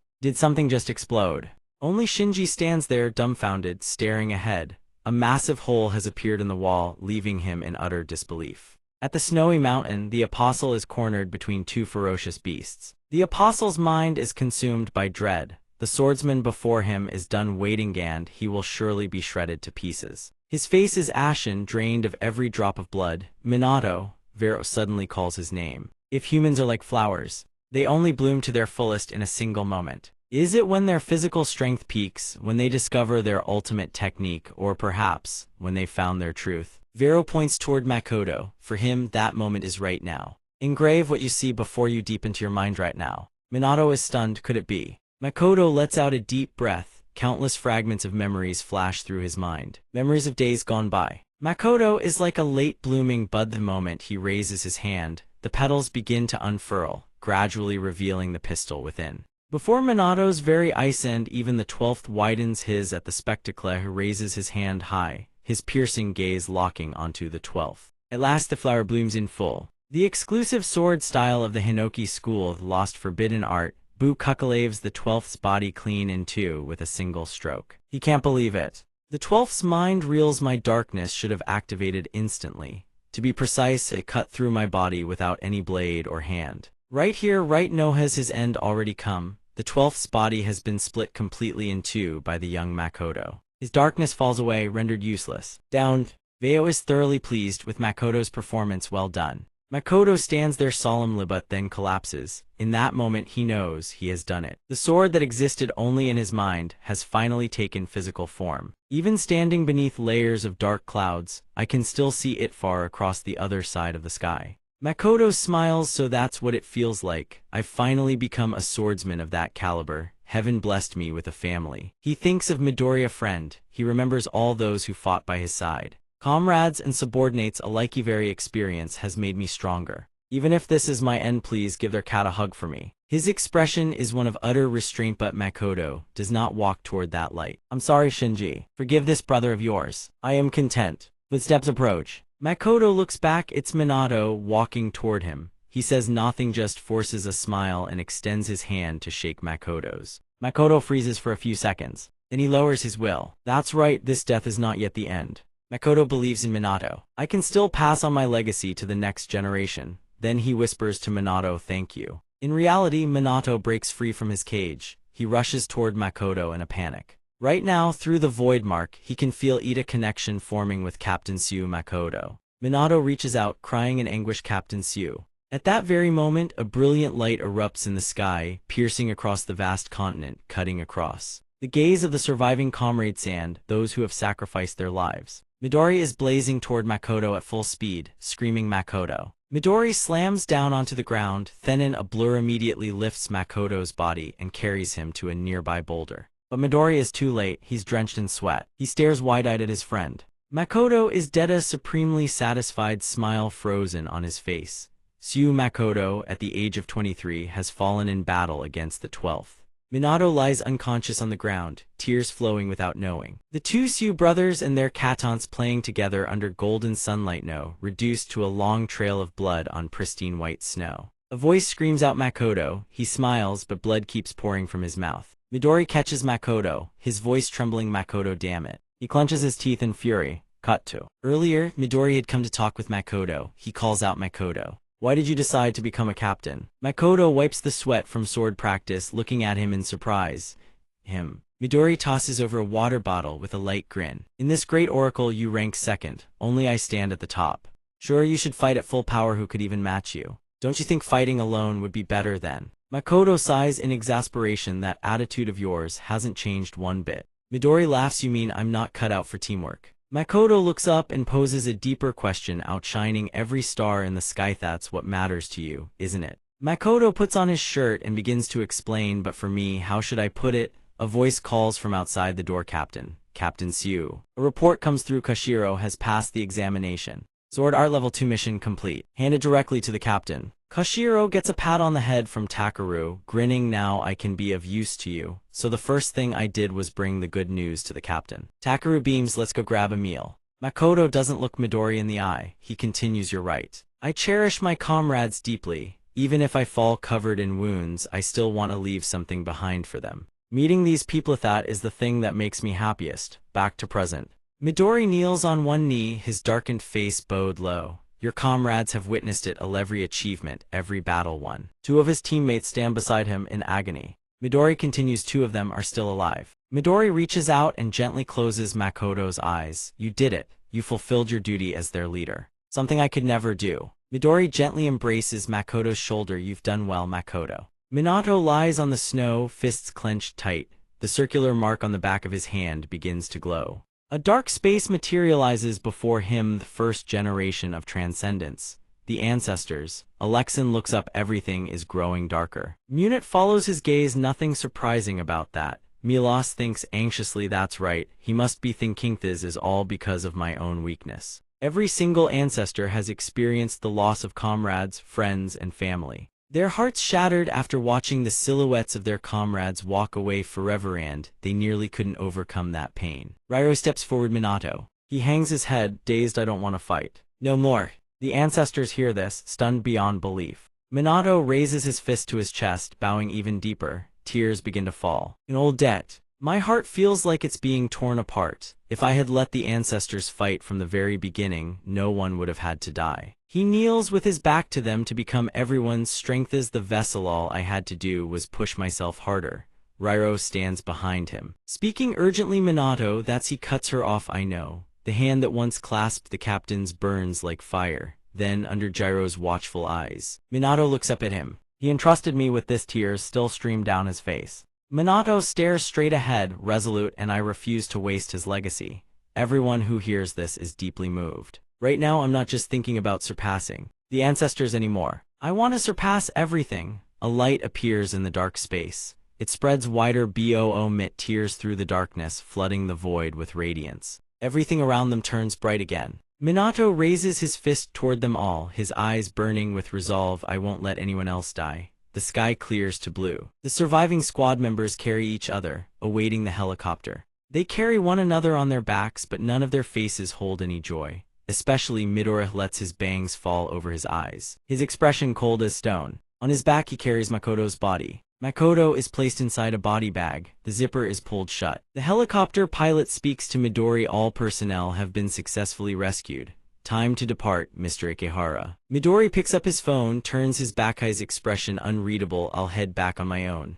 Kimana. The crew member looks back. Midori. Then be careful out there. After the helicopter departs, Midori makes a call. Sue Makoto is dead. Our enemy is the 12 Apostles of the Apocalypse. Handle the formalities later. Midori's eyes blaze as he issues the order, hunt them all down for me. And just like that, Ikehara Midori vanishes. 1 month later, Nagano Prefecture, Mount Michi. By the river bank, two figures clash. Shinji throws a punch at two of them. Shinji and Minato are sparring. Minato pulls his hand back, then strikes with the piercing technique. Shinji crosses both arms, blocking Minato's attack. Shinji grimaces. Minato's strike sends the river water behind Shinji churning and splashing into the air. Shinji throws his hands back in a counterattack toward Minato. Minato is caught off guard, deflected the piercing technique. Then, in an instant, he recovers, seizing Shinji's arm and slamming him to the ground. Shinji is incredulous. Aikido. Shinji whips a kick toward the back of Minato's neck, but Minato raises his hand, catching the strike with a single palm. Worry flashes across Shinji's eyes. Minato counters with a kick of his own. A voice cuts in. That's enough. It's Ikika. She stands with a stern face. She crosses her arms, watching them. Cut to at Makoto's funeral, his memorial portrait. The annihilation of the Sioux squad has left a deep wound within the Great Oracle.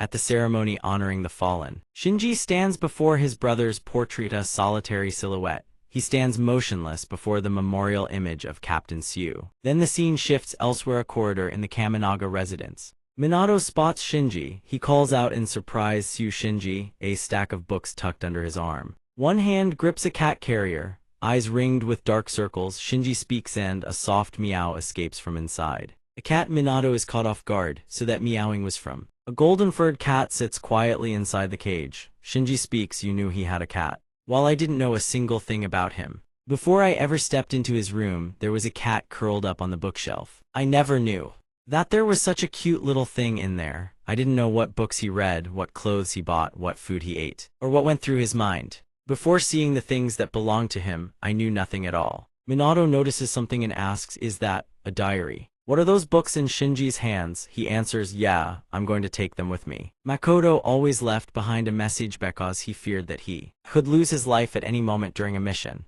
Shinji had opened the diary and read those words. I'll leave these diaries to Shinji. All of his daily training and every mission were recorded inside, and every entry was dated the 12th of month 0. The mornings and late nights are getting colder. I wonder if Shinji can handle this weather. He stands hunched over, turning page after page, reading every single word his brother left behind. March 7th, Shinji passed the hunter qualification exam just like me. I'm so happy. Month end 17th, it looks like the Great Oracle wants to recruit Shinji. I'm worried. July 19th, KY brought a really delicious watermelon. On the page, the words I want to share some with Shinji too are stained with teardrops. October 1st, Shinji was dispatched to an unidentified cataclysm for a reconnaissance mission. But I'm sure he'll come back safe. Makoto's figure fades away. Now only Shinji remains, in his knees, collapsed to the ground in agony. He clenches his teeth, hugging the diary tight, crying without a sound.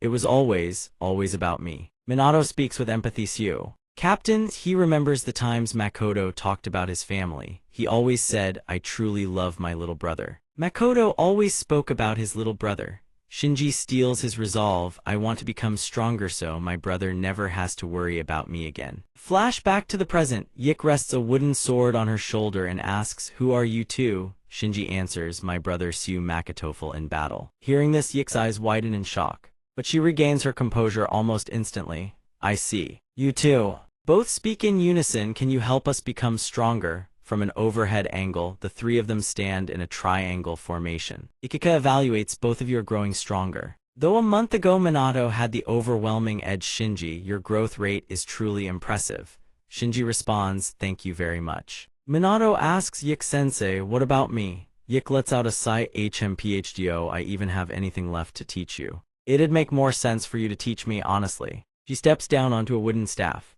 Oh, forget it, swish. The two wooden staves shoot straight toward them. Yik unleashes a massive surge of power, swings the staff onto her shoulder, and faces the two, sword raised, her face brimming with battle hunger. Come at me. Both of them charge forward, staves in hand. They shout in unison, yes, Ikika. He blocks Shinji's strike coming from the side. Hi.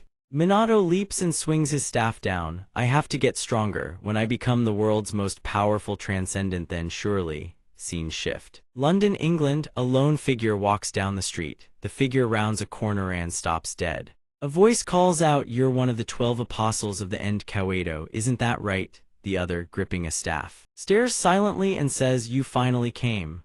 Midori's silhouette stands against the backlight. The apostle speaks his name, Ikahara Midori. Midori's expression is unreadable. He speaks, tell Muher is your comrade's base. Try anything funny and I'll kill you on the spot. Kawato transforms the staff in his hand, conjuring a stream of black energy. Don't be so hasty, come on, have some fun with me first. Midori stares at him, expression cold as ice. Right at the street corner, Kawato steps through. Blood sprays. Midori emerges from the other side, one side of his face streaked with blood. I told him I'd kill him. He hands a booklet to a large man with slick-back white hair and black sunglasses. Midori lowers his head and walks away, calculating 7 more to go. In his hand, 5 collected booklets.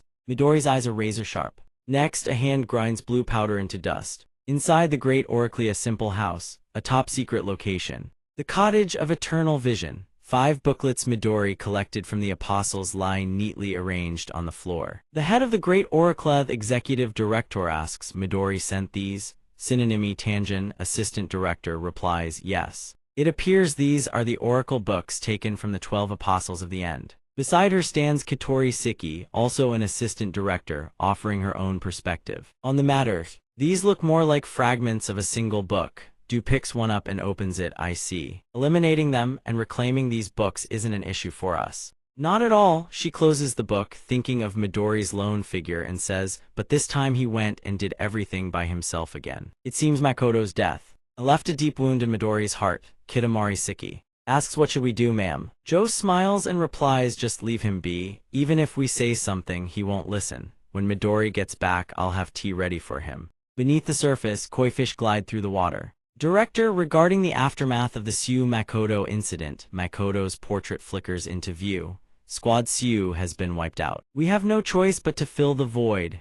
The name Sue Squad is crossed out in red on the roster. The 2 assistant directors speak in unison. We would like to propose forming a new squad under our names. Director Joe regards them silently. Somewhere else entirely. Tokyo, thousands of masked figures flood the streets, flags waving. A Tier 2 prophecy unfolds, a rebellion. The boss-class entity, the Demon General. The nameless God of Dawn. It swings an iron-spiked mace down at a figure. That person grits their teeth, barely blocking. It's just one of them and it's already this strong. Can't you attack from range? The girl called out to responds hastily. Each of these things has a different weak point. A shout rings out, Captain Hibiki. Captain of Squad 2 Hibiki Zuna. After cutting down a monster, she turns to assess. What a boring bunch. She glances back. Well, think you can handle it, Akan? Akan steps forward. She raises the back of her hand, her mark. Glosen answers, yes. Sacred Art Tri-Sanctifying Punishment activate. A sphere materializes. Phase 1, she announces, seniors, please fall back. The sphere launches toward the bewildered monsters. She extends the back of her hand and recites gas. The sphere detonates. Noxious fumes send the monsters into violent coughing fits. Phase 2, liquefy. The gas condenses into liquid form, engulfing their heads. Phase 3, ignite. The liquid ignites and the monsters shriek in agony. AAARRGH. Akan spreads her hands wide and everything solidifies. Everyone charge. All the monsters twist and deform. Iron spikes burst from their heads. The spikes grow, elongating, piercing through other monsters. Everyone present stares in stunned silence at the carnage behind Akan. They stammer, what the? She snaps her hands apart and everything erupts in flames. Akan turns back and says, done. Say. Applause. Incredible. Hibikizuna claps as she strides over poison gas, toxins, extreme heat, and physical attack for damage types in a single sequence. You're the real deal, Akan. She lifts Akan's chin and grins. Shame I can only recruit you as a temporary member for now. Oh well, once your training's done, come join my squad for real, Akan. Akane grabs Hibikizuna's hand with a beaming smile. Thank you, I'll think about it. Two members of Hibiki's squad start whispering, the captain's really trying to recruit her, huh? Strong, cute. Great personality, wonder if she'd actually join. Captain Hibiki Sessa smiles smugly the moment she joins. Life gets easy for all of us. The two panic. Captain, that's all you're thinking about. Meanwhile, Akane is already on the phone, walking briskly. Hello, Kaminaga Minato. It's Akane. I finished the lesson on tri-state alchemy control. Hurry up and send me the next one. Back on the mountain, Minato is on the other end of the line. He answers, got it. He thinks she's fast. Orobi Manju stretches and snatches his sandwich right out of his hands. Shinji notices too. It's the show me kick maneuver, pushes up his glasses and snickers. Ha ha ha. That girl finally passed Saturday's lesson. Minato thinks, Kick-sensei, could you prepare about 3 more lessons for her? No need, he chuckles cheerfully and picks up a book. Leave it to me. After getting the confirmation, he tells Akane, I'll try to send it soon. She replies, thanks. Saitama Prefecture, Takarazawa City. Looks like Hikatero's already on lesson 8. A Tier 2 prophecy. The Hell Beast boss class monster. SBINX, the gluttonous one appears, but in an instant the monster's head is kicked clean off. Hikatero clenches his fist in triumph. Lesson 8 Radiant Kick, power step complete. Captain of Squad Todoroki Kuikairu pumps his fist. Outstanding, Hikatero, join my squad. The whole team hoists Hikatero into the air. Cheering, Hikatero laughs. Ahaha, let me think about it. He thinks, which squad should I join though? Back at Akane's location, her voice is steel over the phone. I swear I will not be left behind and I'll beat every last one of you, just watch. Minato closes one eye and replies, sure thing. Shinji's getting stronger too, you know. Hey, how can I just sit still? But still, she's happy to hear it. Akane blushes, furrowing her brows. Meanwhile, Orobi Manju turns around and acts smug toward Shinji. Can you believe this guy? Then why do you keep clinging to Kaminaga like that, Orobi? He replies, because you keep doing stuff that scares the kid. Akane on the other end. What are you so anxious about? Any disasters? Raiten suddenly speaks up. Hey, have you heard anything about the new team? Over here, Shinji is trying to pry Orobi Manju off Minato. He repeats in confusion, the new team. She frowns in response. Apparently a new team is being formed to fill the gap left by the Su team. It looks like the captain will be selected from the member with the highest performance. Minato holds Orobi Manju and responds, so that's how it is, huh? I wonder who it'll be. And speaks up loudly from across the way, the real issue isn't who becomes captain. That stuns Minato. HMPH, Hikatero called too. I already talked this over with Hiko, and asks, what do you think about a Team Kaminaga? Minato laughs, Team Kaminaga, that name sounds pretty cool, haha, and was mid-sentence when Minato panics. Wait, what did you just say? Minato blurts out. Run. The person shouts, Team Kaminaga. Minato stammers, what? You guys want to appoint me as captain? Why me? The question leaves an in thought for a moment. Then she replies, Daxianji has always harbored one ambition. There must be someone in this world capable of erasing every single prophecy. Minato hears this and responds, every prophecy, and envisions a burning castle and adds, that is what I desire too. Minato, hearing her words, can't help but wonder she wants that as well, and continues from the other end to fulfill that wish. Everyone on the team wants to find someone with an unbreakable will to lead them. And I believe you have what it takes to be that captain. Minato is left utterly stunned by her words. Shinomiya. Right at that moment, Habiki Shuna. That's in being called. I have to go now. She turns to Minato. Think it over, will you? We'll talk later. He panics. Wait, but the line goes dead. Minato lets out a heavy sigh. He sits on a rock, weighed down by thought. His mind races with everything and just said. Captain, Captain. Over here, Hinoki Ikika spots him from afar and asks Shinji, do you know what that kid's doing? He's sitting there meditating, training. Shinji looks up and answers his master, actually. After hearing Shinji's account, Ikika mutters, captain of the newly formed team, HMPH. If he wants the job, that's his call.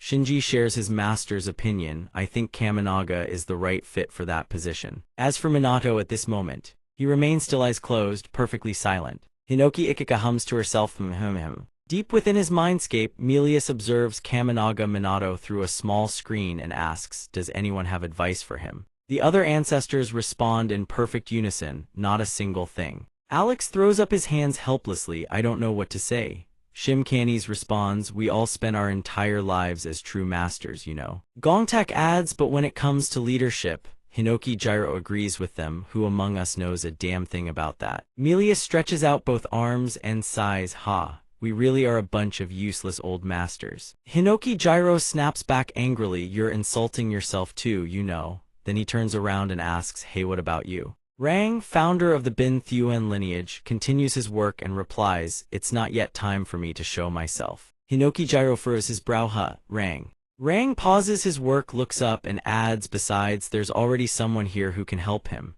Hinoki Gyro blinks, what do you mean, suddenly? A staff flies toward where Minato is sitting. Ikika strides forward, walking across the water's surface and calls out, hey Minato, get back to training before you waste any more time. Really? She grins with blazing enthusiasm. Then let's train together. Now show me your flash step. Minato hastily responds, why yes ma'am. He activates flash step and leaps down. The moment his feet touch the ground, Minato chains it into a flicker step. Seeing his proficiency, Ikika praises him, excellent, not a moment's hesitation. She narrows her eyes. I'm starting to get curious about who you really are. Your current levels, if you're merely a transcendent who just awakened less than 6 months ago, there's no way you should be able to do this. Minato scratches his cheek, recalling how Hinoki Gyro taught him this even in dreams, and lets out a nervous laugh, haha. He thinks to himself, I had to train in my sleep until I was gasping for breath. Then his face goes wide with shock. Hinoki Ikika swings her staff at Minato, dodges just in time, but the boulder behind him is cleaved clean in two. The river surges, startling Oribe Manju. Shinji cries out, Master. Hinoki Ikika is practically buzzing with excitement. I don't care if your mind is here or not, I'll make you pay attention. Minato raises his wooden sword before him, bracing for battle. Is that the girl? Hinoki Gyro asks, observing from the mindscape. Melius remarks, compared to the transcendence of this era, she's remarkably strong. No wonder truly is your descendant.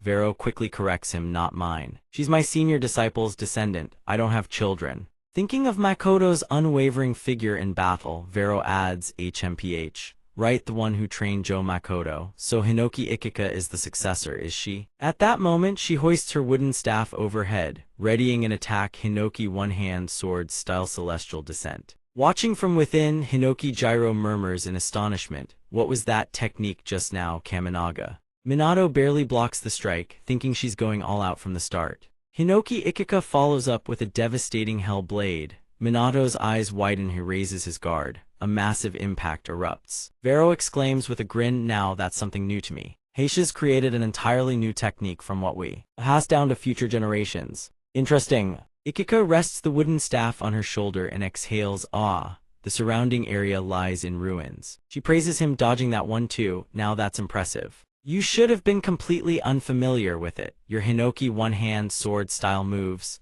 are remarkably similar to those of our ancestor, Kaminaga. Minato freezes upon hearing this. Ikika continues without pause, let me take a guess at what's weighing on your mind right now. You're wondering whether you can ever be as strong as Makoto. Am I right, Kaminaga? Once again, Ikika's words strike Minato to the core. Makoto's back appears in his mind, that towering silhouette. Could I ever become a captain like that? Shinji watches from behind, muttering Minato's name under his breath. He thinks so that's what's been eating at him this whole time. After hearing his master's words, Minato becomes more resolute, his grip tightens around his weapon. That's right, I'm the one who witnessed it all with my own eyes. Makoto was an incredible captain, but can I really walk the same path as him? Right then, a voice echoes from within, you don't need to be like him.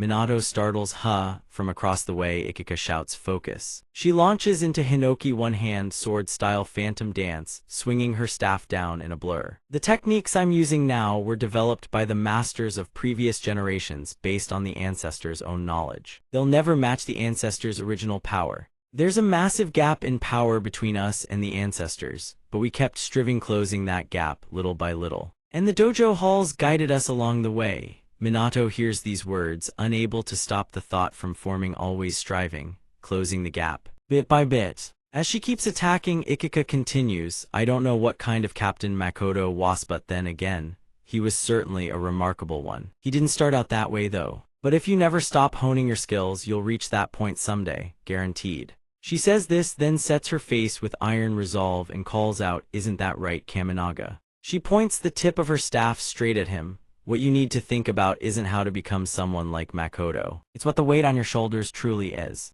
Along with her words, images of Makoto flood his mind, including the moment they shook hands. He answers with unshakable conviction, the future. Ikika's face lights up with joy. Excellent, she cheers. Then forge yourself for that future. Come on, Kaminaga Minato. Minato grips his weapon and charges. The two clash, sending massive shockwaves rippling outward. Time races by like a dog sprinting across an open field. 2 weeks later, Daxienji headquarters. Habuki Shuna stares at the monitor and lets out a grunt. HMPH. Todoroki Kuikairu, phone pressed to his ear, speaks up. So, this is the candidate list for the new team. Shomi nods. A moment later, Shomi Tanjin takes a drag from his cigarette and answers, that's right. The director submitted these nominations personally. The top 2 names on the list, Kaminaga and Hinoki Ikika. He scans the data. Kaminaga Minatoge 17, male, 169 cm, 62 kg, affiliate trainee, active for 0 years and 2 months. Hinoki Ikika nominated by the Special Forces Division.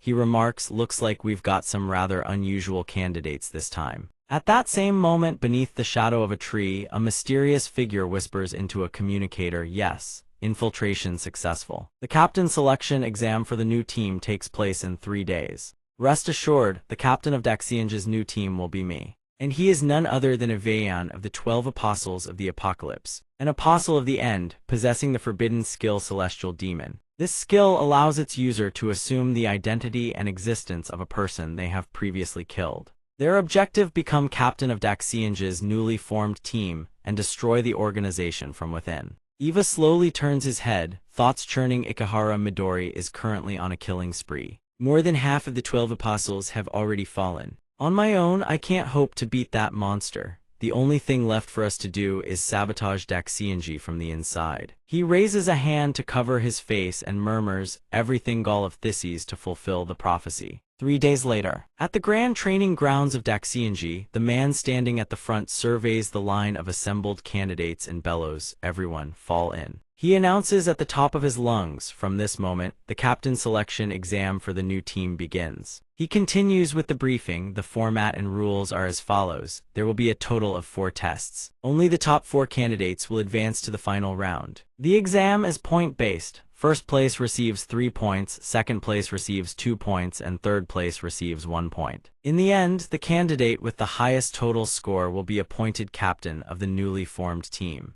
During the exam, the director will be present to observe. Give it everything you've got. The moment he finishes, every candidate responds in unison, yes, sir. Minato furrows his brow slightly and glances toward Tenjin. At the same time, a thought crosses his mind. Everyone here is a candidate for the new captain. On top of that, it feels like someone is staring right at me. His face tightens, a trace of unease flickering across his expression. There are a total of 8 candidates. A young man with brown hair lightly touches his neck while glancing at the teammate beside him. That kid is he, the oddball Ikehara Midori brought along. What do you think? Is he from Yara Koharu's team? The young man beside him replies with clear disdain. Only 2 months in and he's already gunning for captain. Give me a break. Absolutely laughable. He's from Yorozaga's team. The moment he finishes speaking, a black-haired girl standing nearby smiles and remarks, so that kid is still just a trainee, huh? Pretty amazing, isn't it? Showa, she's from the Yushima squad. Sono, the young man with blazing golden hair, didn't look pleased at all. He glanced over at them and snapped irritably, quit yapping. Meanwhile, he thought to himself, that guy only joined about 2 months ago and he's already here. Who is he? That's Hisagaizo from the Makabe squad. Nearby stood a man with violet hair. He gazed down at the tablet in his hand, casually adjusted his glasses, and smiled with self-satisfaction. Thinking one of only 5 survivors who made it back from a first-rank prophecy, and he was personally recommended by Hinoki Ikika. He then murmured, interesting. That was Sakazaki Esuke from the Surek squad. Also present was an orange-haired young man who stood out like a bonfire. He was currently tearing into the bread in his hand with feral aggression, his expression absolutely savage, and he remarked, word is he even tutors his buddies. Hugh, what a flavor. He was from the Todoroki squad. Jamin. Nearby, a blue-haired young man with a rather timid demeanor stood quietly. He lowered his head slightly, thinking to himself, so that's your teacher, huh? Not nearly as cute as me. And he was from the Habai Kuranu squad. One among them was EVA member of the 12 Apostles. While every other participant had their squad captain accompanying them, Minato's side lacked a special endorsement. Shenyang Minato. He shut his eyes, thinking to himself, everyone else has their captain backing them up, and yet Master Ikika isn't here with me. The image of his phone and his master's message slowly surfaced in his mind. The message on the screen read, "I overslept. If you fail, before I get there, prepare to be buried in a volcano." Then memories of all the things his master had done to him came flooding back. He thought to himself, look, when master says something like that, she means every word. She absolutely will follow through. And she'll enjoy every second of it too. I don't even know what this exam will entail, but at the very least, I can't afford to get eliminated before master shows up. The more he thought about it, the more panicked Minato's expression became. Suddenly, at that moment, the squad captain's voice rang out. The exam officially begins. The announcement shattered his train of thought, and he couldn't help but startle, thinking it's starting already. Deep in the forest, Shinji was tearing through the trees like the wind. Just as he was running, feeling utterly bewildered, he asked his master, "Master Yik, is this really part of the training too?" Yik stood above on a ridge, hand shielding her brow as she scanned the surroundings. At the same time, she kept pushing her disciple, "Faster, move faster." Shinji's eyes flew wide open in shock. Ikika narrowed her eyes and warned, "No, hurry up or it'll be over before you know it. Shinji, go watch. Minato wins." "Come on." Ikika appeared behind Shinji and immediately dashed forward, back to Minato's side. Tenjin furrowed his brow, his expression clearly bored. Mana measurement. A blazing blue stream of mana surged toward Minato. Without a moment's hesitation, he extended his hand to be tested. The instant his hand made contact, Tenjin immediately declared first place Kaminaga. After the measurement complete, the sight of the destroyed measuring device in front of him left him utterly flustered. It broke again. "I'm sorry," Suru stared in disbelief and exclaimed. The measuring device was completely destroyed. "You're from the Yorizuya Squad Zaga, Aki, Hina Mana rank 5 Esuk." Standing nearby, he pushed his glasses up and remarked, "An anomaly." He was from the Surek Squad Sehijaka Mana rank 3 Koromo, standing beside him. Found it utterly unbelievable as well and asked, "Two anomalies?" She was from the Yushima Squad Sanep Mana rank 2. Before the bewilderment of those around him, one person stepped in to explain, "This sort of thing does happen from time to time. When someone is a genius in physical strength or mana manipulation, it means he must specialize in magic." Esuk listened, then glanced toward his own member and remarked, "Same type as you, Shiki." At that moment, En was crouched low, gazing at his own captain with a completely expressionless face. After hearing everything, he narrowed his eyes, a grin of pure fascination spreading across his face. "I see. System examination results mana rankings displayed RK name affiliation Mana 1 Kaminaga Minato 2 Sonos Kuromo Yushima Squad 2-3 Sakazaki Esuk Surek Squad 1-4 Kuki Haruki Yagurumo Squad 5-5 Akihina Yorizuya Squad 6-6 Hisari SW Makabe Squad 7-7 Sycamore Kai 8-8 Urukanum Habai Kurano SQ once." Everyone was in position. The organizer immediately shouted, "Round 2 begin." Tenjin then addressed the participants and began explaining the rules. One-on-one combat. Your opponents will be the other examinees. To Y, and each participant must score 2 points. The first participant will be. Before Tenjin could finish, En shot his hand up. He smiled slightly, eyes gleaming with excitement, and proposed they go head-to-head. In his mind, he was already thinking Shaman's strongest official member in hand-to-hand combat, and an anomaly to boot. At the age of 2, he had witnessed the emergence of monsters from another world. While his mother was pushing his stroller across the road, a swarm of monsters appeared out of nowhere. The creatures lunged at them. He sat in his stroller, eyes wide, glaring straight at the beasts. A strange source of mana erupted. A blinding light surged from his tiny hand. What followed was a chaotic battle. His mother collapsed to the ground, her body drenched in blood, her eyes filled with sheer terror as she stared at her own child. Blood dripped slowly from the stroller's wheels. He sat there, drenched in crimson atop a mound of monster corpses, still in a baby stroller. He had slaughtered every last creature to protect his mother and became a legend.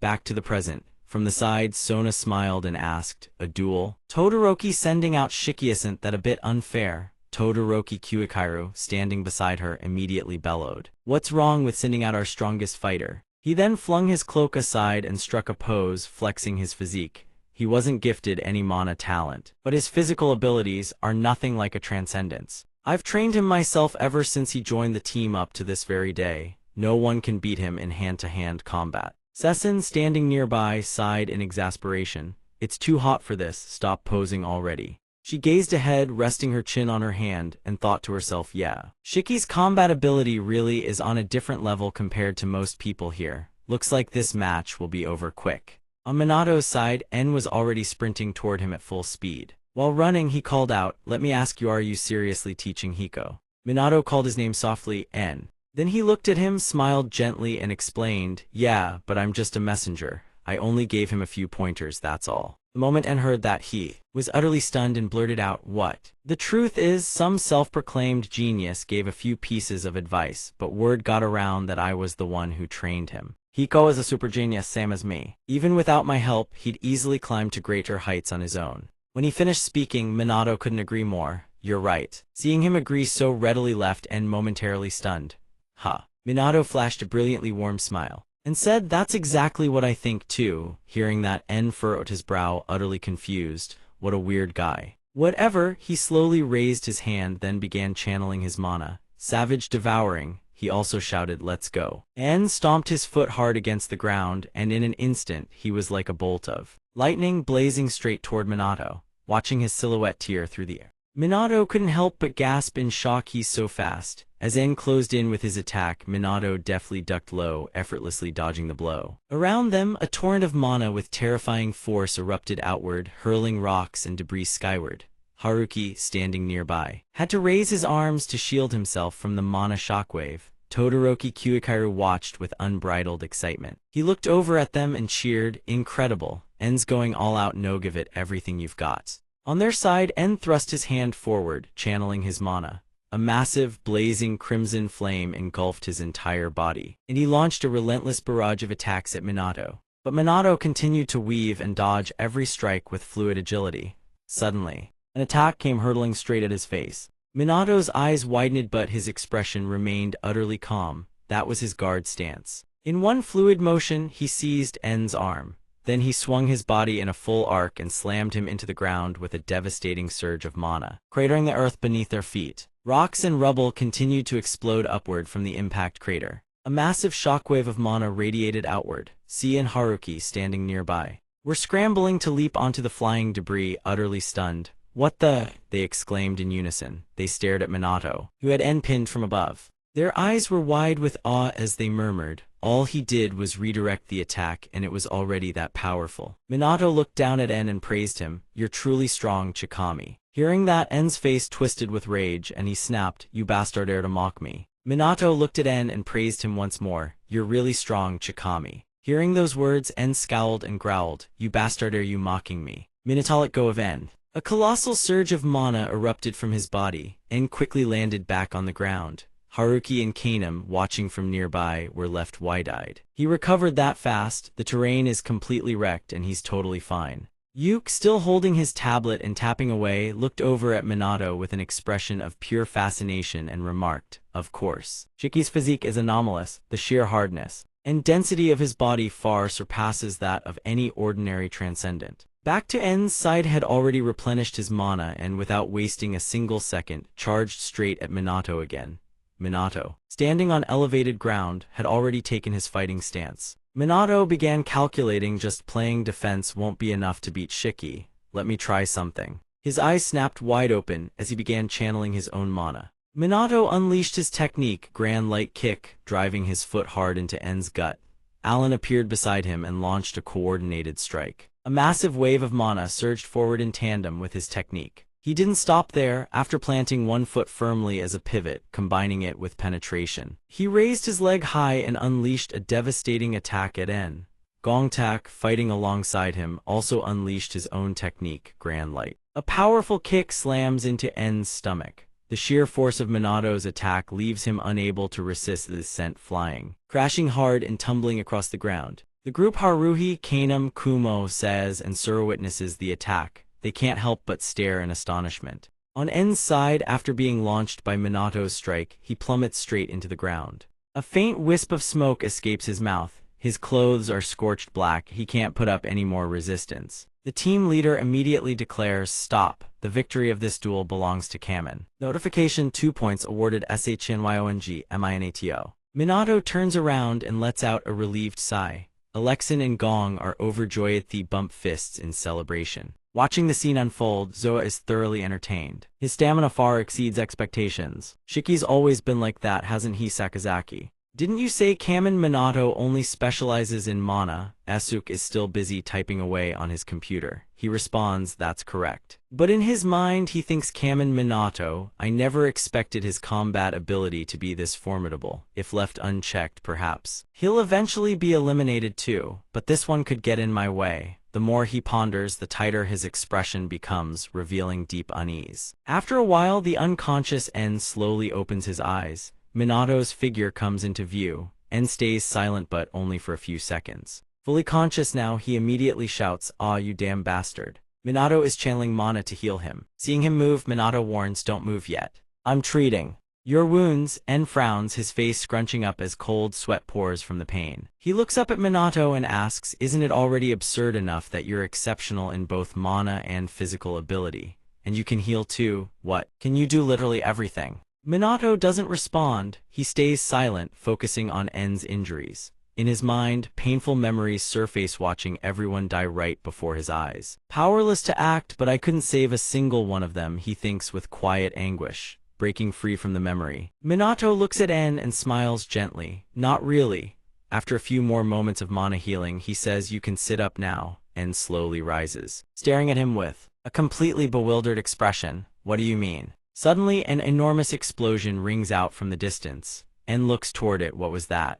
Minato watches, then answers, "The final match of the duels." En's eyes go wide. "The final match already? How long was I out?" Minato, "About 5 minutes after our fight ended." They begin pairing the contestants and running the remaining matches simultaneously. In the match between the KOH Yaguruma squad and Furuhai Suet, Haruhi has Kem locked in a tight headlock. He grins with pure arrogance. Over in the match between Suru and Koromo, Suru raises his hand with the smug bearing of a victor and strides away. Behind him, Koromo sits on the ground, sobbing uncontrollably. Minato remarks, 2 matches just finished already. But the other 2 are still going. On Asuke and Zoa's end, they're still deadlocked. Sakazaki Shusaku's Ikaijima B squad versus Zoa. Asuke maintains a cold expression in a defensive stance. Zoa charges forward, unleashing a flurry of lightning-fast punches. Attacking while taunting, "You think you're all that, huh? Just because your abilities are high-level and stable across the board." Asuke doesn't attack back, he just deflects her strikes. Zoa channels her mana, a massive surge of energy blasting Asuke backward. She declares, "Too bad you've got no special talent. You're nothing but someone easily replaceable. No unique skills means no shot at becoming captain. Not a chance." She charges again, her expression overflowing with arrogance. Asuke suddenly leaps backward, creating distance. He raises a finger, "Is that so? But I'm not really the type who craves the spotlight. Being an anomaly among Special Forces members, having some rare talent, it doesn't guarantee anything. No matter how exceptional you are, death always lurks right around the corner for everyone. That's why a captain needs the ability to adapt to that reality, to at least give his teammates a slightly better chance of survival. That's what I aim for." Behind them, Minato stands watching. Asuke's gaze drifts, recalls a funeral held for a defeated squad from before. Returning to the present, he glances back, a subtle, pointed look in Minato's direction, so that no one suffers the same fate as that squad. After that battle, I mean, Captain Su's squad. The moment Asuke finishes and standing nearby erupts with fury. He cracks his knuckles and roars, "You four-eyed freak. We heard every word, you've gone way too far.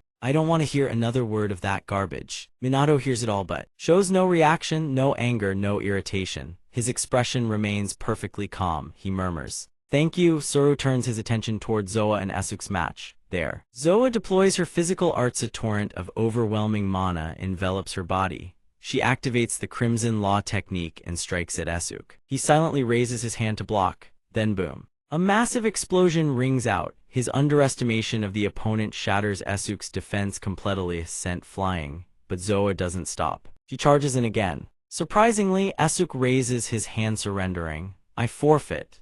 The team leader immediately declares the match over. Victory goes to Zoa. Zoa is stunned. What? Asuke's surrender sends her into a fury. She lunges forward, face twisted with rage, screaming, "You bastard. Are you mocking me?" Koromo rushes in and wraps her arms around Zoa to hold her back. "Calm down." Asuke pays no mind to Zoa's feelings. He slowly stands and dusts off his clothes. "Ha, fighting a violent girl. It really isn't my thing. I figured the match would drag on, so I'd rather conserve my energy. There are still several more exams to go. He removes his glasses and calmly wipes them. Zoa, still seething, yells, "Hey, you." Esuk doesn't bother with anything around him. He turns and walks away, thinking as he goes, if I wanted to, I'd still have more than enough power to win. He glances back at the group, thinking I just didn't want to reveal my trump card to that Kaminaga kid yet. Minato stands motionless. Watching Esuk's retreating figure, the second round of the duels concludes. The leaderboard appears. LEADRBOARD Round 2 Complete 1 Shenyang Minato PH 3 Mana 2 Combat 5 Total 9 2 Sonavishijima Squad 2 Mana 2 Combat 2 Total 4 3 Koki Haruki Yaguruma Squad Mana 2 Combat 2 Total 4 4 Akihina Suru Yorzuya Squad Mana 2 Combat 2 Total 4 5 Hisari Som Makabe Squad Mana 2 Combat 2 Total 7 6 Sakazaki Isuk Surukin Squad 1 Mana 1 Combat 2 Total 3 7 Shiki Squad 8 8 Uru Squad 2 Tenjin looks at them and says, "Well done. You now have a 30-minute break. After that, the third round will begin. And don't forget the 4 lowest scoring contestants will be eliminated from the competition." As Tenjin finishes speaking, Minato looks up. Thinking break time, huh? Master Ikika and Shinji are really late. Could they have gotten lost? Meanwhile, on Shinji's Enjo, Shinji is panting heavily, completely exhausted. He bows his head before Ikika and reports, "We've arrived, Master." Ikika smiles, "Well done." Once Shinji catches his breath, he looks up at her, puzzled, and asks, "But, Mastery, aren't we at the exam venue? Instead of the competition grounds, we're at the backyard of the Great Oracle's headquarters." "That's right." Then she suddenly stops. "Someone died here recently." She halts before a tree. Shinji, trailing behind, gasps in shock. Ikika continues, "There's still a faint residue of the energy signature, but it's been concealed quite skillfully. It appears a transcendent was taken down by some terrifying monster." Shinji is utterly confused. He looks at Ikika. "Someone caused trouble at the Great Oracle's headquarters, but this place is supposed to be top secret." She immediately explains, "The self-proclaimed 12 apostles. As expected of the strongest captain, Joe Makoto would have known all about us. It's only natural they found this place." Hearing this, Shinji is utterly stunned. "That's impossible. What are they trying to do?" Ikika cuts off his questions and immediately turns to leave. "Come on, Shinji, let's get to the venue." Meanwhile, she thinks the victim must have been at least captain level, yet there are no casualty reports. She murmurs, "Interesting. Ikehara isn't the only one who wants to avenge Makoto's death." Lunch break. The new squad captain selection exam. Karumo carefully applies a bandage to Zoa's wound. Haruhi, Kanem, and Shuro are enjoying their lunches. Esuk drinks milk while focused on his computer. Over here, En is happily devouring a chicken leg. Minato is using chopsticks to enjoy his own lunch. In the distance, 2 figures are approaching. The moment they appear, someone exclaims, "Master Ikika, Shinji is here too." It's Ikika and Joe Shinji. She looks at Minato and says, "How fortunate. I was starting to think I'd have to toss my disciple into a volcano." Haruhi suddenly looks over. "That's..." Suru continues, one of the 5 members of the Great Oracle's special forces, including Ikehara Midori.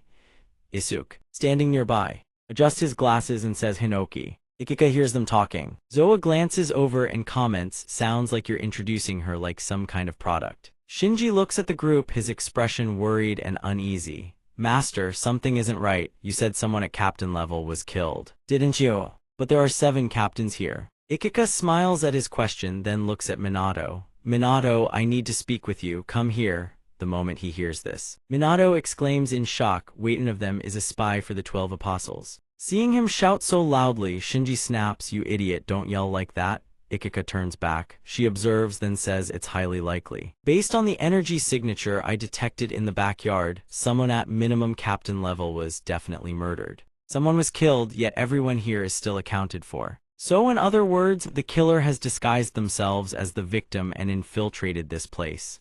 The realization hits. Minato turns his head, stunned. "Doesn't that mean the situation is incredibly dangerous?" Shinji immediately responds, "Of course it does. A ringleader who murdered a captain is hiding right inside the Great Oracle's own headquarters."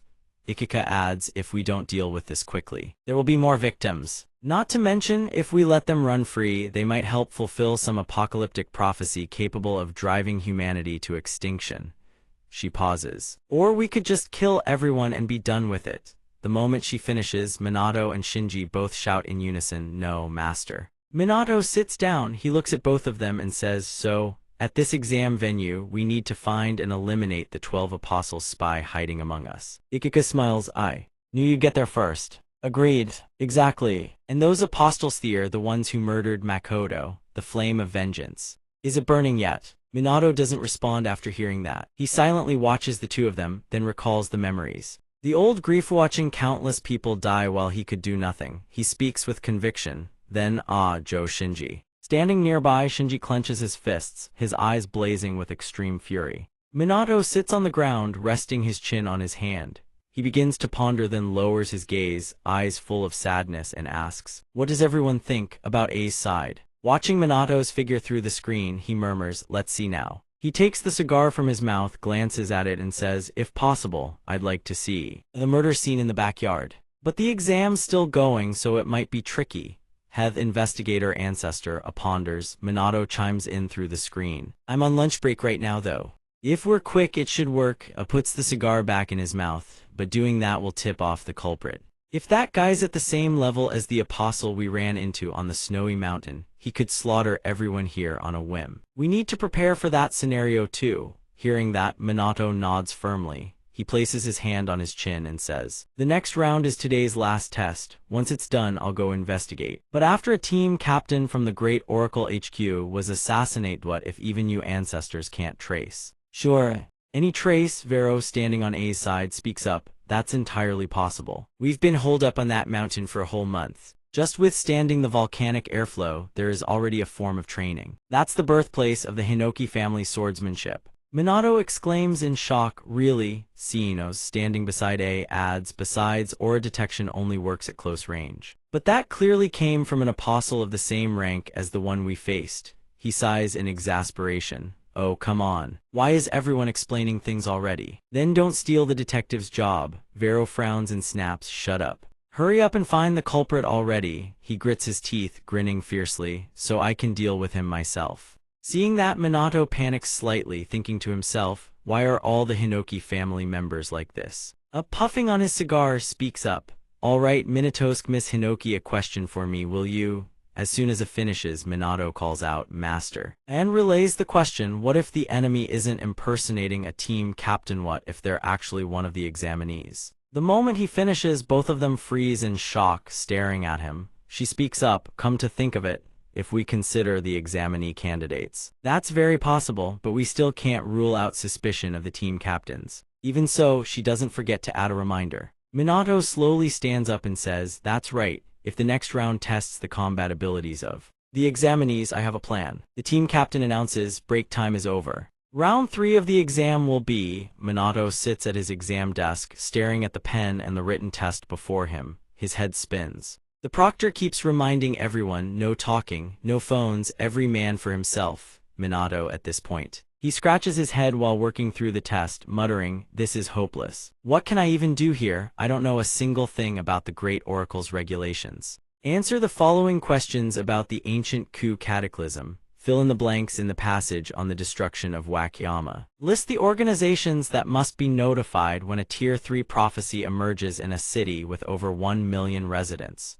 To use the training chamber. What documents are required?" At the same time, he thinks to himself, but then again, this is an exam for selecting team captains. I guess it makes sense. His despair only lasts a moment. His eyes snap wide open as he thinks, "No, I can't give up this early. I have to push through to the very end." Shortly after, the team captain announces the results. The results are in. The results board lights up. RK name affiliation, Mana combat rating total. First, Shenyang Minato, Mana 3 combat 2 total 5. Second, Sakazaki Isuk, Shusaku squad, Mana 1 combat 3 total 4. Third, Kuromo Yushima squad, Mana 2 combat 2 total 4. Fourth, Akina Suru, Yorzuya squad, Mana 2 combat 1 total 3. Fifth, Koki Haruki, Iguram squad, Mana 2 combat 2 total. 6th, Hisari, Makabe squad, Mana 2 combat 2 total. 7th, Shikien, Todoroki squad, total 0. 8th, Irikanem, H. Biki squad. Shenyang scores dead last in the written exam, 0 points. Looking at his written exam score, Minato feels a sharp sting of devastation.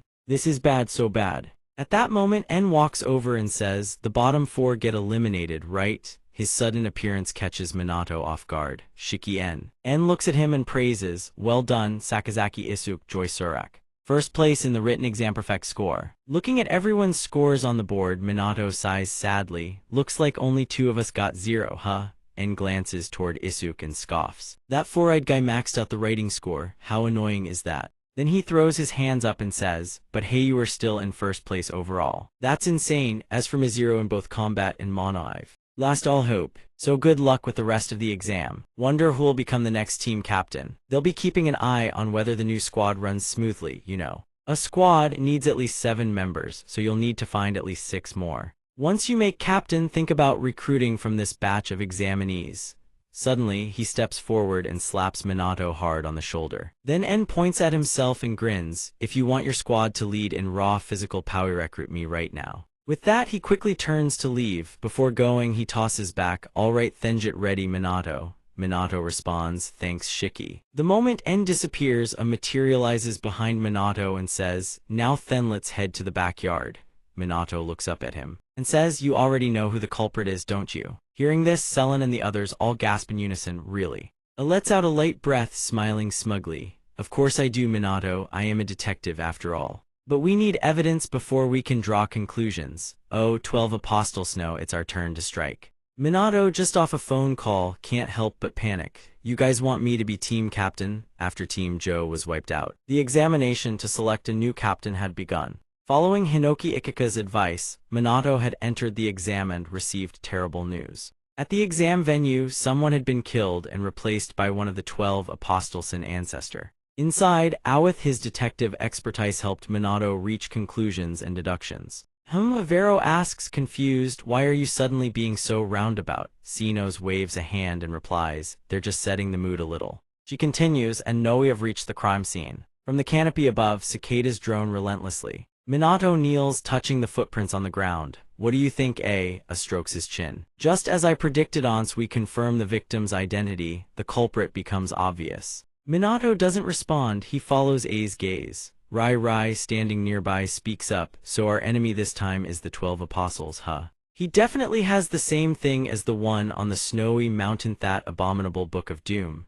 Sinos, standing nearby, asks, so what now, Minato? He answers, well, suddenly strange sounds echo from within the canopy. His eyes widen in shock. Seeing that, Minato also exclaims, From above, a pair of feet slowly descends. Sensing a strange glow emanating from behind, he whips his head around. The silhouette of a woman stands before him and he freezes in astonishment. He turns and stares intently. The old woman speaks, young man, are you investigating something? Minato stares at her, transfixed. He asks involuntarily, who are you? She stands facing him and answers, I'm just an old lady passing through. Could you answer a question for me? Minato tilts his head slightly. He answers her question, a murder has taken place. Right here. Hearing this, her expression darkens slightly. Oh my. At the same time, she thinks to herself, so he's detected the residual traces too, if I'm not mistaken. He's one of the exam candidates. This young man's abilities are no joke. She looks at him and says, then we must find the culprit. He quickly responds, no, I already know who the culprit is. It's not just a hunch. But even so, I still can't point him out yet. She furrows her brow. I don't understand. Wouldn't it be better to deal with the culprit right away? Minato answers, our enemy is extremely powerful and there may even be 2 culprits. She is visibly startled, too. Minato continues, so it's better to lure them both to the same spot and take them down at once. I promise I'll settle this by tomorrow. Could you please just watch from the sidelines and not intervene? As soon as he finishes, she doesn't respond, just stands there watching him in silence. Then a smile slowly spreads across her face. Intervene. I'm just an old lady passing through, young man. I hope all your efforts will be rewarded. She slowly turns, about to leave. From behind, Minato calls out, ma'am, when she stops to listen. He introduces himself clearly, my name is Shenyang Minato. The old woman squints her eyes, smiles gently, and says, I'll remember that, Minato. As she departs, a fierce gale sweeps through. He watches her retreating silhouette. After the old woman vanishes,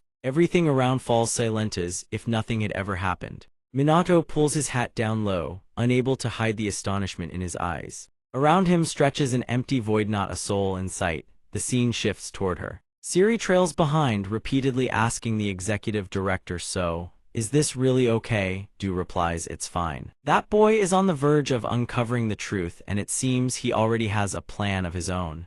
I'm very curious to see what this kid will do. Tell Tanjin to back him up just in case something goes wrong. Siri immediately responds, understood. On Tanjin's end, he gazes up at a meteor shower when a sudden sense of dread washes over him. He thinks to himself, a premonition out of nowhere. Trouble is closing in. The scene shifts back to Do. She glances at Siri and continues, when the residual energy was first detected and I approached. Let's just say I doubt we'll find anything worthwhile. Siri falls silent, listening intently. Sensing something off, Do turns to her and asks, what is it? Siri quickly replies, it's nothing. It's just you seem to place a great deal of hope in that boy. I'm surprised. I've rarely seen you like this before. Sensing Siri's curiosity about her concern for Minato, Do explains it's because of his eyes. The next day, deep in a forest, Minato walks slowly with En trailing behind him. En rushes forward, tapping his hand on Minato's shoulder. Minato, let's walk together. Minato tilts his head, unable to hide his surprise. Shiki just left.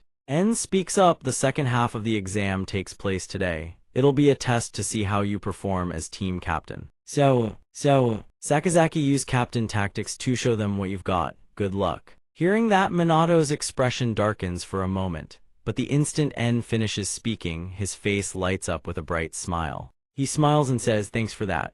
Why did you deliberately skip the exam? The moment his question lands, En, walking ahead, freezes in his tracks.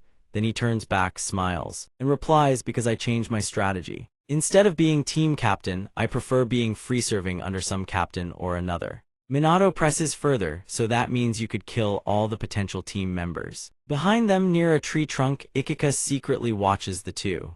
En looks at Minato, his expression brimming with excitement. Well, if replacements are needed, I wouldn't mind getting my hands dirty. During the written exam, the questions were so brutal I couldn't write a damn thing. My skill only lets me access information stored in the host's brain, so I ended up scoring a perfect 0. Minato listens and sighs, so things didn't go as you planned.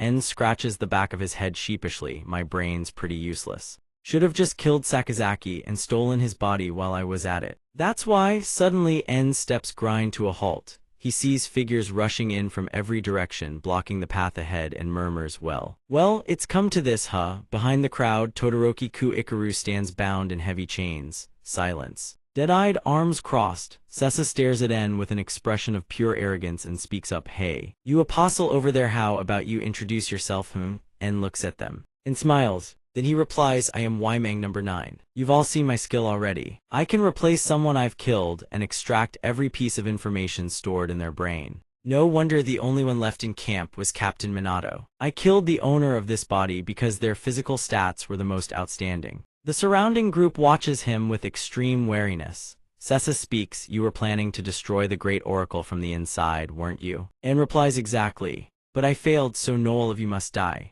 Then he surveys the group and asks, but before that, let me ask who discovered me. Sekuji furrows his brow and answers with a detached gaze, that person has been standing right next to you the entire time. Shenyang Minato, at least, that's what she said. En whips his head toward Minato, still standing right beside him. He exclaims, I can't believe even now you dare to stand this close to me. Then he turns back, grinning with twisted delight, now that's something. A torrent of overwhelming magical power erupts from his body, his eyes blazing as he stares down Minato. Who the hell are you? This was just before Shiki's body was taken over by Eva. En looks at Todoroki Ikaru, beaming with joy. Are you really nominating me as the new captain candidate? Really? Captain Todoroki Ikaru meets his gaze and confirms it's true. The announcement will be made tomorrow morning. So keep it under wraps for now. En exclaims happily, got it, so that's why you called me here, right? But man, you're way too cool. Look.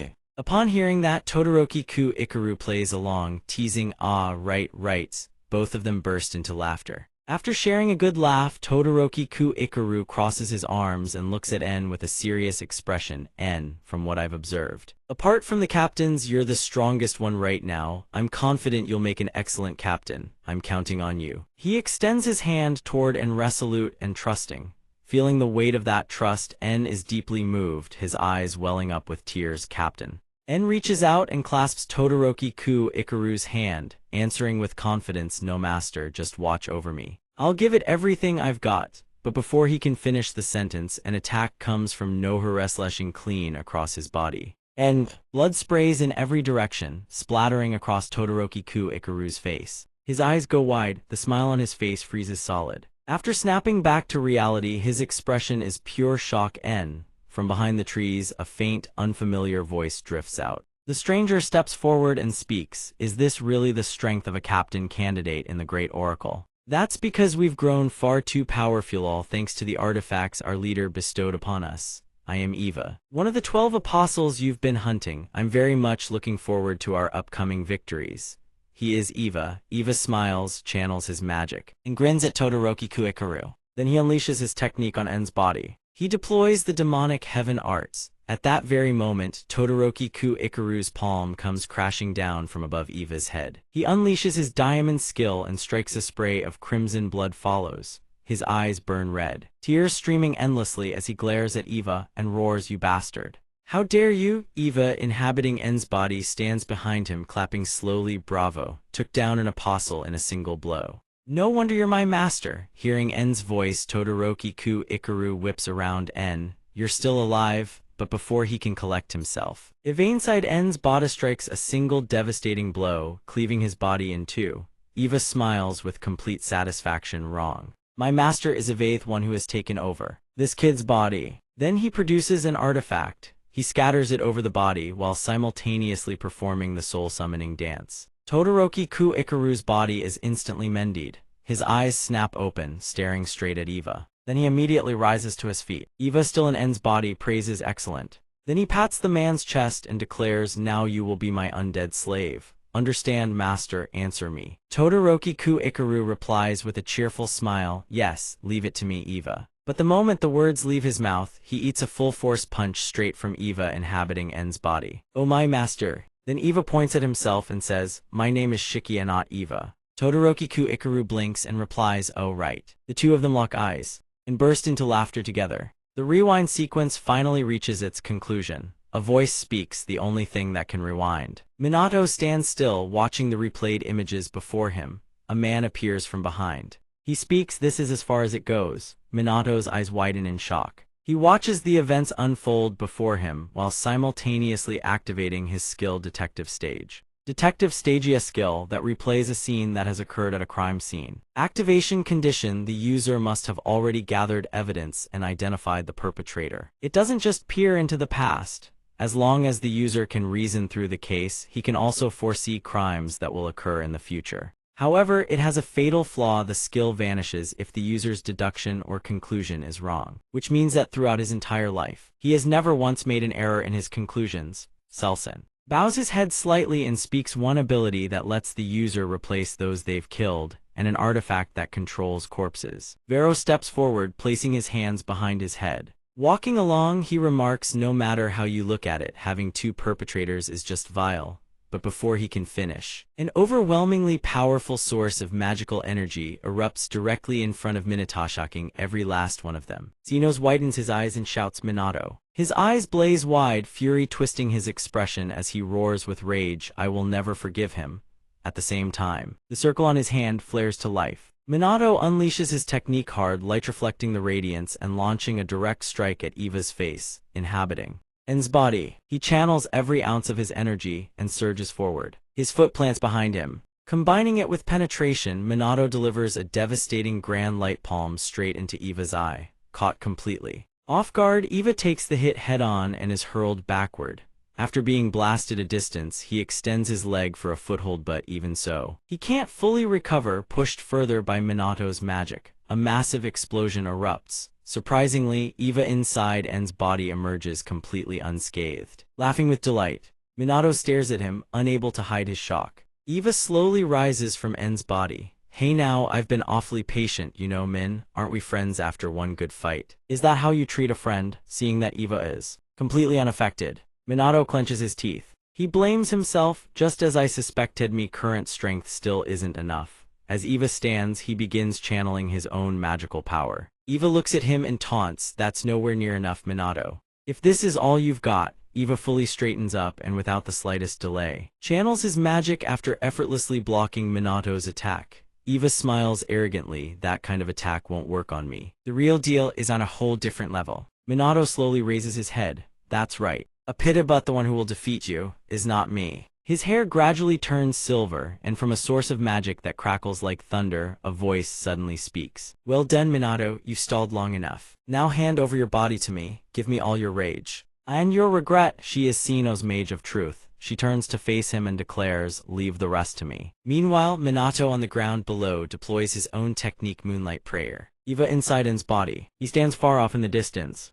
Gazing toward where Minato stands, he thinks so. This is what the satellite report flagged when he transforms into a completely different person. Suddenly, he tilts his head back and spreads both arms wide, laughing like a madman. Magnificent Minato. From high above, the black clouds gradually part, revealing a strange blue glow. From it, a beam like lightning channels down into Eva. Through the rift torn open by the clouds, puppets begin to emerge. They look like mummies. He channels his mana and declares life is an ocean of suffering. Cross the ocean of suffering and it's the end, so let's play to our heart's content. He looks at them and bursts into laughter. Xenos watches him intently, her eyes sharp with vigilance. Through the rift torn open by the clouds, mummy-like puppets emerge. He raises his head high, channeling mana as he declares, life is an ocean of suffering. Cross the ocean of suffering and it's the end, so let's go wild. Xenos watches him, her eyes burning with wariness. Staring at the mummy puppets before them, one of the group blurts out, "What the hell are those?" On answers, looks like Eva's just an empty shell. With the artifact's power, he controls every body he's ever possessed. Eva, inside En's body, looks at them and cackles with delight. Those corpses pack physical strength on par with this body, you know. Well then, let the games begin. Shun scans the mummy puppets and mutters, rough count about 100. Bodies with power rivaling Shiki's level. En, standing nearby, hears this and completely freaks out. He clamps his hands over his ears, face draining of color. What are we supposed to do? Class 2B team leader Minato stares at Eva and En's body. Stunned, he already killed Theme and now he's trampling on their dignity. Is this thing's nature really this vile? Hearing this, Selen standing before him smiles softly. "Minato, you've changed." Her words hit him. His eyes widen, expression frozen in shock. "I changed." She lowers her head with a gentle smile. "Perhaps, progenitor. We have too." His face hardens, "But you underestimate me far too much." From high above, between Minato and Eva and En's body, thunder suddenly roars. Golden lightning bolts erupt from the sky and crash down onto the mummy puppets. A massive, deafening explosion follows. Watching his mummy puppets get obliterated, Eva in En's body looks up, eyes widening in disbelief. Selen Tias watches him, her gaze turning ice cold. "You deliberately took the hit, just to free fall. Is that all you've got before my eyes? Then I just need to cut them down before they land." Up in the sky, the mummy puppets slowly burn to ash. He looks up, impasse. His expression freezes in pure disbelief. In his mind, that bastard, what the hell did he just do? Sure, there are people who train endlessly to achieve godlike precision. But a single strike, a single volley, and every last one of his mummy puppets took a direct hit. Eva in En's body replays the scene in his mind. In the blink of an eye, lightning bolts rain down with flawless accuracy. Not a single one missed. Xenos looks ahead and speaks, "Minato, stand beside me, watch closely how I fight." Minato obeys. Yes. He stares ahead, eyes wide with awe, and murmurs, "Incredible. She's using my body. So she can't unleash her full power, and yet she's deploying every single one of these techniques so efficiently." Selen Tias speaks up. "At first, you only sought power for yourself. Meanwhile, everyone else was eager to seize every chance to lend their strength through your body." She recalls the moment he pressed his hand to his chest, channeled mana, and shouted, "Give me the strength of every last one of you." Then Gyro rallied the group. "Let's go, everyone." With fierce determination blazing in everyone's eyes, Minato looks at Heraldry confused. Xenos continues, "After that, you gradually became intoxicated by that power feeling. You'd drawn closer to your goal. You saw wanting to grow stronger as only natural, and we too were intoxicated by your unparalleled talent. Then you suffered the greatest tragedy of your life, and someone you deeply respected entrusted their future to you. And now, I see you've given everything for those who driven to the brink by his manipulation. You see it too." Minato tilts his head, watching her. Xenos meets his gaze and smiles warmly. "We love the person you've become." At that moment, Eva in En's body begins channeling mana, shouting, "Hey, you, what kind of nonsense is that?" He lunges forward, bellowing, "The weak get toyed with and devoured by the strong. That's just how the world works." His eyes widen in shock. From above, a bolt of lightning crashes down, cutting off his charge toward Minato. He whips his head around, bewildered. Minato stands facing him. He looks at Eva and says, "A lot of people think that way. I used to as well. We too remember our true existence. We want to tear down the very tower built by trampling and devouring the weak. From another world entirely, our hearts ignite for the sake of the weak." Minato strides toward Eva and En's body. "You don't have that power right now. I know you're frustrated." Lightning crashes down with every step he takes. Eva, possessing En's body, keeps retreating, dodging lightning bolts raining down from above. Minato continues, speaking as he trains on the mountain. "On the surface, just keeps smiling, but inside, it's like a wire stretched to its breaking point. But never forget we are always here, sharing every thought with you. You will reach the same pinnacle we did, that much is certain. Whenever you face hardship, we will always be right here to help you." Then he slowly raises his hand. Minato points his finger toward Eva inside En's body, causes his entire form to levitate high into the air. "If you feel rage or sorrow over some injustice, then aim that fury straight at whoever made you suffer." He begins channeling mana, declaring the end of every prophecy once and for all. Lightning bolts converge from every direction, slamming straight into his body. He's ripped apart into shreds and the lightning mana vanishes. Sino stands nearby watching the scene unfold. His eyes widen. "Is that really Minato?" Tenjin nods slightly, murmuring, "He looks exactly like Midori when he was young." Eva, still clinging to En's body, isn't fully dead yet. He can't believe what just happened right in front of him. His thoughts race. He destroyed over 100 puppets midair just like that. Over 100 puppets annihilated in midair. Minato walks slowly toward him, speaking as he goes, "Now you see the gap between us. I've got plenty of questions that need answering, don't worry. We have excellent interrogators on standby. You'll spill everything." His eyes radiate a terrifying killing intent. Locking onto Eva without blinking, Eva lies still in a pool of blood, then finally speaks. "The 12 apostles are dead. In my current state, I can't beat you. But lucky for me, I listened to Big Brother's orders. This thighs is my trump card." Eva, inside En's body, refuses to give up. He continues channeling mana from underground. A coffin rises to the surface. He looks up, staring hard. A coffin. Eva in En's body speaks again. "You know something? Hundreds of years ago, the Tower Destroyer was one of the progenitors, 1 against 10,000. The coffin lit open sand. Inside lies the body of Hinoki Ikaru. The moment they see the corpse, Alan and Gongtak are stunned, exclaiming in unison, "What?" Vero, standing in the center, is equally shocked. "That's my body." Minato doesn't care in the slightest. He raises his hand and channels mana. Heavenly thunder strikes straight at the coffin, sending the body flying out.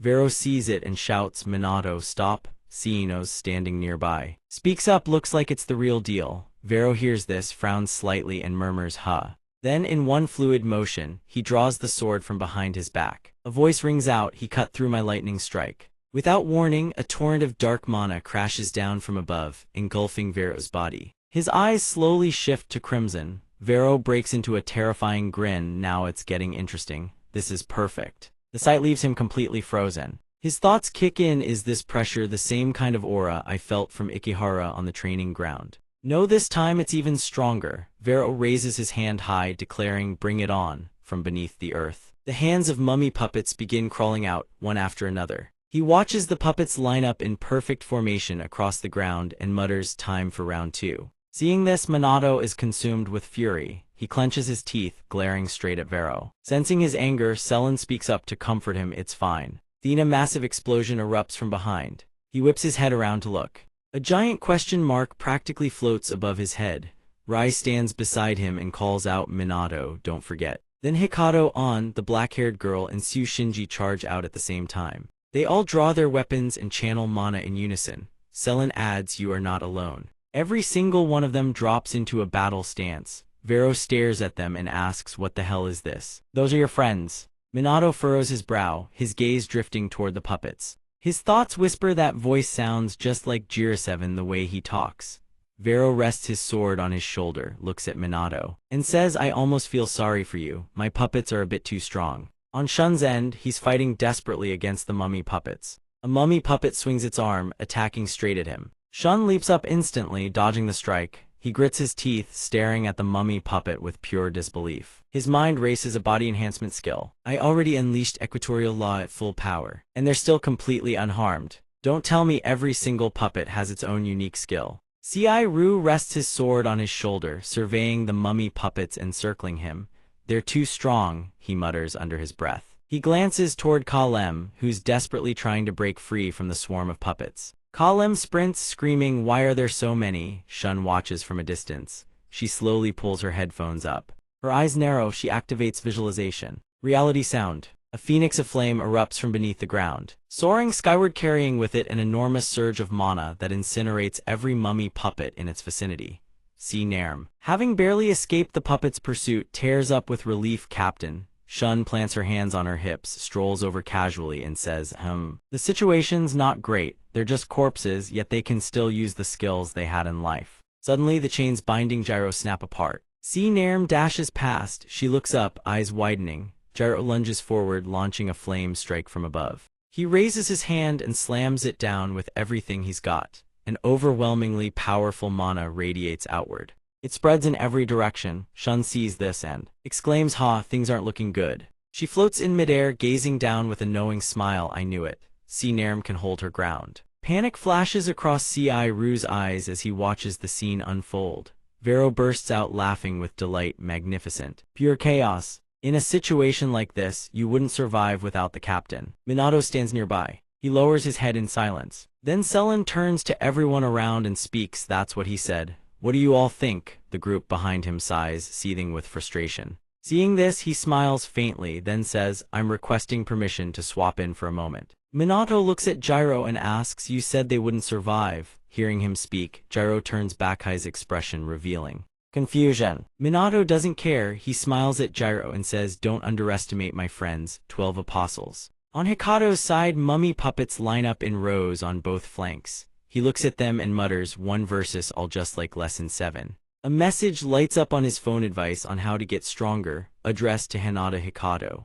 A dragon slowly materializes from his body. He activates his palm art. The dragon rises, coiling around every nearby mummy puppet. Hikato leaps onto the dragon's back, using it as a springboard. Then he raises his leg and unleashes a relentless barrage of kicks. Simultaneously, he activates Dragon Ascension. G-Tech Allen watches him strike, eyebrows raised. Hikato has a physique that's quite interesting. He's the Holy Fist progenitor. G-Tech Allen observes him, remarking his body is packed with muscle, grotesque, yet incredibly agile. His usual tactic is to strike fast, focus everything on a single point. Not bad, but far from optimal. If you want him to unlock his full potential, she is the key. The Lightstep progenitor Furson. G-Tech Allen continues, it should be an unstoppable strike, a real threat, slashing through and overwhelming everything in its path. Hikato spins and strikes. Ling Long, seeing he's wiped out a solid chunk, can't help but beam, "Nice work, keep it up."